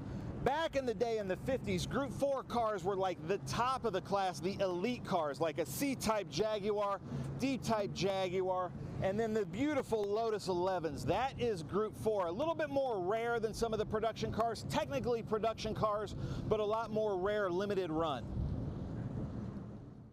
Group 5A, the sports racers, one of the most competitive classes we have in SVRA, a driver's class. These cars are easy to maintain, relatively inexpensive. They have 2-liter Ford Pinto engines that you could easily source back in the day from junkyards, and then the bodies are just little pieces of fiberglass. Really fun as 5A sports racers. SVRA 5B, a really fun group to watch, especially the really quick ones at 5B tend to be these Lotus 23s, the 23Bs, 1600cc engine. But something that Travis, the driver, just pointed out, you got 4 lug nuts up front, 6 lug nuts in the back, and that became quite a fiasco in the FIA back in the day. So SVRA Group 6, always a favorite of the crowds, the production American factory-built muscle cars with some race provenance, especially when you bring something like a Shelby GT350, an actual Shelby, and you will see these quite a bit at an SVRA weekend. Group 7, some of our sports racers, but this is a 2-liter, a little bit more beefed up, a little bit more downforce, a little bit more aggressive. They call it kind of the mini Can-Am. These are some crazy cars with crazy ideas as Group 7 and a lot of fun to watch. So when I think of Group 8, I think of these air-cooled Porsche 911s, just always been absolutely dominant in Group 8, but also representing Group 8 would be like the Datsun 510s, the B sedans, or the Alpha, the BMW 2002s. But I think anybody would say that the Porsche 911 air-cooled would be the best representation of Group 8. You need some help, Bill?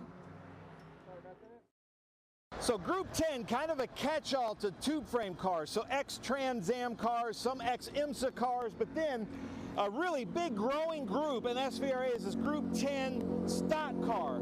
So you've got stock cars that would have run late model, NASCAR, Xfinity. Then we've got the Craftsman Truck Series over here. But Group 10 tube frame, custom built race cars from Trans Am, NASCAR, and IMSA. SVRA Group 11, and when you talk about Group 11, that's kind of like the prototypes, the LMP cars, but we might as well highlight the most famous Group 11 car, this Audi that just kind of changed everything in motorsports, but also this very car, Audi itself claims as the most winning Audi ever made, great thanks to Travis Engen, the pilot of this beautiful Audi R8.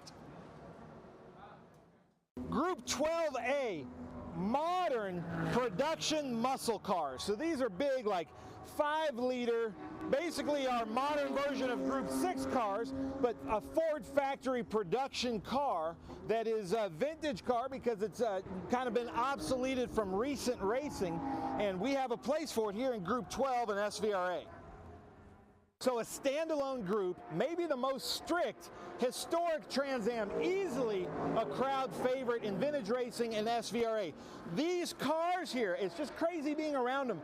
These are actually the cars, just as they were, that actually raced in the Trans Am series back in the day.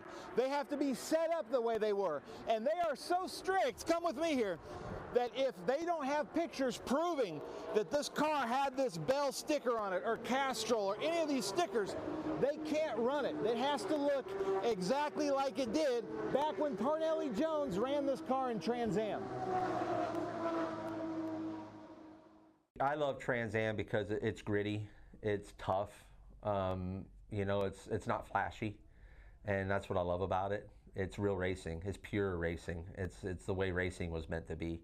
And I think that's what anyone in this paddock would echo those sentiments. The people too make all the difference. The people in the paddock are some of the best I've ever raced. I've been blessed that I can go race in about any paddock out in the United States, and this is the one I always want to come back to because of the people. The people are like family. So yeah, it's a special place to race. We've seen a lot of amazing talent come through this series. I mean, talent that we watch in the Cup Series every weekend. We see Justin Haley, he came through the Trans Am Series. We see Connor Zilich now, and he came through the Trans Am Series. We're going to see Brent Cruz for many years down the road, Thomas Annunziata. So these names and the talent that's come through, Ernie Francis Jr., it's been amazing to watch. And it's been great for me because at this, you know, as I've had a great long career in Trans Am, as we've been over 10 years doing this in this same series, I've gotten to see those, and I've gotten to nurture some of those careers and watch them grow, and it's very rewarding from my point of view to continue to do that. My only desire in my career, beyond where I'm doing in Trans Am, because I love it here, is because I make a good living here and people treat me really, really well, is the Indianapolis 500. It's always been a goal. I grew up in Indianapolis. I grew up just outside of Indianapolis in Brownsburg. That was always something that was on my radar, and always something everything I've ever done in my career, it's been in hopes that I would get a shot there. And so, and this is no different. You know, I'm surrounded by people that in this series that financially, if it came about and they got the seed planted and it wanted to grow a little bit, they could make something like that happen. So you never know what could happen in life. I know I'm not getting any younger, but I think as I get even older, being an Andretti, going to the Indianapolis 500 as a rookie, and you know, in your mid-40s, I think there's a heck of a story in there, and a heck of an inspiring story, because you know, I think something that's come to light here, especially here in the last 5 years, is men's mental health, and it really targets that age group, 40 to 50, where men are feeling lost, and if they can feel some inspiration from someone's story, and so, like, trust me, I would have loved to have been there at 18 years old, and that was my goal, was to be at Indy, long before now. But if I got there at 46, 47, 40, I don't care.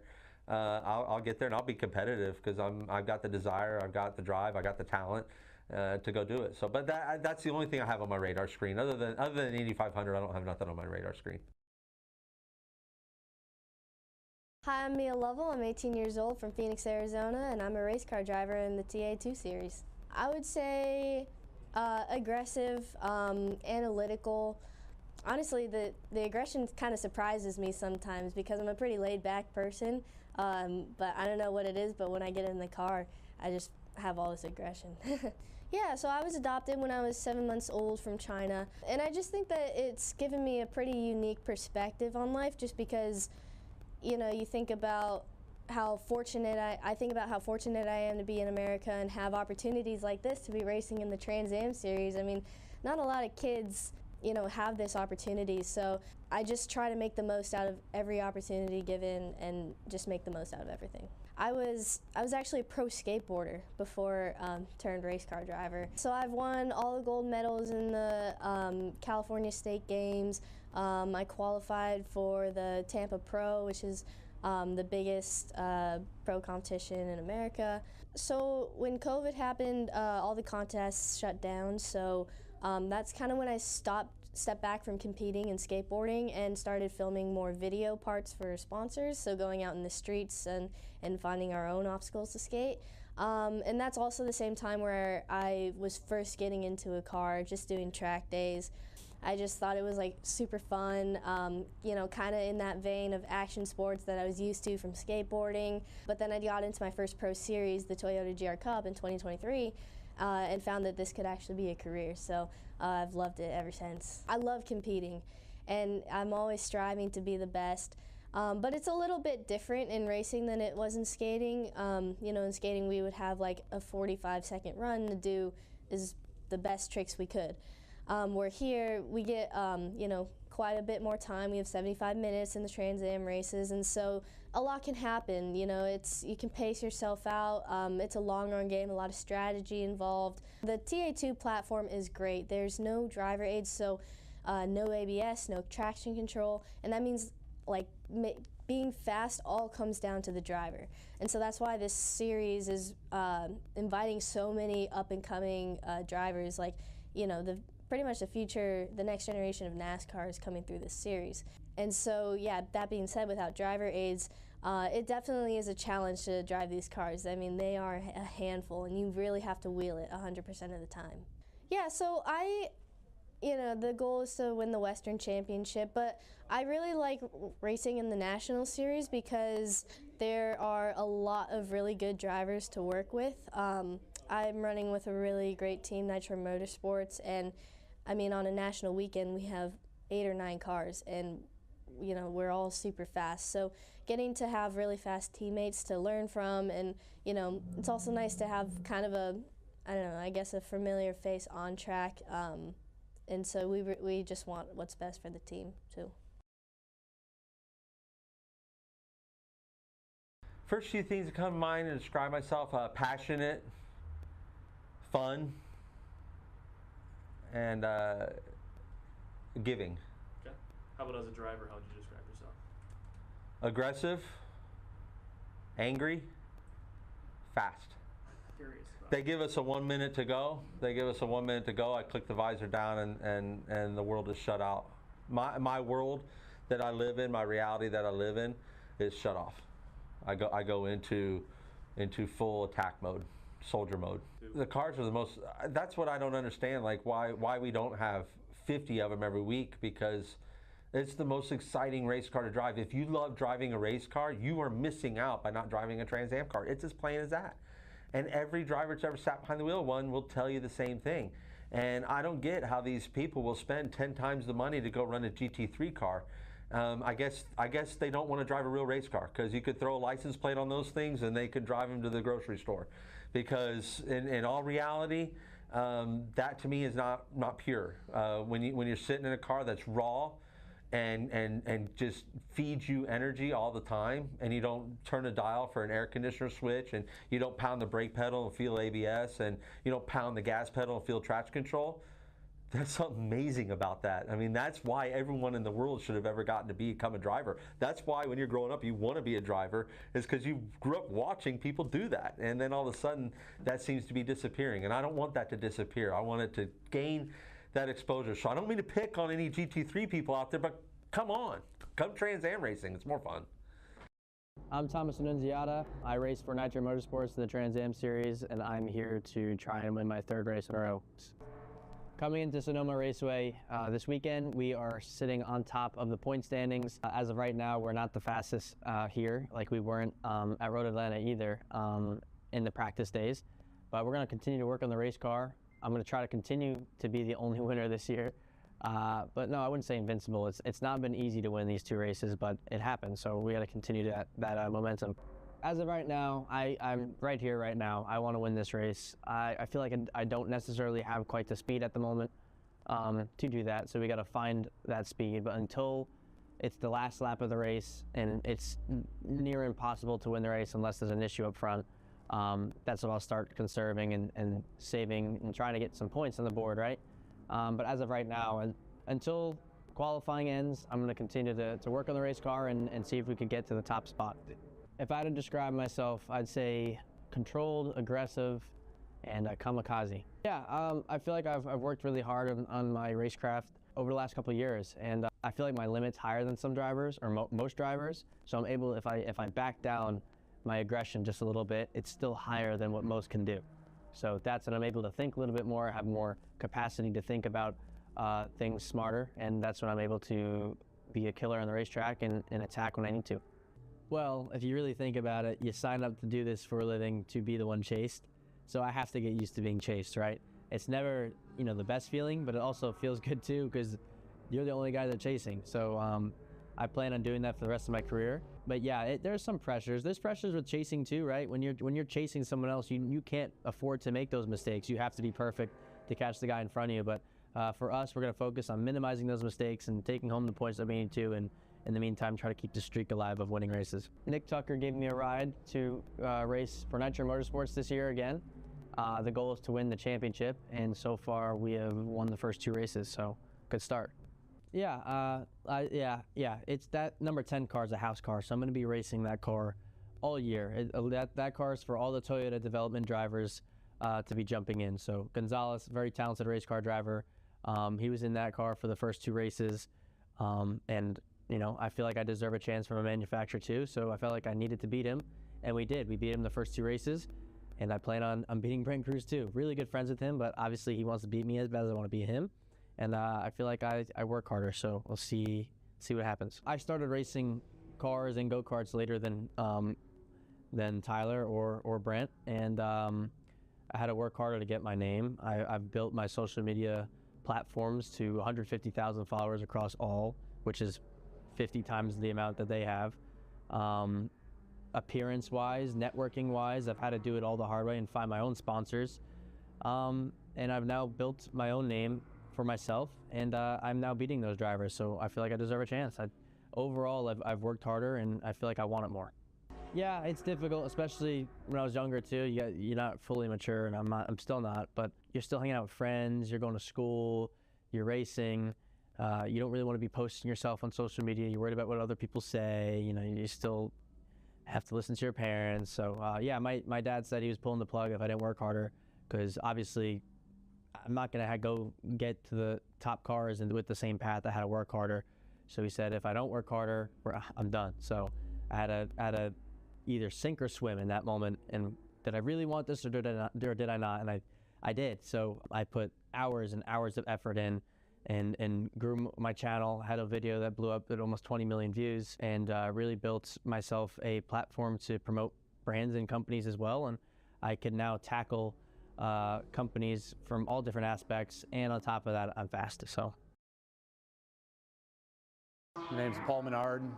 Been around racing my whole life. I started when I was 8 years old in go-karts, Legends cars, late models. Got into the NASCAR National Series for quite a while, running trucks, mainly Xfinity and Cup cars. And a good friend of mine, Pancho Weaver, let me drive his Trans Am car a few years ago at Virginia International, and kind of got bit with the bug again. And Paul Gianlozzi called, and we started talking, and we put together a full year last year, and here we are again this year. The history, it's the oldest road racing series in America, started in the late 60s, and a who's who of drivers and champions have come through the series and either made it their home or found success other places. The cars, keep coming back to the cars. I have not driven a car that's more fun on asphalt.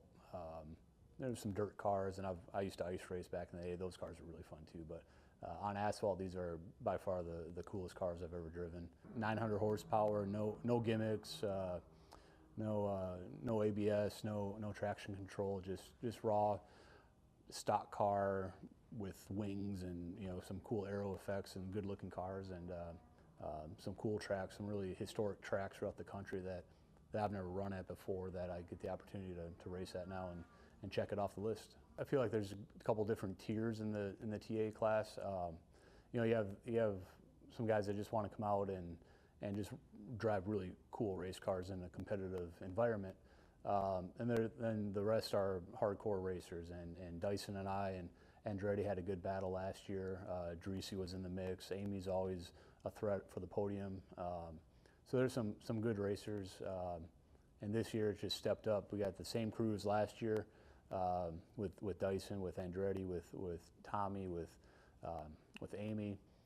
Brent Cruz, who is he's up and coming. I think he's 17 years old or something, but he's going to be somebody that you're going to be watching on Sundays for a long time when he gets old enough.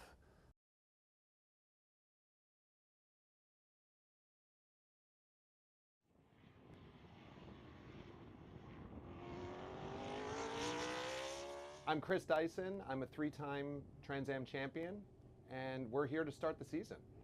Well, this morning always starts like every morning with good breakfast. Woke up, sort of got my mind focused, remembered it's a race day. We're at the race weekend. It's the happy time, it's the happy place. We try to focus on what's ahead, which is a great day here. Our Mustang, our number 16 Jim Weed car is ready to go. The team is here. I came and checked in with my engineers, and we've talked about our plan for the day, and it's exciting. This is the best time of the year. This is New Year's celebration starting in February for us. Yeah, so I mean, we spent the winter training. Racing never shuts off. You're always on it mentally, and you want your body to follow. And I think always having the ability to be ready to go at a moment's notice is something that we all racing drivers want to do. We don't want to be left behind. We want to be first. We want to be the fastest. And a lot of our focus away from the track is on making sure that we're at our absolute best, and when we're not at our best, that we can still get back to our best. And I think that's a key thing for any athlete. One of the big things in the off season is focusing on stamina and focus, and having a couple months off is a great time for the mind to decompress, getting in the gym, putting in that little extra, pushing to try to build up and create those reserves you're going to need when it matters. Whether it's in the race or whether it's over a course of a long season, that athletic preparation is a big part of the sport. This is a high-risk, fast, and dangerous game. And what you want to make sure of is that you're not letting down the team and that you're keeping yourself in one piece. So focus is everything. All right, we're going to get in the weeds here from a technical standpoint. This is the Cool Box, the iceless driver cooling system. Very cool technology developed by 2 TA2 drivers. So we've got Victor Chopla here that competed in the Western Championship last year. So tell us about this box and why it was developed. It was developed because you obviously cannot perform as well in a really hot race car, just like the TA2 car, when you're super hot. So, you have to lower your body temperature in order to compete at a better level. But really, the emphasis that I love is it's iceless. You're not carrying around a bunch of weight in a cooler. It doesn't take up a lot of room, obviously, inside the car. Yep, we try to make it as lightweight as possible, but as efficient as possible, where it still works at super high temperatures.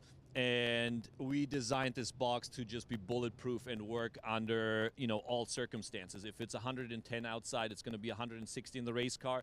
And this box still needs to perform to a point where the driver of the car is not going to overheat, and it's going to feel like he has ice cold water going through his vest. So we basically designed it originally for us because we know what it takes to be in a hot race car like that. So, that's basically the background of why we started the company in the first place. A few years ago, we were at Indy, and Amy Ruman got out of the car. It was about 100 degrees outside. They put a laser in there. It was 175 after her cool-down lap inside the car, which is you could legally cook meat at 160. So driver comfort, you can concentrate a lot better when you're comfortable. If you're sweating, if you're irritated, you sort of get the red mist. So Matt Rivkin, talk about the driver comforts when you're in the car. Yeah, it's a really big deal to be comfortable inside the car, and it's not just the comfort aspect. It's also how you're functioning at such a high level when it comes to racing a car that you need to be on top of your game at the highest level. So if you're suffering from not necessarily heat exhaustion, but if you're overcooked in that sense, you're not going to be able to make the same types of decisions. And think about these races; they're 75 minutes long, right? So it's a long time to be in the car at. Even if it's not 175, even if they're typically around 150 inside the cockpit of the car, it takes its toll. So when it matters the most at the end of the race, that's when you need to be your sharpest. And that's something that these units help you do, is they keep you cool and allow you to perform your best throughout the race and not have to worry about the heat aspect of it and focus on the driving. Well, I noticed that last year, our Q3 Architecture TA2 Series champion Rafa Matos would get out, top step of the podium, hadn't even broken a sweat. It looks like he just got out of like an air-conditioned car, and that really does help mentally and physically in the car. Absolutely, and Rafa will attest to this as well. He's been using CoolBox. He used it last year, loved it, said it's the only system that actually worked for him throughout the entire race, and it shows. Like, as you said, like he gets out of the car, and it's like, obviously you're working hard inside the car, you're working physically, but if you can be cool and comfortable, it just allows you to perform that much better. To add that, it's not really only a comfort thing, it really is a safety thing, because your brain at some point just doesn't make the same decisions that it would make when your body is actually at a state where it's cool and functioning properly. Because once you start overheating, your brain goes into fight or flight, and it just doesn't work properly anymore. So I think it's more of a safety aspect having this unit than only a comfort. It's comfort when it's 70 degrees outside, but when it's a hot day out, it's more of a safety thing than anything else. I know you guys race in all kinds of things. You got out of Audis and started running in TA2, but talk about the driver change aspect in sports car racing or endurance racing. It seems like you have the best system for that. Absolutely, yeah. So, for obviously TA2 cars, it's open windows, open passenger windows, but it still gets incredibly hot because of how the exhaust is routed and just the nature of the cars themselves. But in other series where you have factory race cars with closed windows, it's even more important, or as important, because it's getting incredibly hot in there. There's no airflow, even with like the Cup cars, right? So they have factory AC. AC does not do much to cool off the driver. So a lot of times what we do with our systems is we'll actually hook up, instead of using a NACA duct for the outside air, we'll hook it up directly to the factory AC to get airflow into our system so that they can now use the vest and cool their body down to 40 degrees while they're in those cars. Now, one more thing I want to bring up here is this CoolBox system is on Jared Odrick's car. There probably isn't anybody in this paddock that knows more about body conditioning and how important it is to keep your mental and your physical in check. Actually, come on in here, Jared. We were talking after Mid-Ohio, and we were talking about how important that is. So Jared Odrick, former NFL player, first-round draft pick for the Miami Dolphins. I feel like you know more than anybody else in this paddock about body conditioning. So how important is this CoolBox for you? No, I was just talking about it before coming over here. It's vital. I came into the TA2 series for high-level racing, and in order to do it, you need high-level equipment, and I think that's what the CoolBox is, and it's performed that way ever since they basically saved my ass over at Mid-Ohio. I think it was like a heat wave, and it was like a health warning that we got, like on the local news on the bottom of the health warning, and I look over at my fiance, and I'm like, I don't have a cool suit, all right? And so then a few calls were made. And the CoolBox guys, came in and saved the day. And there was a unit sent, and I had never used that before, and I was amazed how actually cooling it was. Because I had tried a few other ones before in some of the amateur racing that I was doing, but since coming here, this has been in my car, and it's been awesome. And they've been with me every step of the way that I go further and further up the field. Nice. Now, let's get a little bit technical too, because the the intake on this thing is in a really cool area. We have several different cars here in the paddock. A lot of times it can be on like the passenger window mounted right there. A lot of people prefer that. But the cool box system really is such a cool piece of equipment. You can see Jared is putting on the vest that then just hooks up into the box. These little veins run through with basically with cooling liquid inside. What kind of liquid is that? It's just distilled water. So obviously there's a refrigerant for the AC compressor inside the unit, but we don't want any of that near the body. So it's just distilled water that runs on the body. So if it gets on you, it's no big deal. And we have actually had in TA2 under different systems, not cool box systems, but people were getting burned because the water running through there, the ice would melt and then they'd burn. So having an iceless with a refrigerant is actually, just like you said, such a safety thing, because we've had some drivers get out and they've gotten marks on their bodies because their ice melted halfway through the race, and then it's just basically hot water running through. So I'm with Bob Accardo Jr., who is the longest, kind of the OG of cool box with the Make-A-Wish car. But talk about the importance of having a cool box in your car while you're driving in the heat. Man, it gets like 150 degrees inside these cars during the race for an hour and 15 minutes. You die without it. So it's absolutely mandatory. I got one of their oldest ones in my car, and man, things never let me down. I think I've used 2 or 3 of the generations now at this point, and now they got a really tiny one out that doesn't add a ton of weight, even better. And yeah, these guys, they make a great product. Nice. So if you want that kind of unfair advantage, the competitive advantage in a race car, make sure you check out CoolBox, the iceless cooling system. They're getting smaller, they're getting more efficient and lighter, but they're keeping drivers like Bob here alive. So check out CoolBox.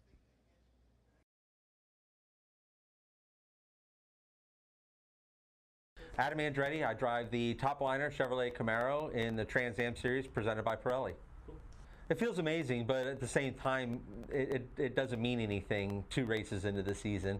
It's obviously a cool accomplishment. You get the great pit spot, and you get some of the perks that come along with being a points leader, but none of it matters until we're in COTA and we're at the banquet, and they're sitting there, and then you're the points leader.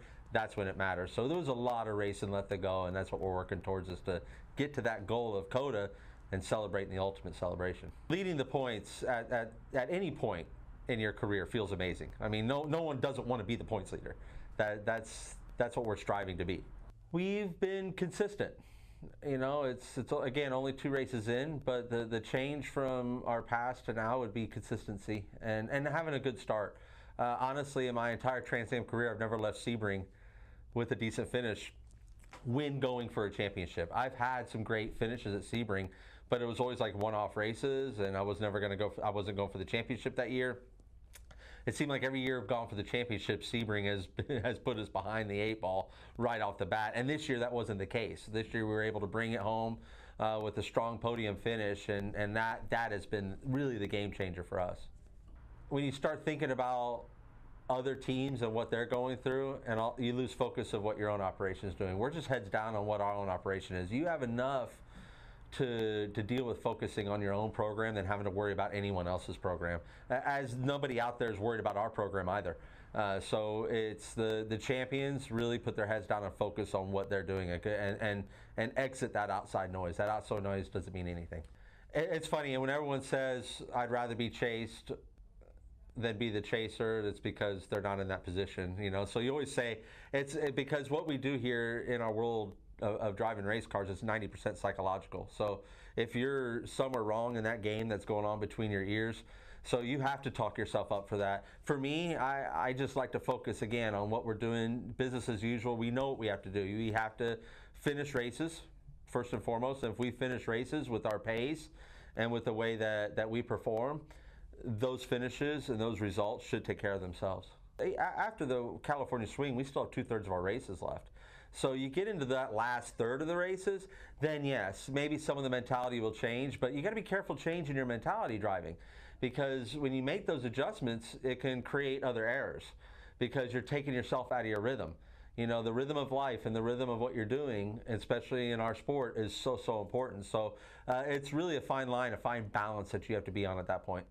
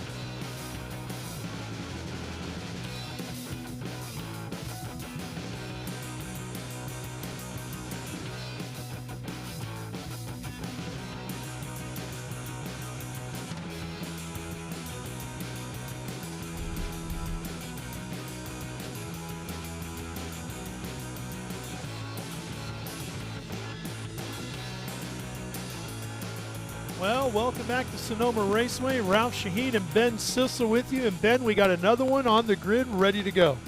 Yeah, and we've been looking at this out our window and watching the cars because you're wondering in a group 6 to 12 is a high horsepower production cars, usually rear wheel drive, unbalanced cars in the rain. That's not a good combination. So we're about to see something here. Now, Robert Brown is in that Ford Escort. Sean and Robert Brown have been many races with us. They're from England. They're very good in the rain.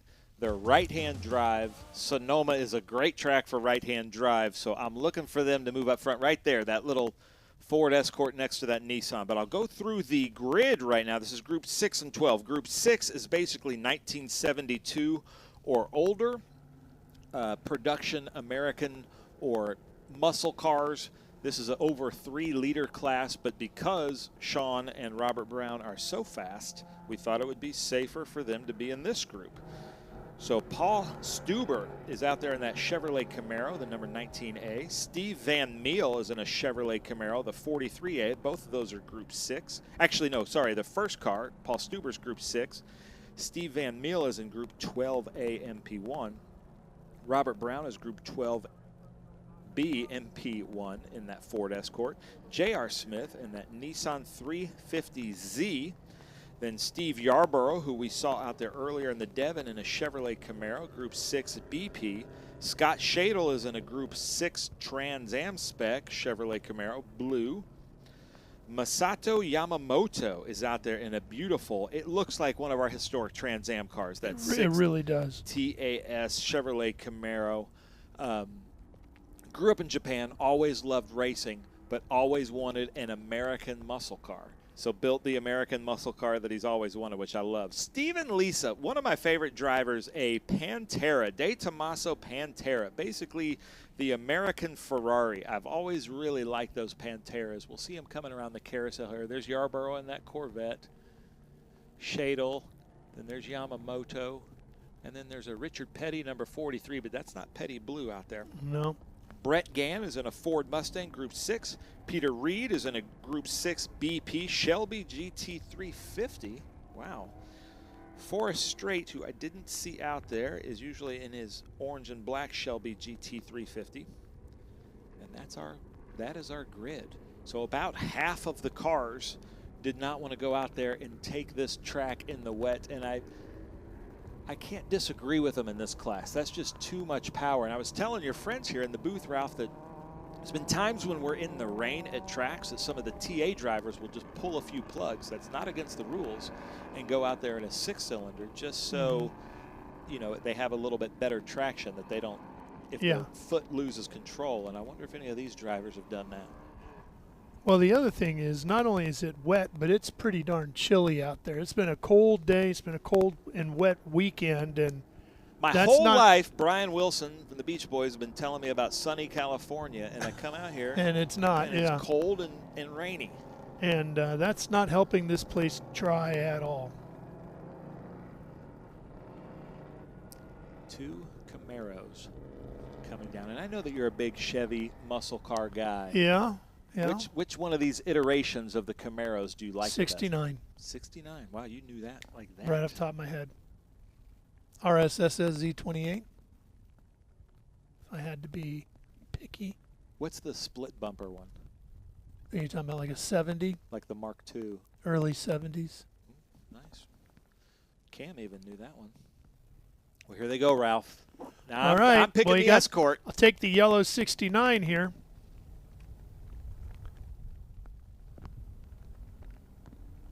Getting ready. Coming out of 12, and they'll see the green.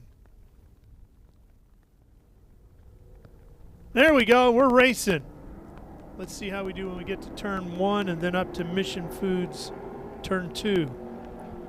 Everybody easing their way through 1. And the 19 is going to really make up some ground.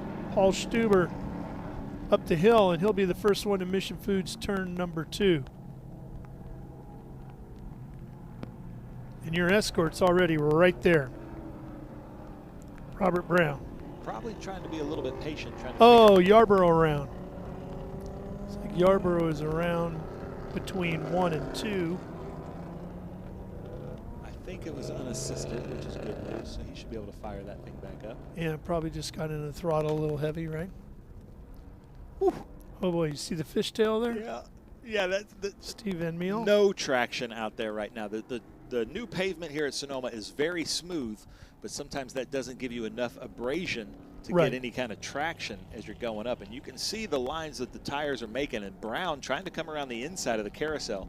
He's going to take it easy, but I have seen in weather similar to this, he had to start from the back of about a 50-car field at Circuit of the Americas, and he won the race. Hmm. See what they do with the brakes. Kind of staying off the apex. Oh, there you go. Is See it Stuber. twitch right there. Yeah, it's so hard to judge in these kind of conditions when to put the loud pedal down. And if you do it a little bit too early, these old vintage muscle cars, they want one input at a time. If you're giving steering input, that's all at once. They don't want brake and steering. They don't want steering and gas. They just Right. want one thing at a time. Well, Steve Van Meel in that black and gold Chevy Camaro running in second. He's from Vancouver, Canada, so this is weather he should be used to. He's a big fan of Smokey Unique, hence the color scheme. Aha, yes. So I wonder if he's playing around with the rule book a little bit out there. He joked with me a little bit about that. I asked him if the car was 3/4 size. He said, nope, it's real. I love those stories, though, from back in Oh, those yeah. days. Uh-oh. Brown coming up right behind him. Yes. Now, those Camaros are really wide, though, compared to that Escort. I didn't even see Brown hit the brakes. No. Well, he is right in that spray, isn't he? Yeah, but like I said, this is a sunny afternoon for them. Yeah. They're from jolly old England, so they're having the time of their lives. And I was talking about this earlier at Grid. That is a right-hand drive Escort, real English Escort. And almost everywhere but the next big turn, the carousel, is you want to have the weight on the inside right tire. So that's a huge advantage here, except for this corner, which may be one of the most difficult corners. We call it the carousel. It's a downhill, hard left, basically 180-degree back the other way. But then the next corner, he's going to be on the inside.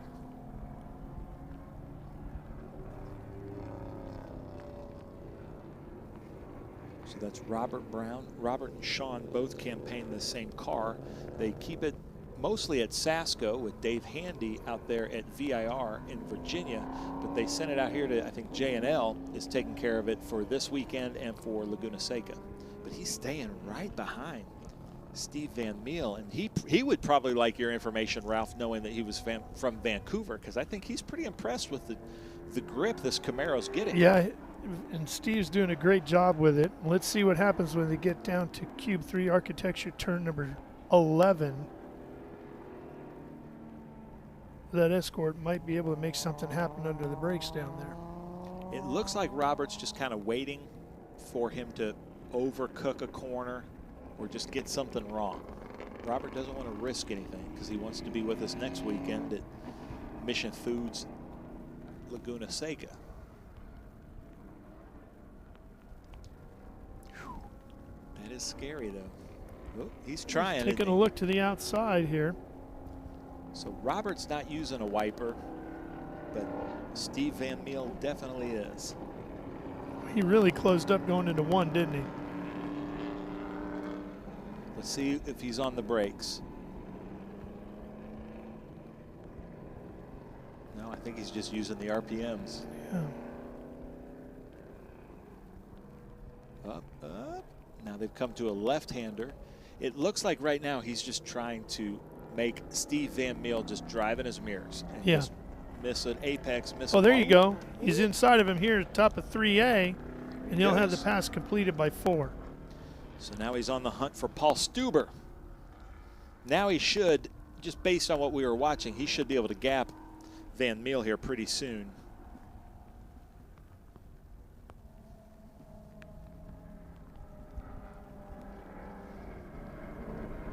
Scott Taking up the Shadle. 36, Scott Shadle. Another Chevy Camaro. He's a longtime SVRA racer with us, and here's our leader, Paul Stuber. Let's see if, oh, did you see him lock up that right front? Yep. Good shots from our camera operators. Thank you so much, camera operators, for staying out there in these terrible conditions. Now, the Pantera is a mid-engine somewhat car, so Yep. that's a pretty well-balanced car. Usually, I think they came with a 351 Cleveland, and then that's Yamamoto in front of them. Doesn't that look like a Trans Am car? It really does. Beautiful car. So well prepared. You can see him spinning that back tire there in the Camaro. And the Pantera is ready to pounce.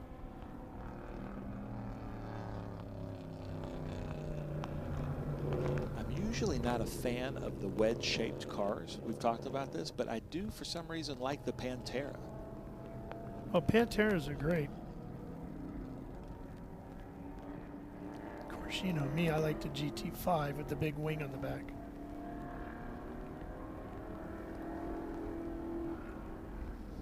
There's our leader, Stuber. Where is Brown? I can't tell if it's still actively raining out there or if it's just wet. But anytime you can see the reflection of the car off the pavement, that means that's a slippery part of the tarmac. Well, I'll tell you what, it looks pretty wet out there too. I'm gonna bet that it's still raining, certainly in some areas, if not everywhere on the track. So and again, those cold temperatures are just not doing anything to dissipate the water. Steve and Lisa around Yamamoto. Not often you see pop-up headlights anymore on a race car, right? Yeah. A few years ago, they were with us at Auto Club Speedway in Fontana, and I put a camera facing out the front and then put a camera on the carburetor. And you can see the carburetor opening up and closing. It's a pretty neat. And then the engine sounds so good. He's taking a different line there. I don't know if he's finding grip or if he's just overcooking it a little bit. But Lisa's a very good driver. Well, it's working for now. Nissan 350Z of J.R. Smith. So we have an American and a Japanese car, and we have a Japanese man and an American car, like we like it, you know, and everybody has their weird, the things that they like. I can't explain why. It's counterintuitive, and it's not smart to be a British car fan, but I just love British cars. It's not practical by any means. No. Not if you want to get somewhere.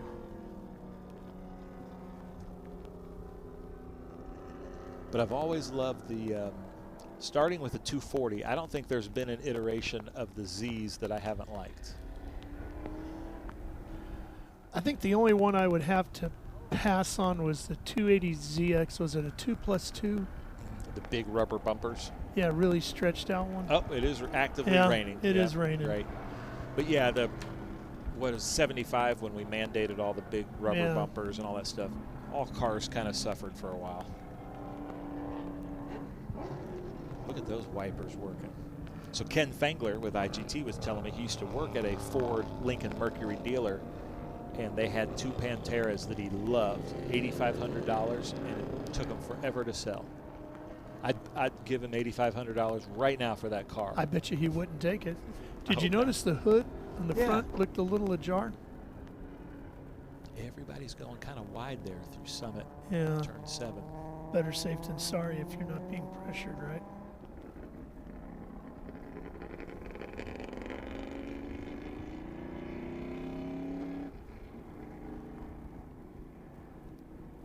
I never had one of the 240s or 60s or 80s, but I had a 300Z.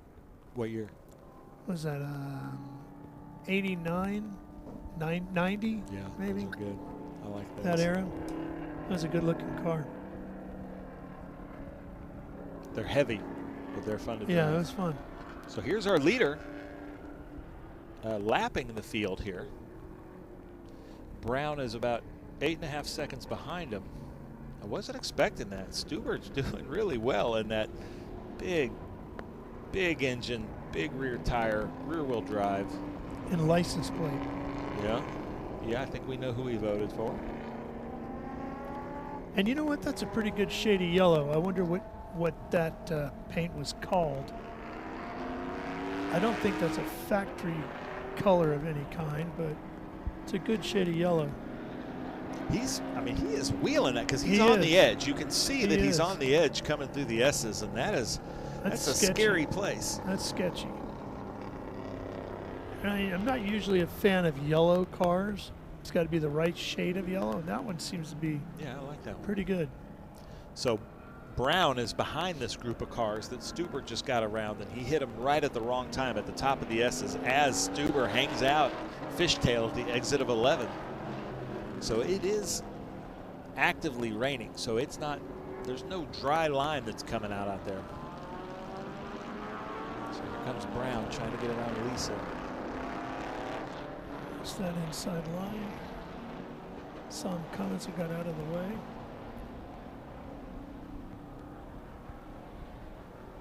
Yarborough's out there. Steve Van Meel still in third, looking good. All right, Brown, don't make a liar out of me. I was bragging about how good you are in the rain. No wiper. I wonder if they're just running Rain-X.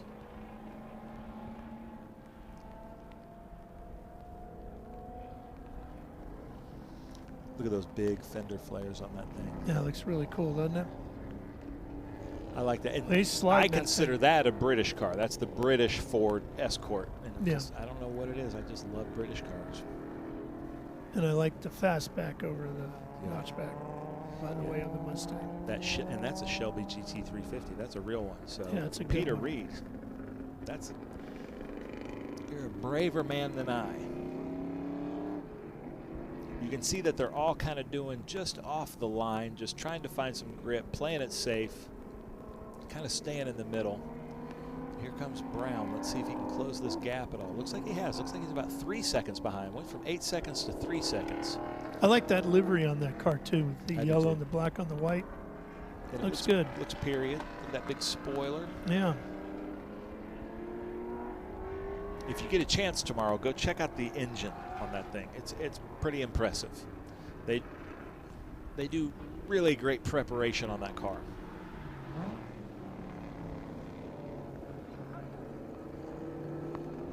Oh no, he's a good ways behind him. Let's say 10, 12 seconds. Oh, 13 seconds. It's off. Here's our Mustang battle coming up to the turn 7. Up the drag strip.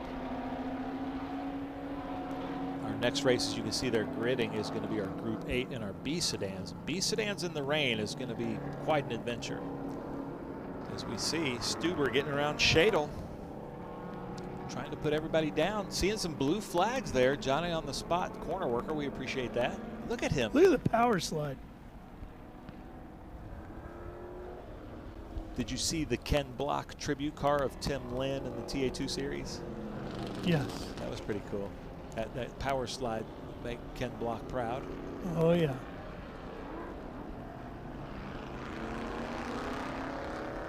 Nice. J.R. Smith seeing him in his mirrors, letting him go through.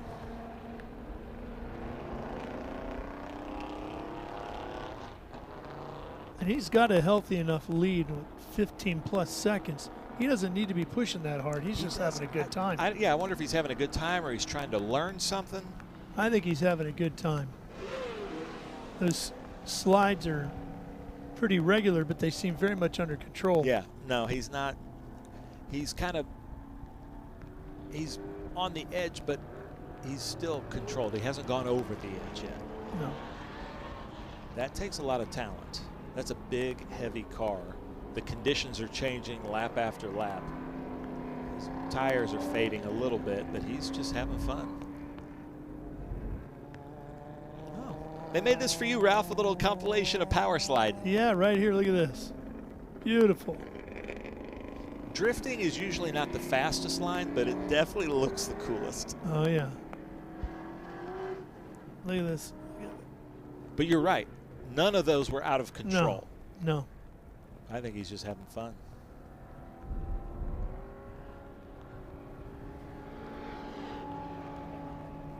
That is Brett Gann, Ford Mustang, Group 6 Trans Am. Here he comes.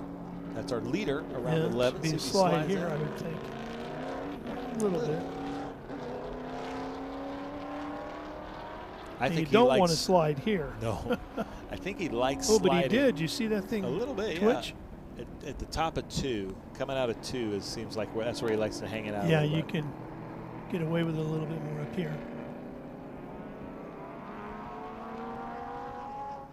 So 1-9 yellow is going to get the white flag next time by. And Brown has turned on his headlights, but he's way behind. That is a pretty car right there. Yes. So it's gotten treacherous enough for him to turn on his headlights, but not his wipers.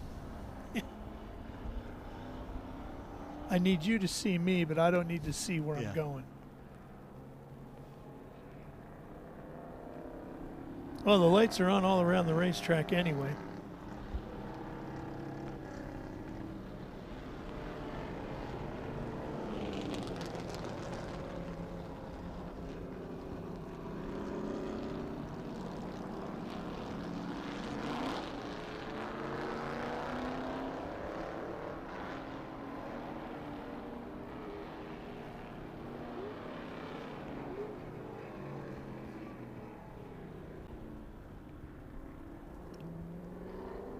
So the Pantera and the Corvette.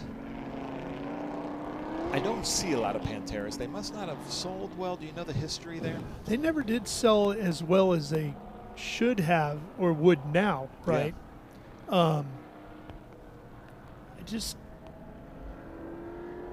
They were hot from what I understand in the cockpit. Because the engine is right behind you. Right behind you. They weren't cheap, obviously. I think that's my favorite in this group. Oh, the Yamamoto Camaro? Yeah, car, for sure, the Yamamoto car. Look at that. Just a great looking car. And I like the white lettering on the tires. Oh, yeah. It's a simple but great color scheme. Our race leader is down at the start-finish line, taking the white flag now. And look at this. You can see the air coming off of the tires and that. You know, you can kind of see a little bit how the air is moving around the back, how it gets kind of stuck back there. Now he's coming up on the two. Oh, look out here. That's a gutsy move in this kind of weather.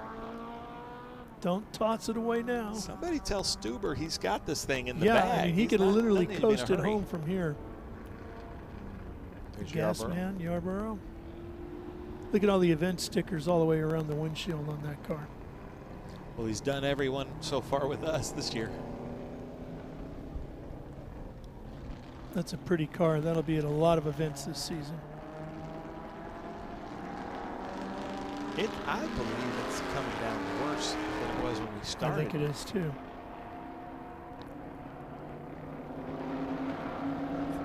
I've been afraid to look at the weather for tomorrow, have you? I haven't, no. Well, let's take a peek. Hopefully we'll be nice and dry for our Trans Am Series presented. Ooh, that by was my Pirelli. favorite right there. That was a good slide coming out of the carousel. The thing that happens here, now he's on the drag strip, and there's a sealer that they put on the drag strip that does make you lose some grip there as you come out of the carousel onto the drag strip. And he liked it, slid it. I like that it. But by the time you get to that portion of the drag strip, you're really into the runoff here. Yeah. Yeah, it's not the true part of No. the drag strip, but you know they have to run off forever, and then all the way up the hill they have like one of those like runaway truck ramps you see up in the Yes. mountains, just to catch the ones that can't stop. Well, tomorrow is supposed to be cool, 62 and cloudy, but no show of rain right now. So we'll go with that. So here he comes around turn 10. So bring us home, Chevy man, to the checkered flag. All right, as one would have expected, Ben, the Chevy's going to win this one. You still think You called maybe it, it's though. going to You be a did call Ford. it. Fix or Repair Daily going to finish behind the Chevy. As Paul Stuber. I love it. Our comment section's going to go crazy. Oh, yeah, we're just having fun. Paul Stuber sliding out of 12 on his way to the checkered flag. Congratulations, Paul. Job well done in that Chevy. He really put on a clinic. big horsepower, big tires, and he got all the traction out of that thing today. Yeah, that was impressive. It really was. But the Ford Escort of Robert Brown, one of the cooler looking cars on the circuit here today, maybe in the paddock this weekend, did a fine job driving it. Is going to come home in second place. And all four corners still on that car, so we'll see him again next week. And then it's going to be Steve Van Meel in the other Chevy Camaro, waiting for him in the Smoky Unique paint scheme. There he is.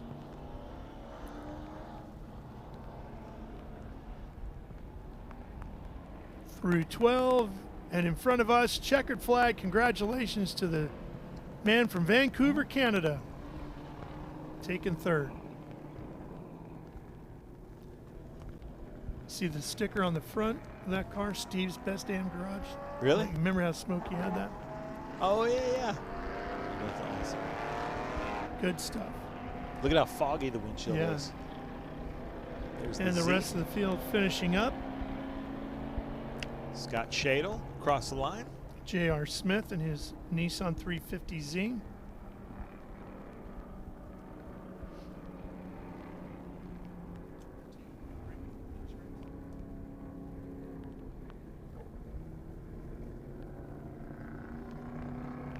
Now Yamamoto in front of Stuber is still in his race because Stuber crossed the start-finish line behind him. So Yamamoto's still out there running.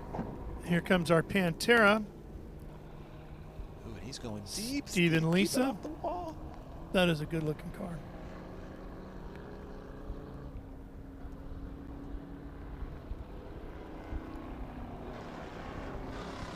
Checkered flag for him.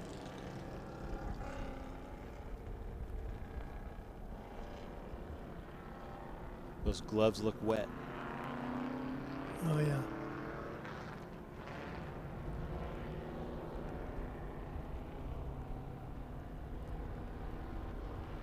Steve Yarborough. Look at that group of cars coming up in Group 8. Excited. Cool looking stuff in there. Yarborough and his Chevy Corvette. I bet There's a look at your results from this race. Group 6 and 12. Their day is done. And we're going to step away and take a quick break here before we come back with Ben's other favorite category, Group 8. Getting ready to go. Should be a lot of fun. You don't want to miss this one. Stay with us. We're coming right back. Sonoma Raceway.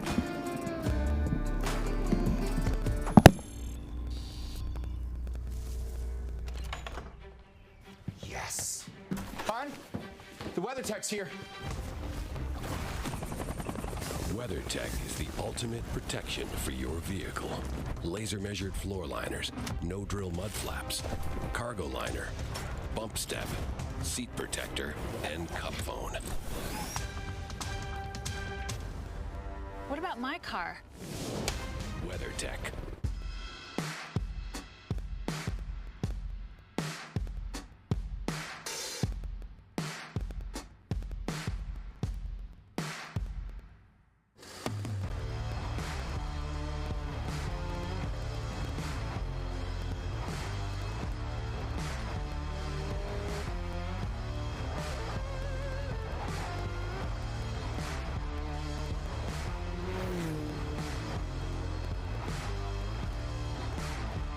Hawk Performance packs 100 years of friction dynamics into every product. Backed by Carlisle Brake and Friction, the world's premier innovator of industrial brake and friction components, Hawk leverages R&D tools and motorsports experience to deliver uncompromising performance on the street. There's no reason to settle for less. Choose pads that are race-proven and street-legal. Find the Hawk Performance brake dealer near you at hawkperformance.com.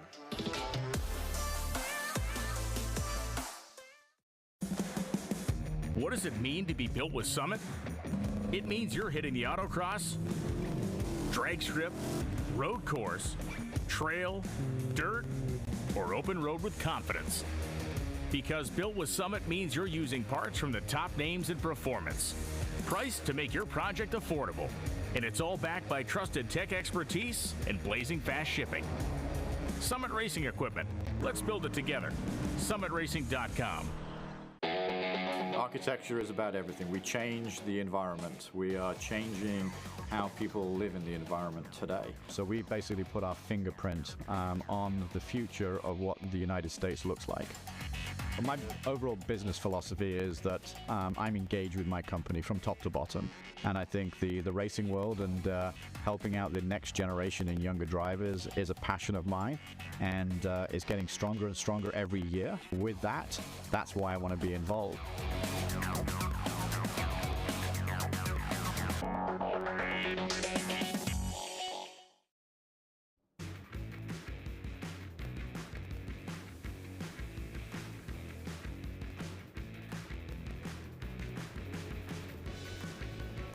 Oh, sorry.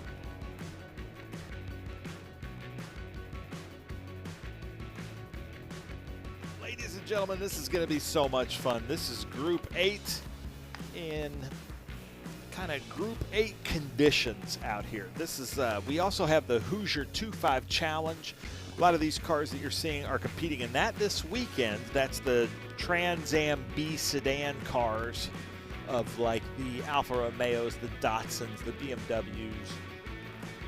And then Group 8 are kind of the mid-displacement production cars. So we've got Parker McKeon out front in an Alfa Romeo GTV, very fast, but right behind him is Jeff Mosing, Datsun 510. Ara Malkassian in a Datsun 510 in third. Josh Moriarty in a gold medallion Datsun 510. Just a beautiful car. Tim Probert, I believe, also in a gold medallion. They call it penny because it's copper like a penny. Richard Stewart Milne is in Chris Dyson's dad's car. Rob Dyson's dad. Looks, it's just as he raced it with Poughkeepsie, and all the Dyson crew came over this weekend and took their pictures with it.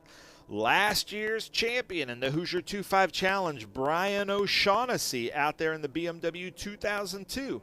Rob Bellevue, our first Group 8 only, Datsun 240Z. Philip Hartstein in a Datsun 510, purple and white. Anthony Delane, Tony Delane in a BMW 2002.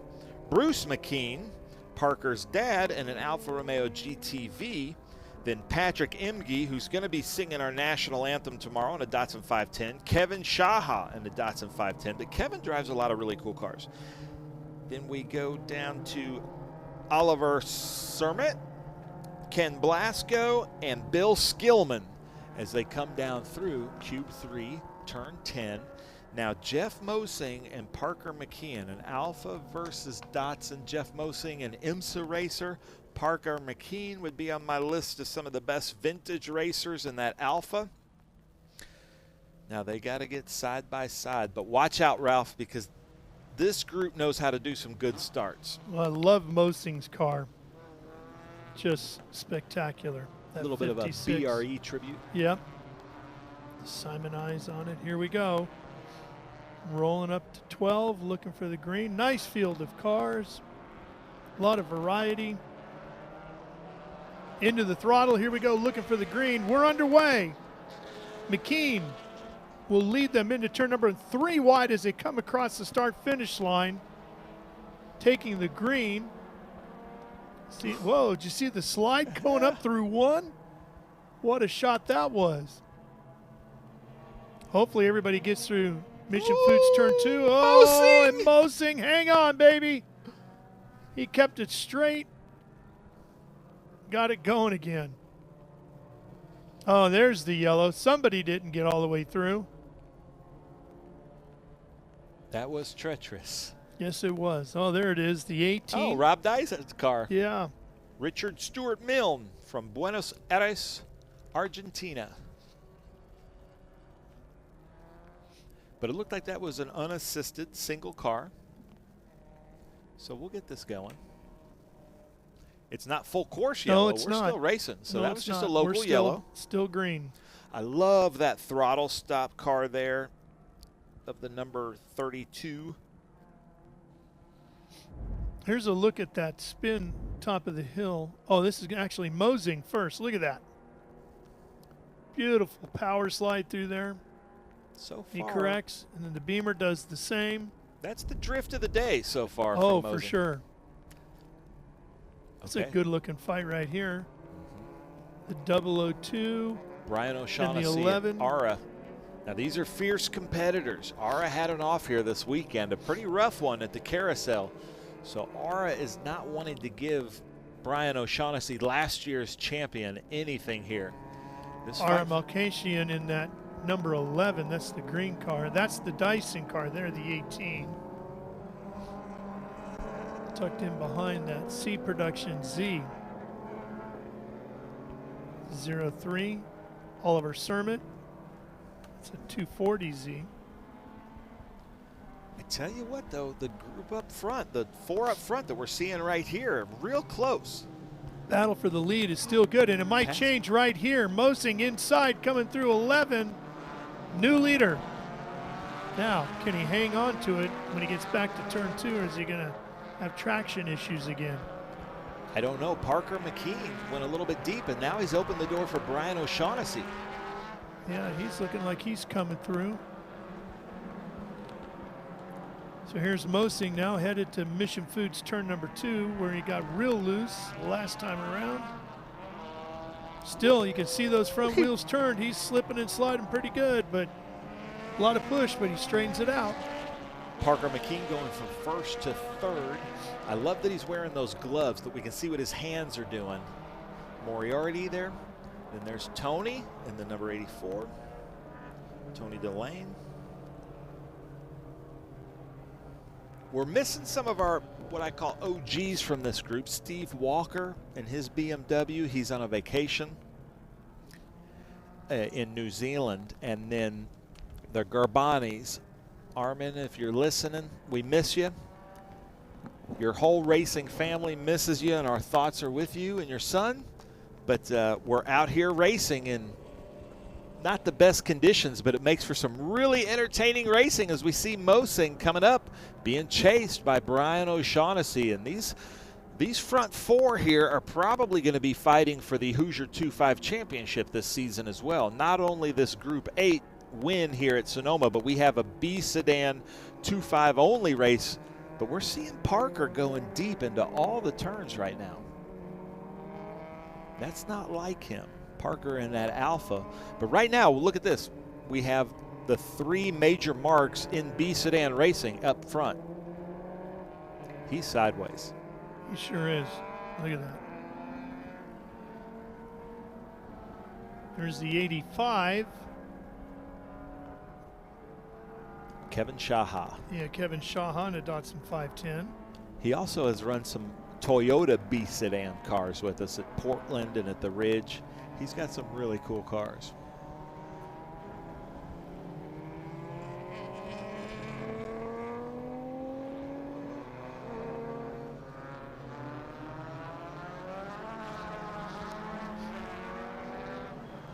David Graziano in that Datsun 510, the throttle stop.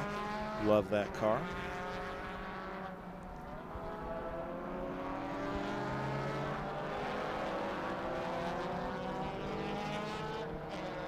So our top 4, they're all still fighting. Let's see if he hangs this one out again. Such a classic livery, isn't it? Yeah. It just looks so good. I was watching Brian O'Shaughnessy's hands in there in that Hot Wheels BMW 2002 that I think used to belong to Ryle Barnett, a Merrill Lynch guy.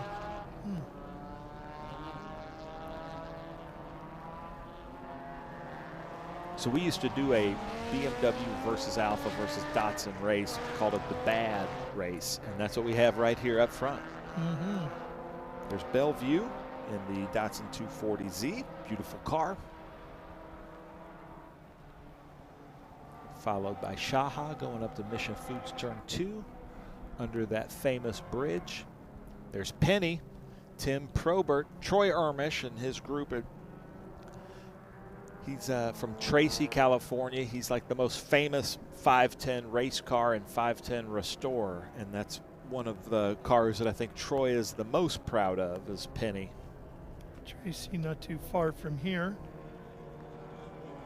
So look at the 54. Edmund Germain. Another BMW 2002. We were talking about the Mini Coopers, so that's a roundy. Those are the most sought after of the 2002, the round taillights. Then they went to a square taillight, but seems like everybody prefers the look of the round taillights.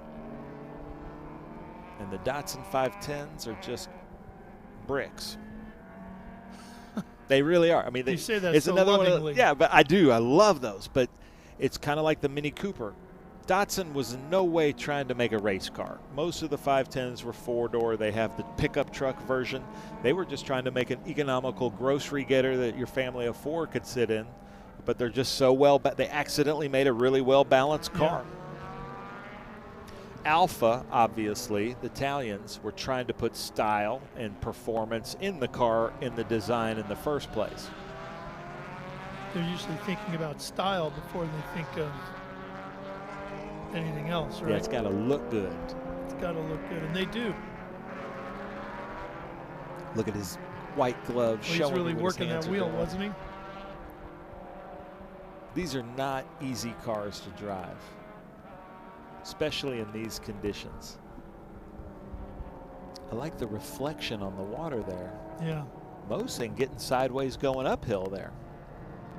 Oh, yeah, a little loose. Both of them a little loose right there. There must be some standing water there. It looked like they were kind of hydroplaning. And Ara coming up in fourth there. Coming up behind McKean.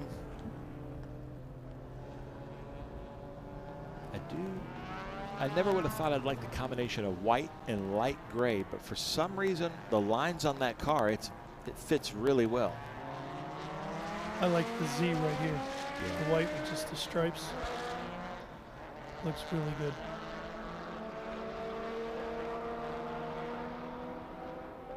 Jesse, our registrar, was telling me yesterday that Patrick Emge just pulled up to registration, and he's like, I guess I'll race. Like it was just like a last-minute decision. And now he's out there, and tomorrow he's singing the national anthem. But now look at the windshield. Ara's visibility's going away. See that? See the fog? Yeah, he's going to have a hard time seeing through there. That's going to slow him down a little bit.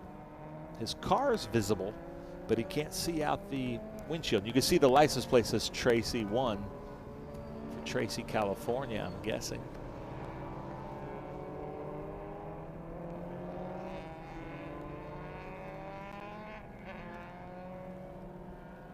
Ara had some. Oh, you can see him wiping it down. He turned on the manual defroster. And that only works for about 100 yards, and then you got to start all over again, right?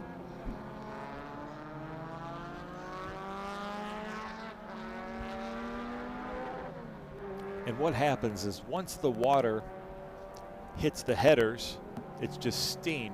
There's nothing you can do.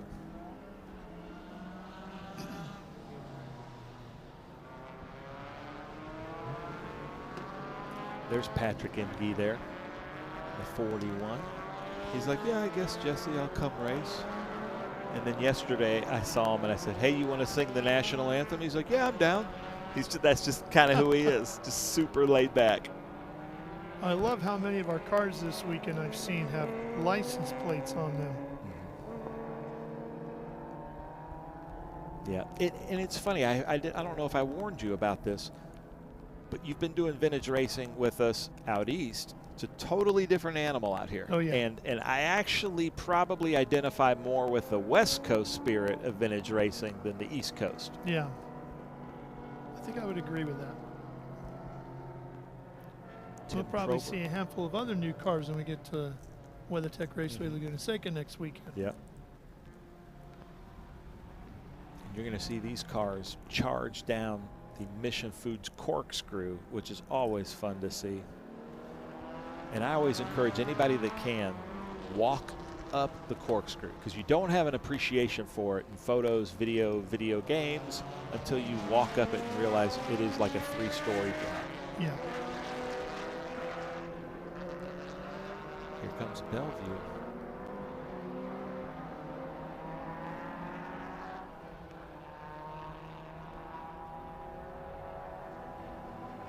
And ladies and gentlemen, I know that this might kind of look a little bit slow to you, but I promise you this is so much more difficult than driving in good conditions at 100%. They are so much more nervous. Every little noise, every little movement is very startling. Like if you've ever driven on the interstate in the rain and you hit a patch or you start to hydroplane, that's what's happening to them all the time here. But there's our leader, Mosing, going around looking pretty smooth now. He's got to be getting close to the white flag, I would think. Keeping an eye on the flagman to see if he has it in hand. Mosing out for a Not pretty yet. big lead. About 3 seconds. We were talking about the Miata taking over being modeled after the Lotus Elan. Well, that car was modeled after the MGB GT and a few others, and your favorite, the GTO. They kind of took the lines of that, and you know, basically back in those days, a lot of the Japanese manufacturers just made their version of a car way more reliable. Yeah. I had the RX-7 from that era, 1980. I always love those. Well, love the sound of the rotaries. You couldn't kill that rotary. Ara Malkassian moving up. Ara, if you're watching this later, I wish I could pronounce. When he pronounces his name, it sounds like music, and when I do it, it sounds just very southern. Looks like our Z is calling it a day. Ooh, McKean. So Ara got around McKean, and now he's got Penny behind him. And closing rapidly is Penny.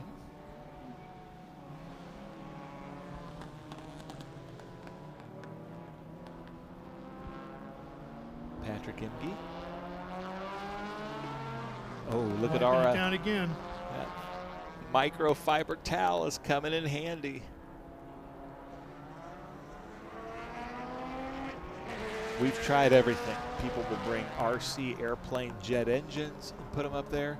We've seen a person strap a DeWalt leaf blower and just blow it the whole time. We've seen people try everything. We've seen rags on sticks. Yeah. You know, but nothing seems to work. Once it gets foggy, it's going to continue to get foggy. Yeah. A lot of people will go and buy the old 80s rear wheel defroster, rear window defroster, Yes. all those little copper lines. Oh, our race leaders on pit road. What happened to Mosing? I wonder if the conditions have gotten that much worse. Ooh, Holly Ermish is not going to like that, Mosing. Well, he is headed right back to the paddock. But you're in these conditions, if you're driving the car back to the paddock under its own power, you're kind of winning. Yes. But Brian O'Shaughnessy, last year's champion in this hard-fought, maybe the most difficult vintage racing championship in North America, is out there in the lead again.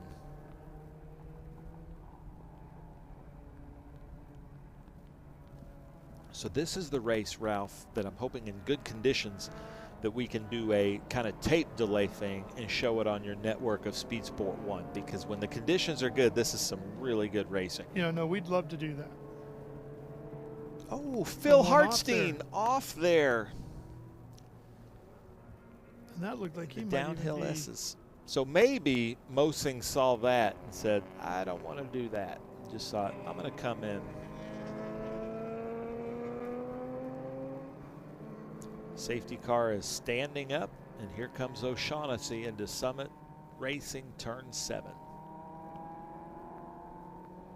So the reason the Hot Wheels is across there is because the former owner, Ryle Barnett, was able to talk Hot Wheels into making that car into a Hot Wheel. So you can buy, I have a few, you can buy that car from Mattel as a Hot Wheel. That's cool. The Jetsons car, the bubble top. BMW 2002. I love the look of that car. And some of the best Full visibility. Course caution. Full course caution. Oh, yep. if you've ever sat in a BMW 2002, it has the visibility of a Roadster. Yeah. It's just all around. It's really good visibility. Big bubble window. Well, this is going to be our last race of the day for the live stream. We don't expect many Route 10 cars to come out in the rain.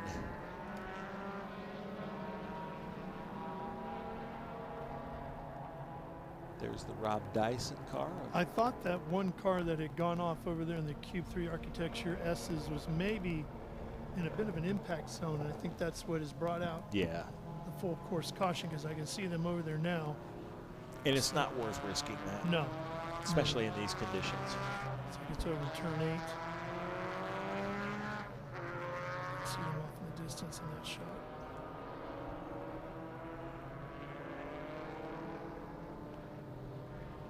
There's the Janetta safety car picking up the field. Well, when are you getting into Laguna? Or Monterey, I should say. I think I'll be there Wednesday. I'll get there Monday, drop off my truck and trailer, and then actually just drop off the trailer. Then I'm going to either go to Sequoia or Yosemite, take advantage of some of these great national parks.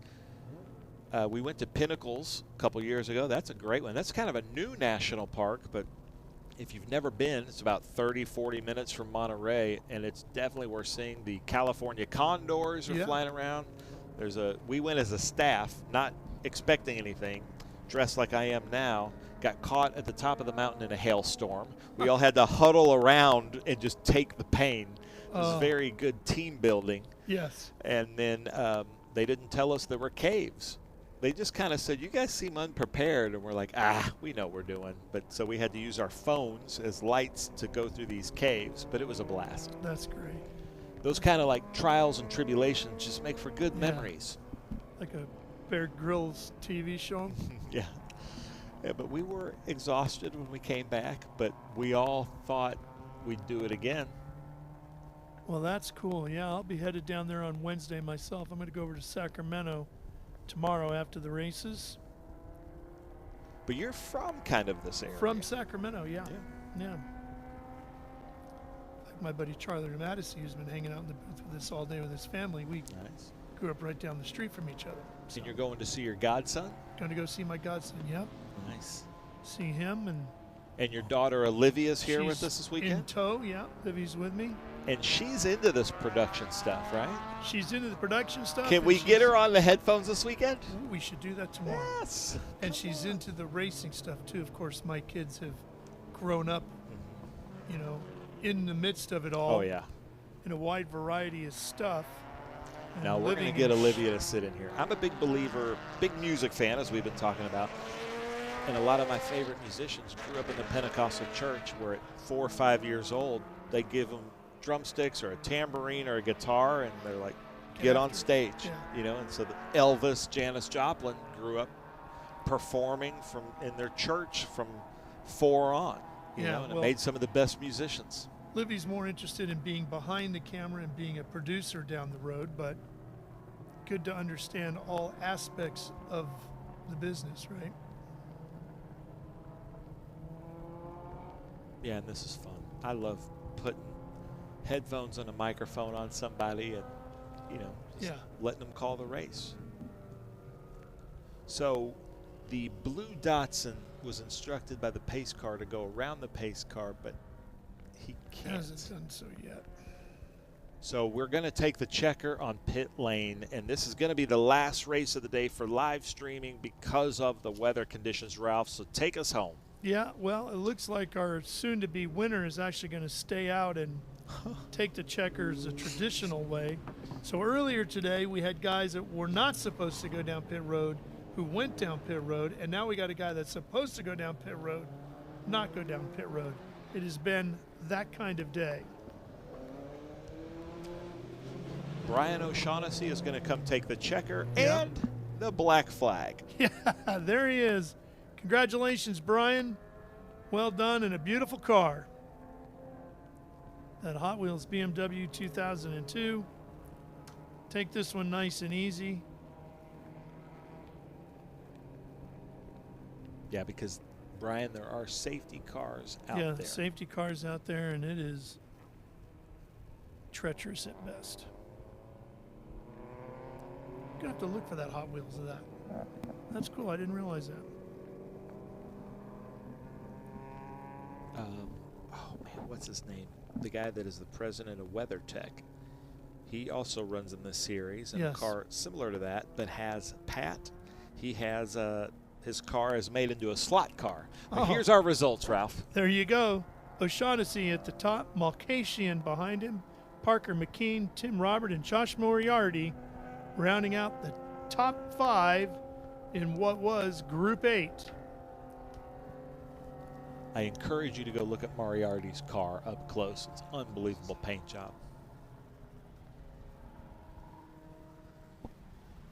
All right, well, we're going to come back with the podium celebration, as soggy as it will be. But we're going to take a quick break, so stay with us. We'll be right back for the podium for Group 8.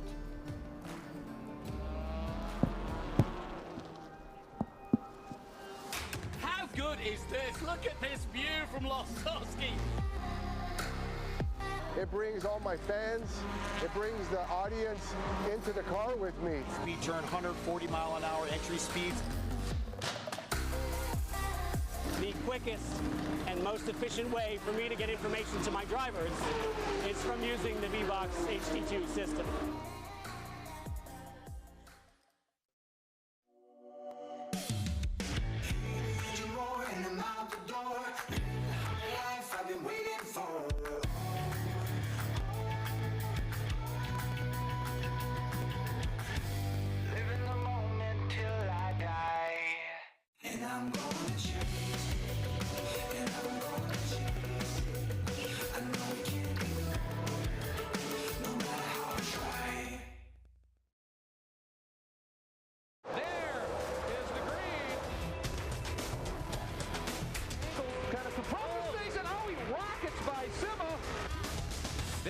Said. One of the ways you overtake here at Sebring is really good in the braking zone, like this one right here. Both go around. There's the green. We are back and at it. Watch this. Oh, Lagarde, Miller, Lagarde.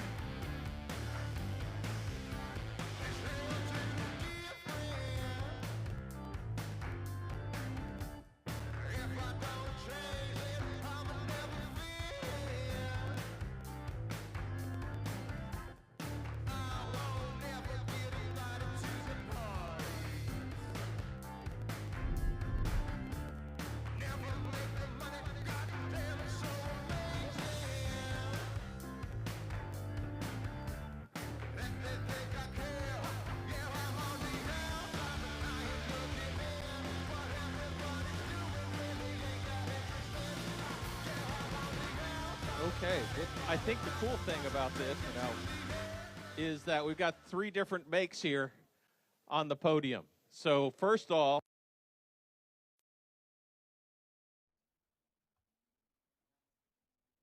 Parker in the Alfa Romeo. I'm sorry, this is my favorite mark in the paddock. I have a favorite mark, and that's it. So how was your race today? Did you have a good time out there in the crazy rain? I don't know if I had a good time, but made it happen and brought it home. Anybody you'd like to thank for bringing it home? It looks like all the fenders are on it. Yeah, we got all the fenders. Thank Anthony and Santos and my dad and just everyone for being out here. It's a lot of fun. All right, very well. Let's put you up. Michelle has some hardware for you over there. We'll put you up P3. All right, come here.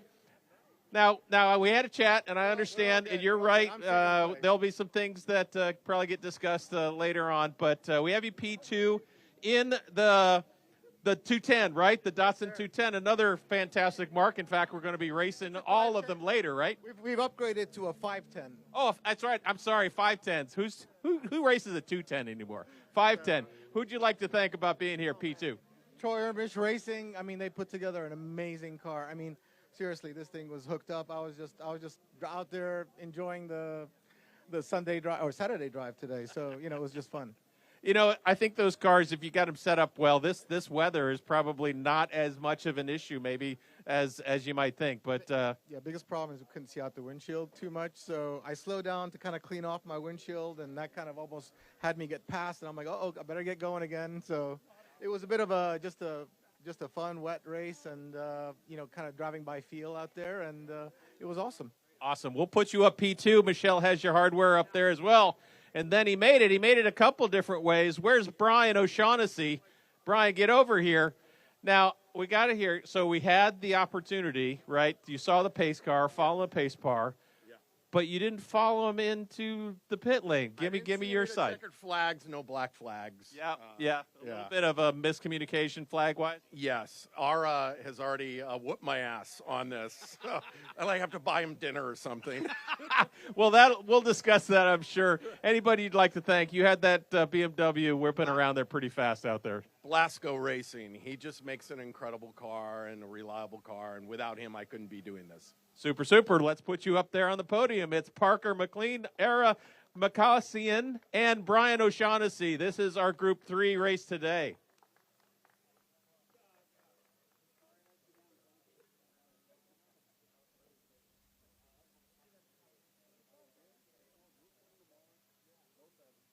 Era, I'm working on your name, Makassian.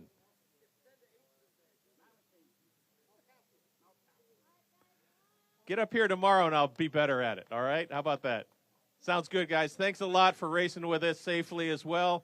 We'll send it back to you guys.